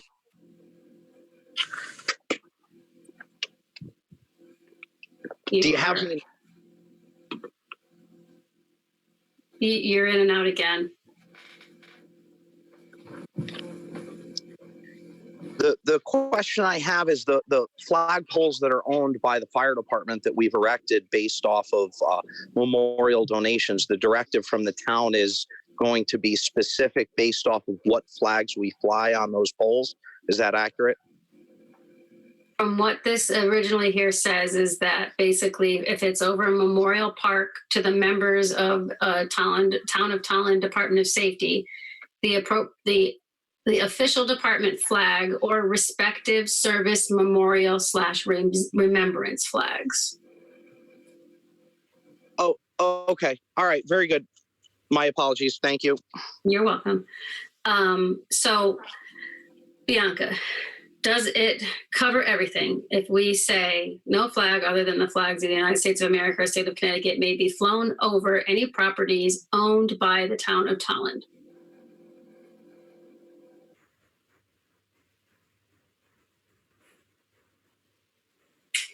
I think it covers everything. I think, again, it's just the implementation part with that one situation. Do we actually know it's just one situation? I mean, Cross Farms also has a flag that's a memorial to a resident. Let's say Special Olympics decides to come in and do some events at Adams Adventure or Cross Farms, and they want to fly their flag. Are we not going to allow them to do that?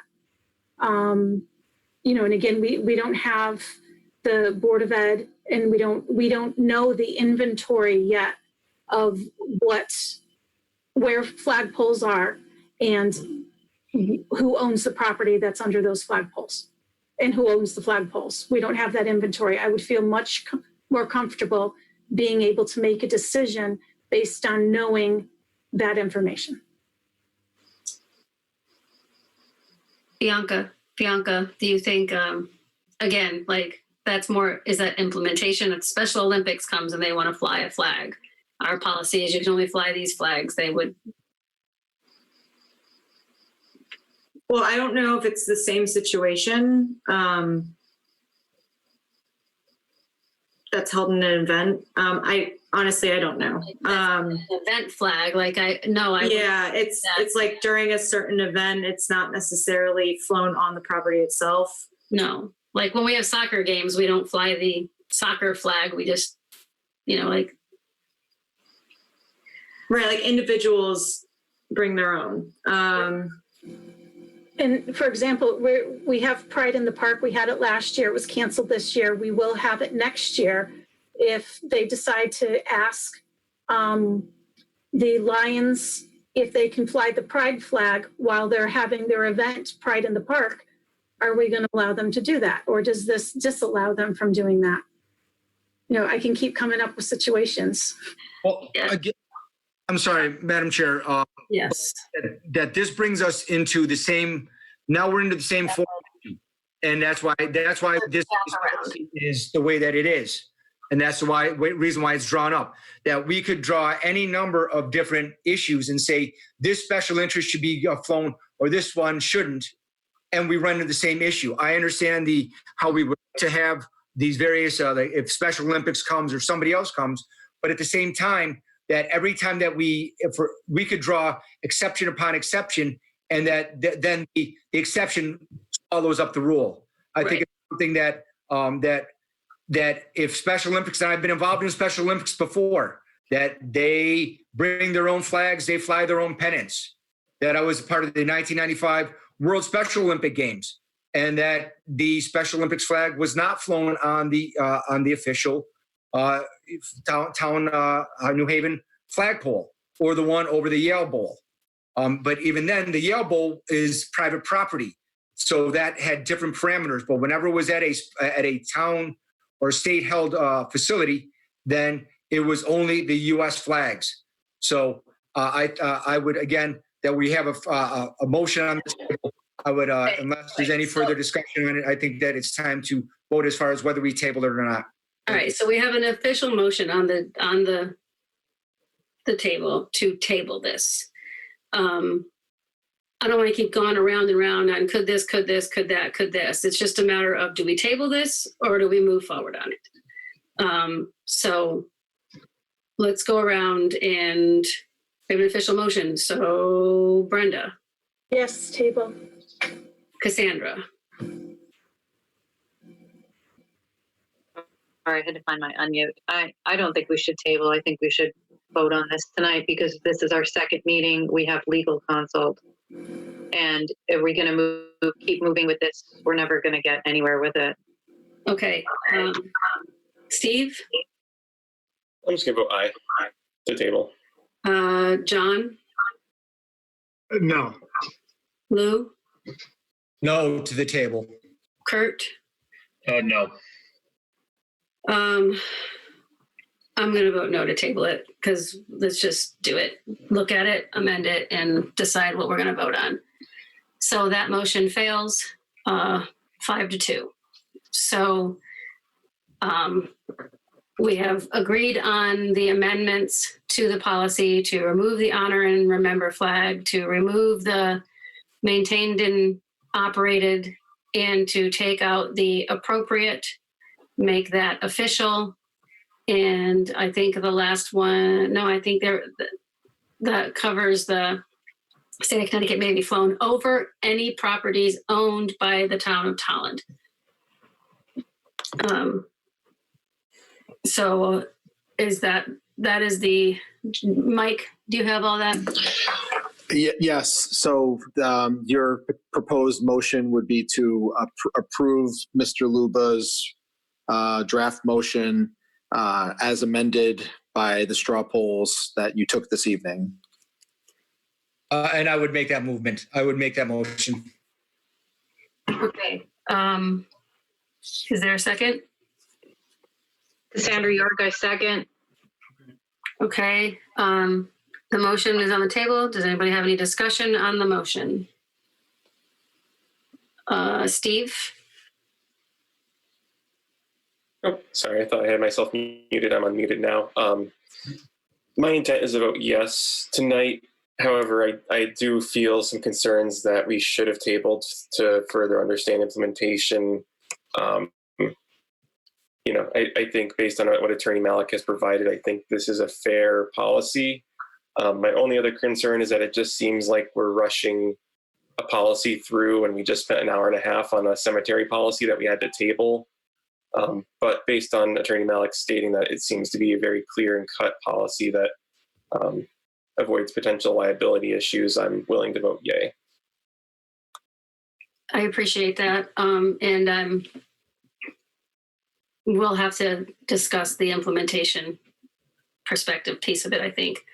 Any other discussion from anybody else? Kurt?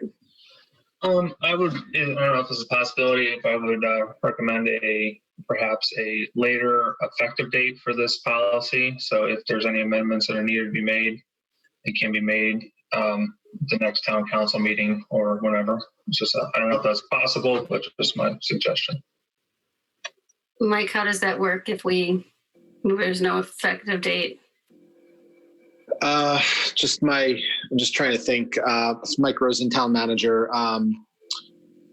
If without an effective date, I would think that this is effective immediately. If you did put an effective date on it, obviously that would delay the effective date till that date. But I don't know.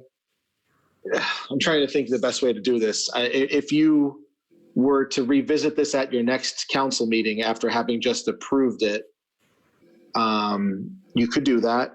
You could amend it, right? You could amend it in theory prior to the effective date. I mean, you could put it into effect today if you wanted to, and then amend it at any future meeting. But I'm trying to think of what delaying. What does delaying do? Like, what's the difference between enacting it and delaying it? I don't think it does. I think if there's something significant or glaring comes up, or if Bianca comes back and has something that's totally going to flip the lid, which I don't think she will because she has confidence in this motion, then we can amend it. Steve? Yeah, and just one other comment. I don't know if this is appropriate or not, but I think even if technically it's effective immediately, we don't necessarily need to direct the town manager or any of his staff to implement or enforce the policy immediately. You know, they can take the time to stew over and understand what it is and then get back to implementation and enforcement at a later date. Okay. All right. Brenda? Yeah, if you put it into effect immediately, we have no idea because we don't know our inventory, where our flagpoles are, what's on them right now, if anybody is in violation of this policy that we're creating. And again, we haven't had input even from the Board of Ed, which is one of the entities that's going to be impacted. We haven't had input from the Arts of Tolland or, again, anybody else who this policy may impact. Okay, if we want to put an effective date on this, we have to withdraw the motion and put an effective date on it. So, I'm getting punchy now. If we want to put an effective date that is at, whether it's a 2 weeks out, a week out, a month out, whatever, we need to withdraw this motion, pick an effective date, and remake the motion. So, Madam Chair, what happens between now and then? Just we keep doing what we've done? I would think, you know, I don't know if it's relevant if we know our inventory. You know, I don't know if that's relevant to any of this at this point. What do you think, Mike, as the town manager? Frankly, I mean, I think if you create a policy tonight, then we can, then you should probably have the effective date be tonight. Or you can, like has been suggested, it was voted on already, but to table it until you're comfortable making it go into effect. In theory, if you're voting on it, if you feel comfortable to vote on the policy, then you should be ready to put it into effect and to enforce it. So I guess the motion on the table right now is to accept this amendment with the modifications as made. So nobody else has anything else to say on this. We are going to go around and vote on that. So the motion as amended around the table, Brenda. No. Cassandra. Aye. Steve. Aye. John. Aye. Lou. Aye. Kurt. Aye. And I am an aye. So it is 6-1 in favor of establishing this policy. Okay. That gets us to what is it? 9.3. Discussion on exploring the creation of a proclamation policy. Do we have to? No, I'm kidding. I don't think this one is going to be as long as that one. So let's. All right. Thanks everybody for hanging in there. I know it's a late hour. So Mike Rosen, town manager speaking, and a little tired. We had Bianca had her hand up. Is that? I'm Sorry, sure. Bianca. Oh. I was just wondering if you wanted me to stay for this. I don't think we have to stay for this one. I don't think we need a legal opinion on this one. Okay. Thank you, Bianca. Thank you so much, Bianca. Sorry it went so long. I appreciate your input and your legal brief. Yeah, nice to meet you, Attorney Bianca, or Attorney Malik. Have a good night. You as Thanks. well. Bye, everyone. Bye. So the proclamation policy is a continued discussion from the May 26th meeting as well. What we had done between the last meeting and today was to call around and reach out to about 9 other towns that we thought might have proclamation policies. Also, it's worth noting, and I should have said this at the get-go of the previous agenda item, I also reached out to our representatives at CCM if they could just give me a rundown of any flag policies or proclamation policies that they might be aware of. And the CCM gentleman was the one who actually provided the Colchester policy from the flag, and also confirmed that he knew of no formal proclamation policies that any community in Connecticut, all the communities that are members of CCM, that he could dig up. So what we had done is, as staff, was called around, and we knew Hartford has proclamations. They have a form on their website to request proclamations, which the link is in your packet. I also I've worked in my career in the town of Greenwich, and I knew that they used to give proclamations in Greenwich. So I called over there, and I found out that, with Greenwich, there's no formal policy, but the first selectman is the one who approves whether or not a proclamation is issued. There's a form on their website, which is part of the packet tonight. Coventry, Mansfield, Vernon, South Windsor, Willington, and Ellington all have no formal policies for proclamations. But as noted in the agenda item, in many towns, the decision-making body, whether it's the first selectman or the board of selectmen, or it's the town council, or more often than not, the mayor's office, is the body that approves the proclamation. So I think for discussion purpose tonight, really the best bit of information is the Greenwich form that was provided in your packet. And that's what we had used back then earlier in my career. Somebody would fill out the form with their contact information, the name of their organization, and what the proclamation is being issued for. There's a bubble there whether or not you want the first selectman to actually physically present the proclamation, or the other choice would be to have it read into the minutes of a selectman's meeting, which is something that many organizations chose to do that rather than have a formal presentation with an actual physical issuing of the proclamation, and some other administrative things like when the proclamation is going to be issued, what the date of pickup is it a repeat from last year? And then I believe there's a free form part that talks about what the proclamation is for, and you can kind of fill that out as much or as little as you want. So a lot of times when I was working in Greenwich, there would be repeats of the previous years, so we would just reuse last year's and do it over again and just change the dates. But if there was a brand new one, that we would work with the requester and say, what would you like in all of the whereases? Whereas this, and this, whereas this and this. Now, therefore, be it resolved. So we would work with them, and hopefully they would have the language already prepared. But otherwise, we would have to work with them and try to figure out how to best present a proclamation that made sense. So I guess that's the whereas. Like there's 800 whereases on those things. Yeah, I mean, generally, that's something that's it's something that's either copied from another organization or from another town.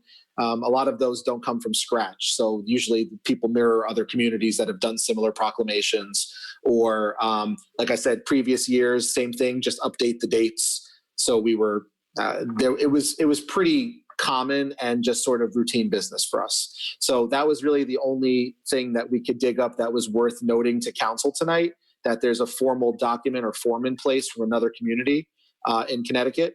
And as you can see from the other lists, and I know a staff member in my office actually put in calls to each of those towns, and all of them said we do not have a formal policy for proclamations. So do we have to do a policy then, or can we just do a policy on this and have the form online? Well, that's what Greenwich does. Greenwich form. First selectman is the person who approves the proclamations in Greenwich. And in this case, we don't have a first selectman or a mayor. It would have to be the full council, which is something we've discussed in the past about having this come onto council agendas under item 4 and talk about upcoming proclamations and vote whether or not to do it. However, as you know, in Tolland, we've done, as we talked about at our last meeting, we've had variances in how many proclamations are issued and for what subject matters. In most recent years, they were only limited to those 5 categories as discussed in the past. But we, certainly can open it up further. This is something that council you may not need a formal policy. You may just, your policy can be something as simple as we're going to have a form that a requester needs to fill out. And if the council should decide that the proclamation should be issued, then that's the way it goes. Right, so that would be a vote. Like, so if we had a form online and we could talk about the information that's on that form, then that would come before council at the, next posted meeting kind of thing. Like if we put a rule on there to say, like I'd like to see on that form if we had like a why, like you said. So I'm requesting this is why I want this proclamation, or this is why, like I'm thinking of the ones like the Boy Scouts, the Eagle Scouts, when they come up, I always have to email back and say, what was their project? What did they do? Because I have to do the presentation. So Andy knows I've done a lot of them. So same thing, like if you want to recommend, so-and-so gets a proclamation, like a why, like a reason for the proclamation. And then maybe have a box that has like the standard 5 that we have, with changing the wording from like the Eagle Scout to encompass both scouting organizations, like the highest level of a scouting organization as one of the standards, like the 5 standards that we had. So is it one of these 5 standards? Click the one that it is, put in the description, like the what they did kind of thing. If it's not in one of those, you'd put in the name of the organization or person and the why. And then maybe just on the form, say something like, just submit it online, maybe, I don't know, at a minimum of 3 weeks prior to the requested date. Then the submission will be submitted to the town council for a vote at the next available meeting. And if approved, will be created, signed, and presented via a PDF or a formal in-person presentation. That was a lot, but yes, that sounds. Down. Yeah, that sounds like you have a thought train going on that. I would also recommend perhaps opening it up to any other civic organizations or recognition from any other civic organizations. So I know we mentioned the Eagle Scouts, and I know the Lions Club has Citizen of the Year. I would try to maybe open that up to any other, perhaps civic organization is the proper phrasing.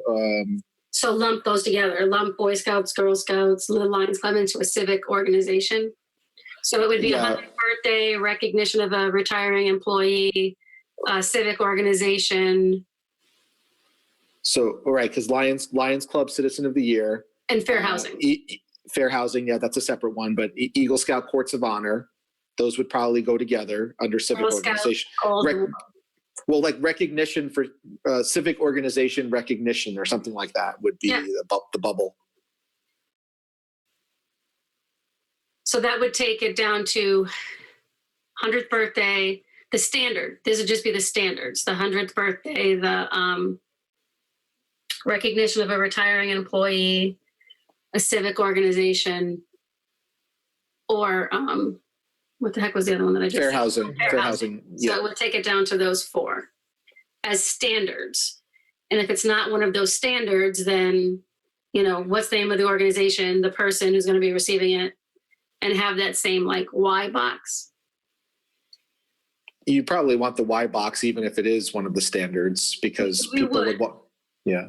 Yeah, I think we do definitely, because like I said, the Eagle Scouts, they have specific projects that they do and get recognition for. So knowing that information would be useful. Madam Chair, if I may. Yep. This is Lou Luba. That for this issue, that unlike the last one where a First Amendment issue, that there's a lot of case law on similar things where this would be considered governmental speech, and as such, we have purview as far as whether or not we recognize somebody as a proclamation or something else like that. It's governmental speech. There's that we can decide for whatever reason we are not required to issue a proclamation, and that this is not a First Amendment issue. So I think if we want to establish a policy, I think that's that we can do that. Or if we just want to have established the form and have it submitted to the town council, I think that would also be acceptable, because again, this is something fully within the purview of the town council as far as whether or not we would like to issue a proclamation or not. Thank you. Thank you. I'm good with that. Brenda, your hand is up. Yeah, I'm much more comfortable with creating the form and having it come in front of us because I don't want to create a policy that seems to exclude someone so they wouldn't approach us. You know what I mean? Because they might feel that they don't fit the requirements, and we would have been like, why didn't you come to us? You know, we would have loved to have done a proclamation for that. You know, we can't think of every situation. So just the policy and then us making decisions, I think it doesn't allow us to tie our hands, so to speak. It allows us a little bit more leniency. Steve? Steve Jones, just echoing the comments from the past two council members that, yeah, I agree that it's a good policy to put in place. The policy of no policy, but a form. Oh, yeah, well, a form, sorry. My apologies. Okay.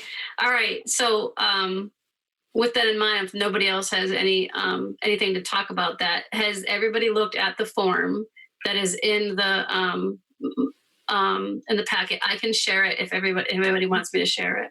It's page 29 in tonight's packet. You should share it for anybody that's on the phone. I will share it right now.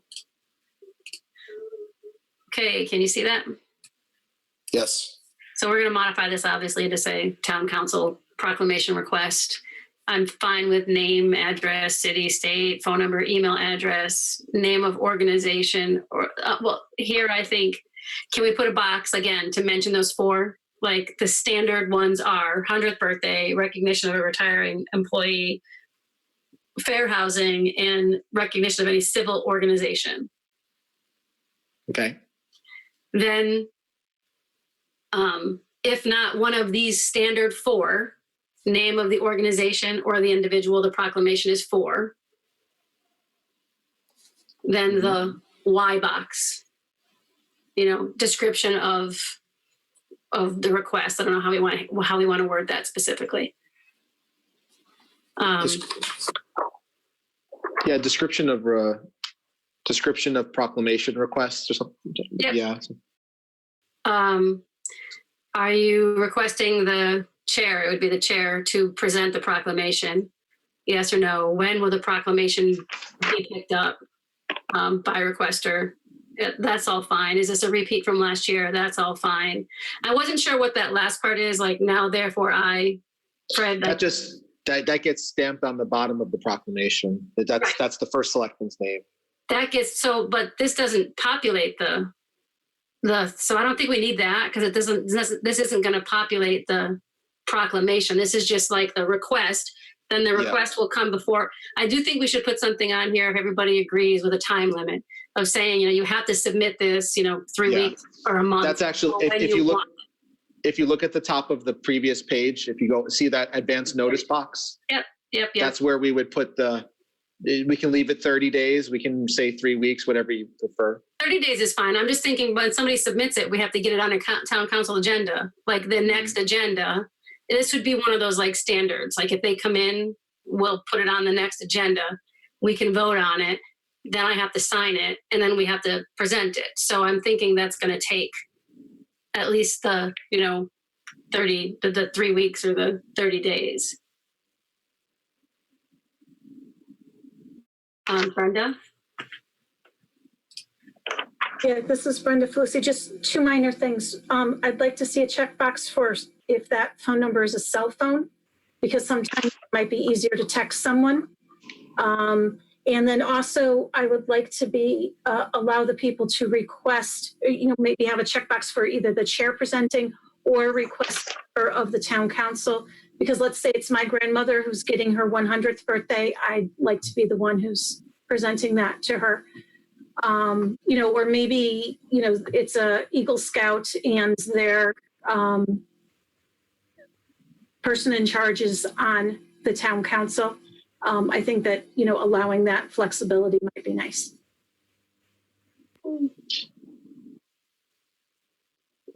Request, I don't know, the chair, or I would say, are you requesting how about we just put, are you requesting a formal presentation of the proclamation? Okay. With the alternative being that it would just be read into the record and as a PDF? Yep. Right, but I'm going to go back to my grandmother turning 100. I'd like to be the one signing it if that's You can't sign it. option. That has to be signed by the chair. You could present it if you said, you know, I'm a town council person and I'd like to present this, but all proclamations are signed by the chair.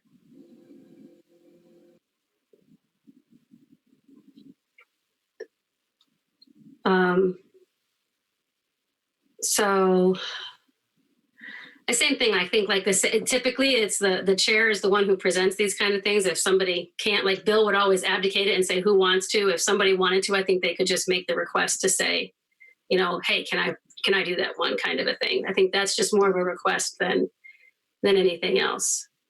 Does anybody else have anything? No? All right, then I would accept a motion to create a form for a formal proclamation request process. Madam Chair, Steve Jones, I would entertain that motion to create a proclamation request form. I'll second it. Okay. Question, does this include those changes we just talked about? Well, to create the form, yeah, because we just told Mike what would be on it. Basically. Right, I just wanted to make sure that those changes are noted. So I have a phone number, can be cell. We have the name of organization. You have the standard ones, and if not one of the four, name of your organization, description of the proclamation request. That's like the Y box. Are you requesting a formal presentation of the proclamation? The alternative being a PDF that goes into the minutes of the next meeting. And striking the now, therefore, I, blah, blah, blah. But then probably leave the date and the as, because that would get populated at the bottom of the proclamation for what date it's going to be presented. And then what's the day? Like, are we going to say it's going to be called, 100th birthday for, Grandma Felucci, or, so I'm trying to think of what we should leave in that box. Well, Madam Chair, if I may, that since this is a form, and I'm sorry, this is Luluba for the record. Since this is just a form that we're populating or that we're creating, and that we're not passing an official policy or making any taking any official actions, I think that's something that we can easily, if after the form is created, go back and just after discussion direct Mr. Rosen to make the changes. That we don't need to. That there's not anything that we need to actually take amend any policies or anything like that. So I think that makes it easy. Okay. All right. So is there anything else anybody wants to discuss before we make a motion to create the form? As with the field boxes that we just discussed with Mike. I think there was a motion, actually. Luluba, I don't think we even need to make a motion since we're not creating a policy. I don't even think we need to make a motion. We're just directing that you as a chair could actually direct Mr. Rosen to just do this, and because we're not creating a policy, and so I think that's something that unless there's an objection that somebody has where they want an official policy, I think that's something that can be done without an official motion or action. The chair. Hold on, Brenda, hold on. Steve, your hand is up. Yeah, Madam Chair, not so much an objection. I just would assume maybe, like we've done with some past discussions, we just do a straw poll of whether or not we're agreeable to having the town manager do the proclamation form instead of doing a formal vote against or in favor of a policy. Okay. So with that in mind, I guess then, Mike, you can do this off of a straw poll, correct? Correct. All right, we're going to do a straw poll to have, I just almost called you Dr. Rosen. I totally gave you really high advancement there. So Mr. Rosen, town manager, to create this form as we discussed, to be put into place for requests for proclamations. Brenda. Yes, and I was going to say that we can't ask the chair to direct the town manager to do anything without the entire council saying, already saying yes. Okay. Cassandra? You can call me Dr. York. I can call you Dr. York, yes. There you go. Kidding. It's late. I'm tired. I'm getting delusional. Yes, yes, all the Okay. yeses. Steve? Aye. John? Aye. Lou? Aye. Kurt? Aye. And I'm an aye, so this passes unanimously. We are out of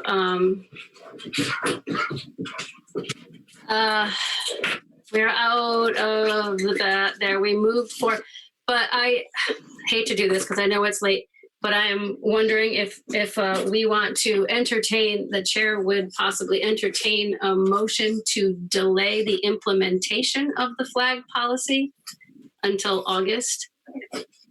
That gives us time to handle. You know what? No, I don't want to. I don't think we're good. We're fine. We moved proclamations down to number 4, and down to after old business. So for proclamations going forward, the town is going to have this form that we just adopted, but we had received a prior request to do something in recognition of, do a proclamation in recognition of Pride Month. And I wanted to be sure that we had one ready to go for tonight. So I reached out and worked with Mr. Blaze, who is the teacher who facilitates the Gay Straight Alliance at the high school, to be sure that any proclamation that we were going to make would be encompassing for the youth of Tolland.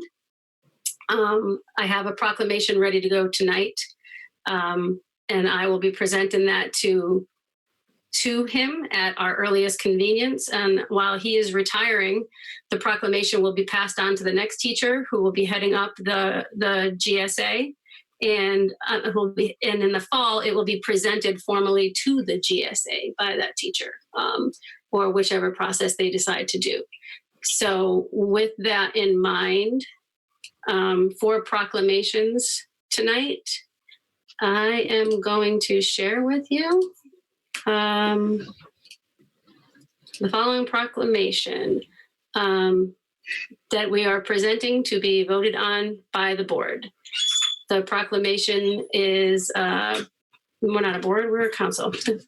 Whereas the town of Tolland is a welcoming community and an exceptional place to live, work, play, and raise a family. And whereas the town of Tolland recognizes the importance of equality and freedom, and whereas the nation was founded upon and is guided by a set of principles that includes that every person has been created equal, that each has rights to their life, liberty, and pursuit of happiness, and that each shall be accorded the full recognition and protection of the law. And whereas lesbian, gay, bisexual, and transgender and queer plus communities are integral parts of Tolland's population. And whereas the town of Tolland is dedicated to fostering acceptance of all its citizens and preventing discrimination and bullying, whereas the town of Tolland celebrates the diversity of its people and their right to live their lives out loud, free of discrimination, fear, and prejudice. And whereas it is imperative that the youth people in the community, regardless of sexual orientation and gender identity, feel valued, safe, empowered, and supported by their peers, educators, and community leaders. And whereas Tolland is proud to support and protect the civil rights of the LGBTQ plus community. And now, therefore, the town of Tolland, the Tolland Town Council, on behalf of the citizens of Tolland, proclaims June 2020 as LGBTQ plus Pride Month. In witness whereof, I have here to set my hand and cause the seal of Tolland, Town of Tolland, to be affixed on this 9th day of June 2020. So this request was made prior to our policy that we just put on, but I would like to present this as the first proclamation that Town of Tolland Town Council votes on. And if it passes, I will be signing it and presenting it to Mr. Todd Blaze at the high school. Steve? Just just a bit of levity. I just want to say we have 22 minutes to pass this before we're going to have to change the date on the proclamation. So Let's keep move that in on. mind. Let's go. So are you making that motion, Steve? Yes, I am making that motion. My apologies. I meant to clarify that. Okay. This is Lulu. I'll second it. Thank you. Any discussion? Excuse me, can we clarify what the motion is? We're making a motion right now to pass this proclamation request. Thank you. Yep. And it's been seconded. Any discussion? Okay, Brenda? Aye. Cassandra? Aye. Steve? Aye. John? Aye. Lou? Aye. Kurt? Aye. And I am an aye. Yes, so that passes unanimously. Thank you all.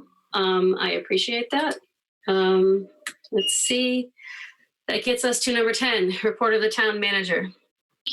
Good evening, everybody, or good morning, or whatever it is at this point. I just wanted to say that I kind of mentioned a bunch of the things that I was going to mention earlier, whether it had to do with the number of people who applied for the Commission on People with Disabilities or on COVID or on the EDC meeting. So I don't have any further update at this time. And there is a written materials from the packet tonight. So if you have any questions, please let me know. Okay. That gets us to 11, adoption of minutes.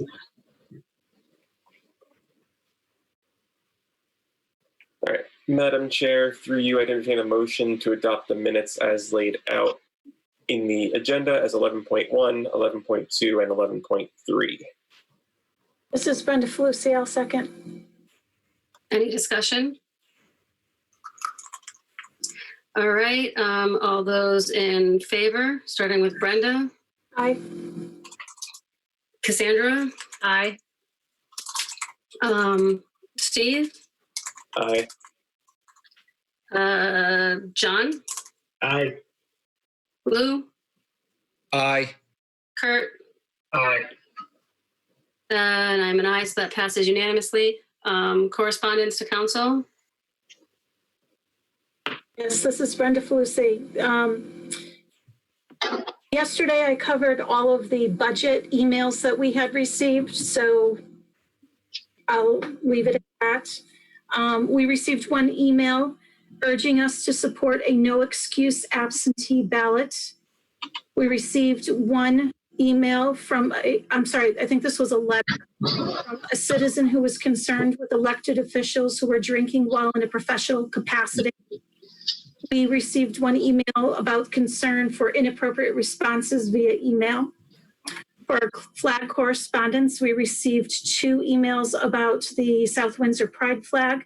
We received one email from Anchor Health Institute in support of flying the Pride flag. We received one email in support of creating another flagpole that could have dedicated use for things like Pride. We received one email that was not, 2 emails that were not in support of flying the another flag on the U.S. flagpole. We received 6 specifically in support for flying the Pride flag, and we received 4 for having an inclusive and equality displayed by having the Pride flag flown.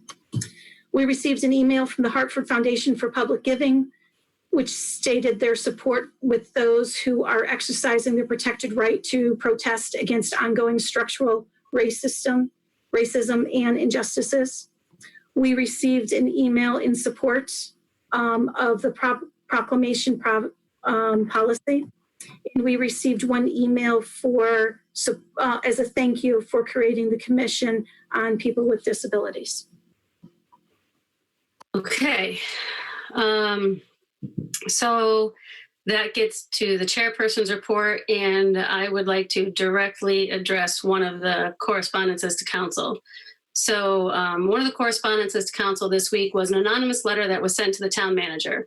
The CCs on the letter indicate that it was coming to the town council, the superintendent, the board of ed, the town manager, and the Connecticut Mirror. As a town council member, I did not get this letter. So I then asked the town manager to forward the letter to the town council as a correspondence, because nobody that I had asked had gotten it either. Once again, this seems to be the week for inaccuracies and misinformation. This letter is full of inaccuracies and falsities directed against me that I'd like to publicly address. First and foremost, I'd like to advise people that the town manager is not a babysitter of politicians. His role is literally his job description, which is the manager of the town. He's in charge of running the town and all services provided to the residents. He is apolitical, he does not take sides, and he is not here to keep politicians in line. That is what elections are for. He's an employee of the town and reportable to the town council, not the other way around. In instances more than just this letter, people have gone to the manager to complain about individuals on the council, which is not the intended purpose of the manager's position. If you have a problem with a town council member, I strongly suggest, or just really think you should address those problems to the individual, to the town council as a whole, or to the applicable committee. All of that said, let's address this specific letter. On May 19th, I attended the Birch Grove Building Committee meeting. Inaccuracy 1 of the letter. I am not chair of this committee. I am not a member of this committee. I had no part in running or moderating the meeting. I was attending the meeting as any other resident has the right to do. I was not, and I quote, serving in her elected capacity as town council member / chairperson, end quote. This meeting lasted at least 3.5 hours. During that meeting, I drank a single glass of white wine. I would also note that I ate cold Chinese food for dinner, and I did all of this in my pajamas. All 3 of these things would not and have not occurred had this been a town council meeting, or I had been in a meeting in which I am the assigned liaison. Well, maybe the pajamas may have occurred in that case, but that would be about it. Inaccuracy number 2 of the letter. Mr. Joe Mateus is accused of falsely drinking a beer throughout the official meeting. Joe, A, is not on the town council, but is on the Birch Grove committee. And Joe was drinking an iced tea with ice in it. I don't know a single person in the world who drinks beer with ice, but I could be wrong. Inaccuracy number 3. The statement, this repeated behavior. I'm not even sure where this assumption comes into play, since they're referencing one meeting, but it clearly implies that this has happened more than once, and I can assure you it has not. Factual information. Yes, I am running for the state of representative seat for the 53rd district. On a side note, that makes me wonder if that's not what this letter is really about, and the prior letter from the DTC, which specifically calls me out for my email responses to their inaccurate postcard, and nobody else from the town council who replied. If you remove all of the factual inaccuracies of this document, you're left with a chairwoman who is attending a meeting that will affect her town, even when she's not required to attend that meeting, so she can make an informed and educated decision. And she is doing so from the privacy of her home, on her own limited free time, in her pajamas, while eating cold Chinese food and having 1 glass of wine that lasted over 3.5 hours. I really can't find how that would qualify it as unethical or problematic behavior. If anybody would like to address this directly with me, my email is tnuccio, NUCCIO, @tolland.org. Please send me an email. Thank you. For the rest of the chair report, the Tolland Recreation Department is adopting a new movement called the Kindness Counts program. They are encouraging members of the Tolland community to do acts of kindness for their neighbors and fellow town residents. In return, they will be recognized as outstanding, thoughtful Tolland residents. If you are the recipient of a random act of kindness by your neighbor, please call the Recreation Department or fill out the nomination form, which can be found at www.tollandrec.com website. And your neighbor will have a lawn sign placed in their yard. Let's make kindness infectious. Program runs from June 1st to July 31st. There's a reminder about the dog licensing this month. Since Town Hall is not yet open, you can renew by mail by dropping your renewal in the box in the parking lot A at Old Post Road. That's the first parking lot on the right if you're going down the hill. or online at Tolland org at www.tolland.org. There's a $1.75 fee if you register online. If you are not able to get your rabies shot updated due to the virus, the governor has waived the $1 late fee for the month of July only. It is important to note right now that the budget has been set. It will not change at any point going forward. On June 17th, we'll have the formal budget presentation, and on June 25th, the council will officially adopt the budget and set the mill rate.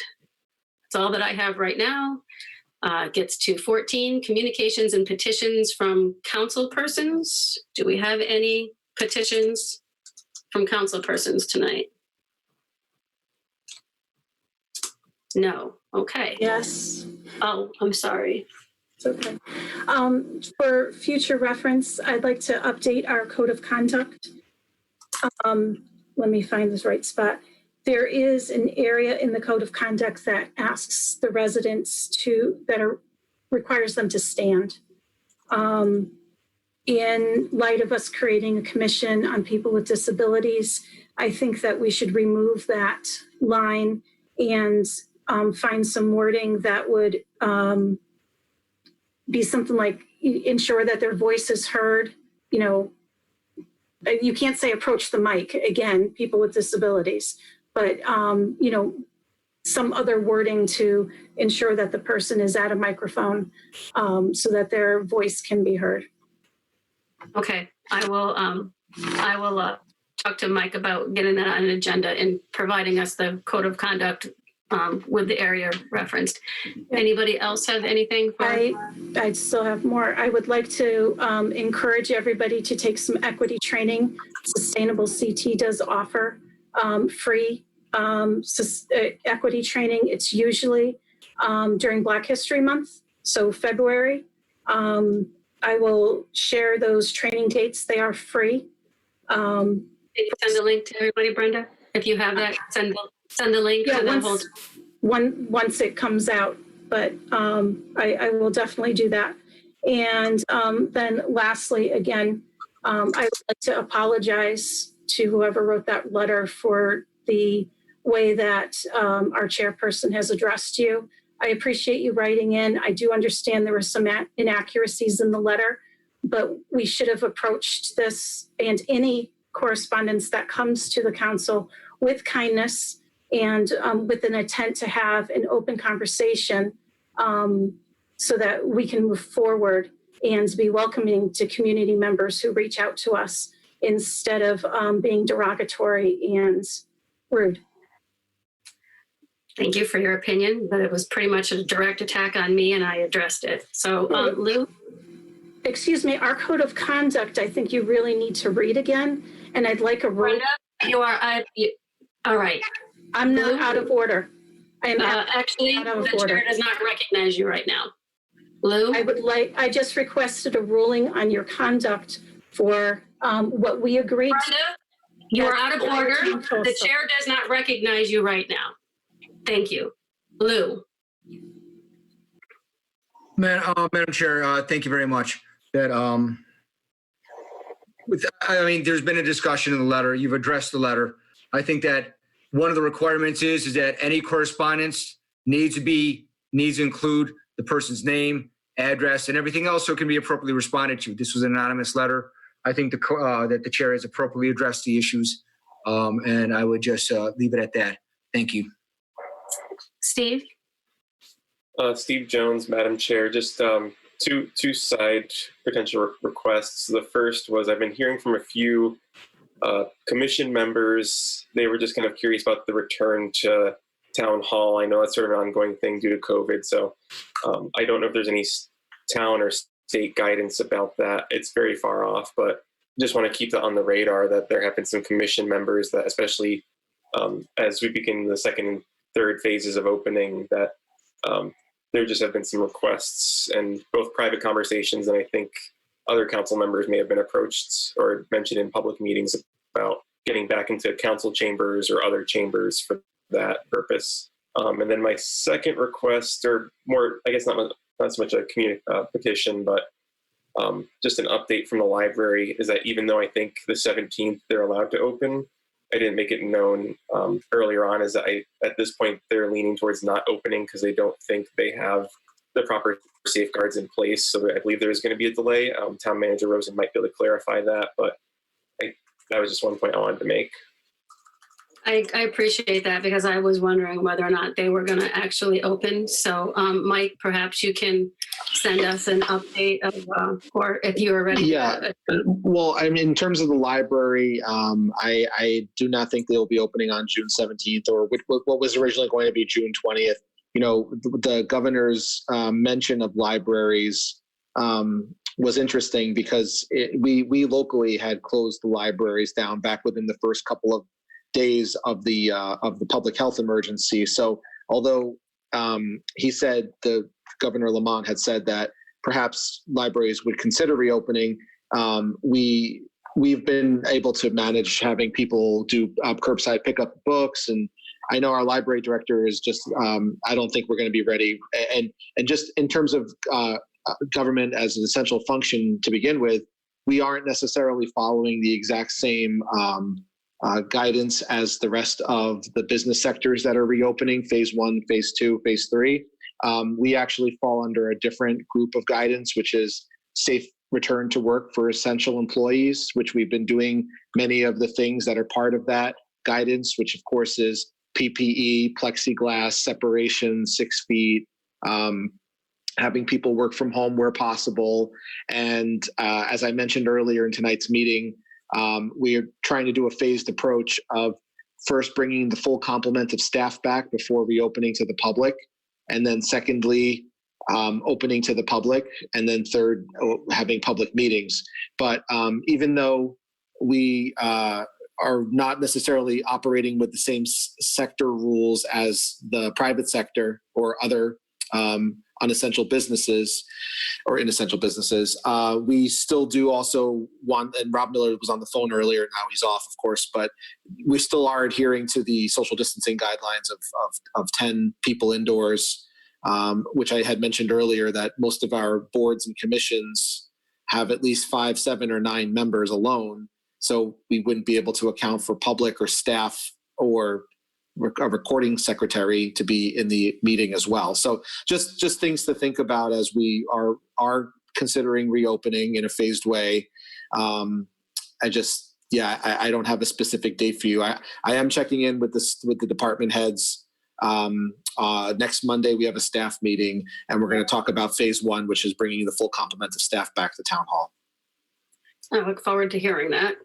Steve, you have more? All right, just one more communication I just want to make note of is we did have a communication link from Chief Lytle about the upcoming hurricane season, and just making note of the fact that over the past few months we've had a lot of trees down on our conservation trails. Just kind of for public record, if you ever see a tree down or a hazard on any of the trails, it's recommended to reach out to Heidi Samaker as the kind of liaison for the Conservation Commission, and they can redirect that to the Conservation Commission and the Corps to attend to those issues. They prefer not having residents go out and do it just ad hoc. I mean, if they can, go for it if it's just pulling a tree to the side, but if it's something heavy duty, it's more appropriate for that channel of operations. Just that someone's not walking in the trail and seeing a random stranger with a chainsaw out cutting a tree on the trails. I live near Crystal Lake, so let's not find that. Yeah. So I just want to make that point because I know Bob Rubino is the Conservation Corps head, and he's done it a couple of times where he goes out solo or with another individual like myself at another trail to cut down the trees. So that's just sort of a point I wanted to make so that people aren't concerned when they see someone cutting up trees on trails, that usually that's why. Okay, thank you.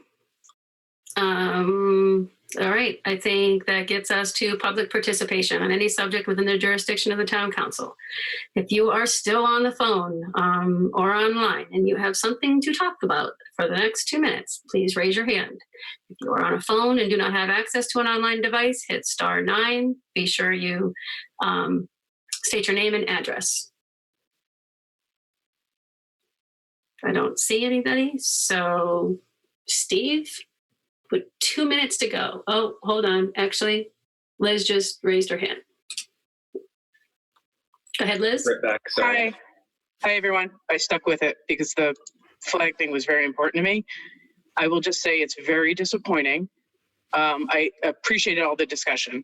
It was very disappointing that you guys went forward when the town attorney didn't have time to vet all the flags, number one, that none of you understand how many flagpoles are in town, and that the town attorney recommended to table it. What could have happened? What was the worst thing that could have happened? You bring it up next meeting, and you have 5 minutes or 20 minutes or 35 or an hour and 35 minutes more of discussion, but you've literally left out some community organizations that likely would put a flag up, would like to put a flag up. The Little League, Special Olympics, as Brenda mentioned, I thought those are really good examples, but CJSA, when I was part of CJSA and part of Tolland Soccer, I know the flag was put up for a tournament at one point that was held here in Tolland. So it's very disappointing that you just didn't table it for the time being. You spent so much time on a cemetery, which important stuff, don't get me wrong, very important stuff. But why have if we haven't had a policy for this long, why have a policy that you push through in, an hour and 35 minutes and then it's not even complete? So that's all I want to say. Thank you. Thank you. Anybody else? Going once, going twice. Steve? All right, Madam Chair, through you, I'd entertain a motion to adjourn at 11:59. Do we want to stay until midnight? Do we want to just say midnight? Otherwise, I'm fine with midnight by the time we vote. So, yeah, actually, let's say at midnight. It's actually 11:59 and 59 seconds on my computer. So right, there you go. It's midnight. Okay. Second. This is Brenda Felicity. I'll second. Okay. Any discussion? All those in favor? Brenda? Aye. Cassandra? Aye. Steve? Aye. John? Aye. Kurt? Aye. Lou? Aye. I'm an aye. I think this is probably the longest meeting we've ever had in a town council. Thank you, everybody. Good night.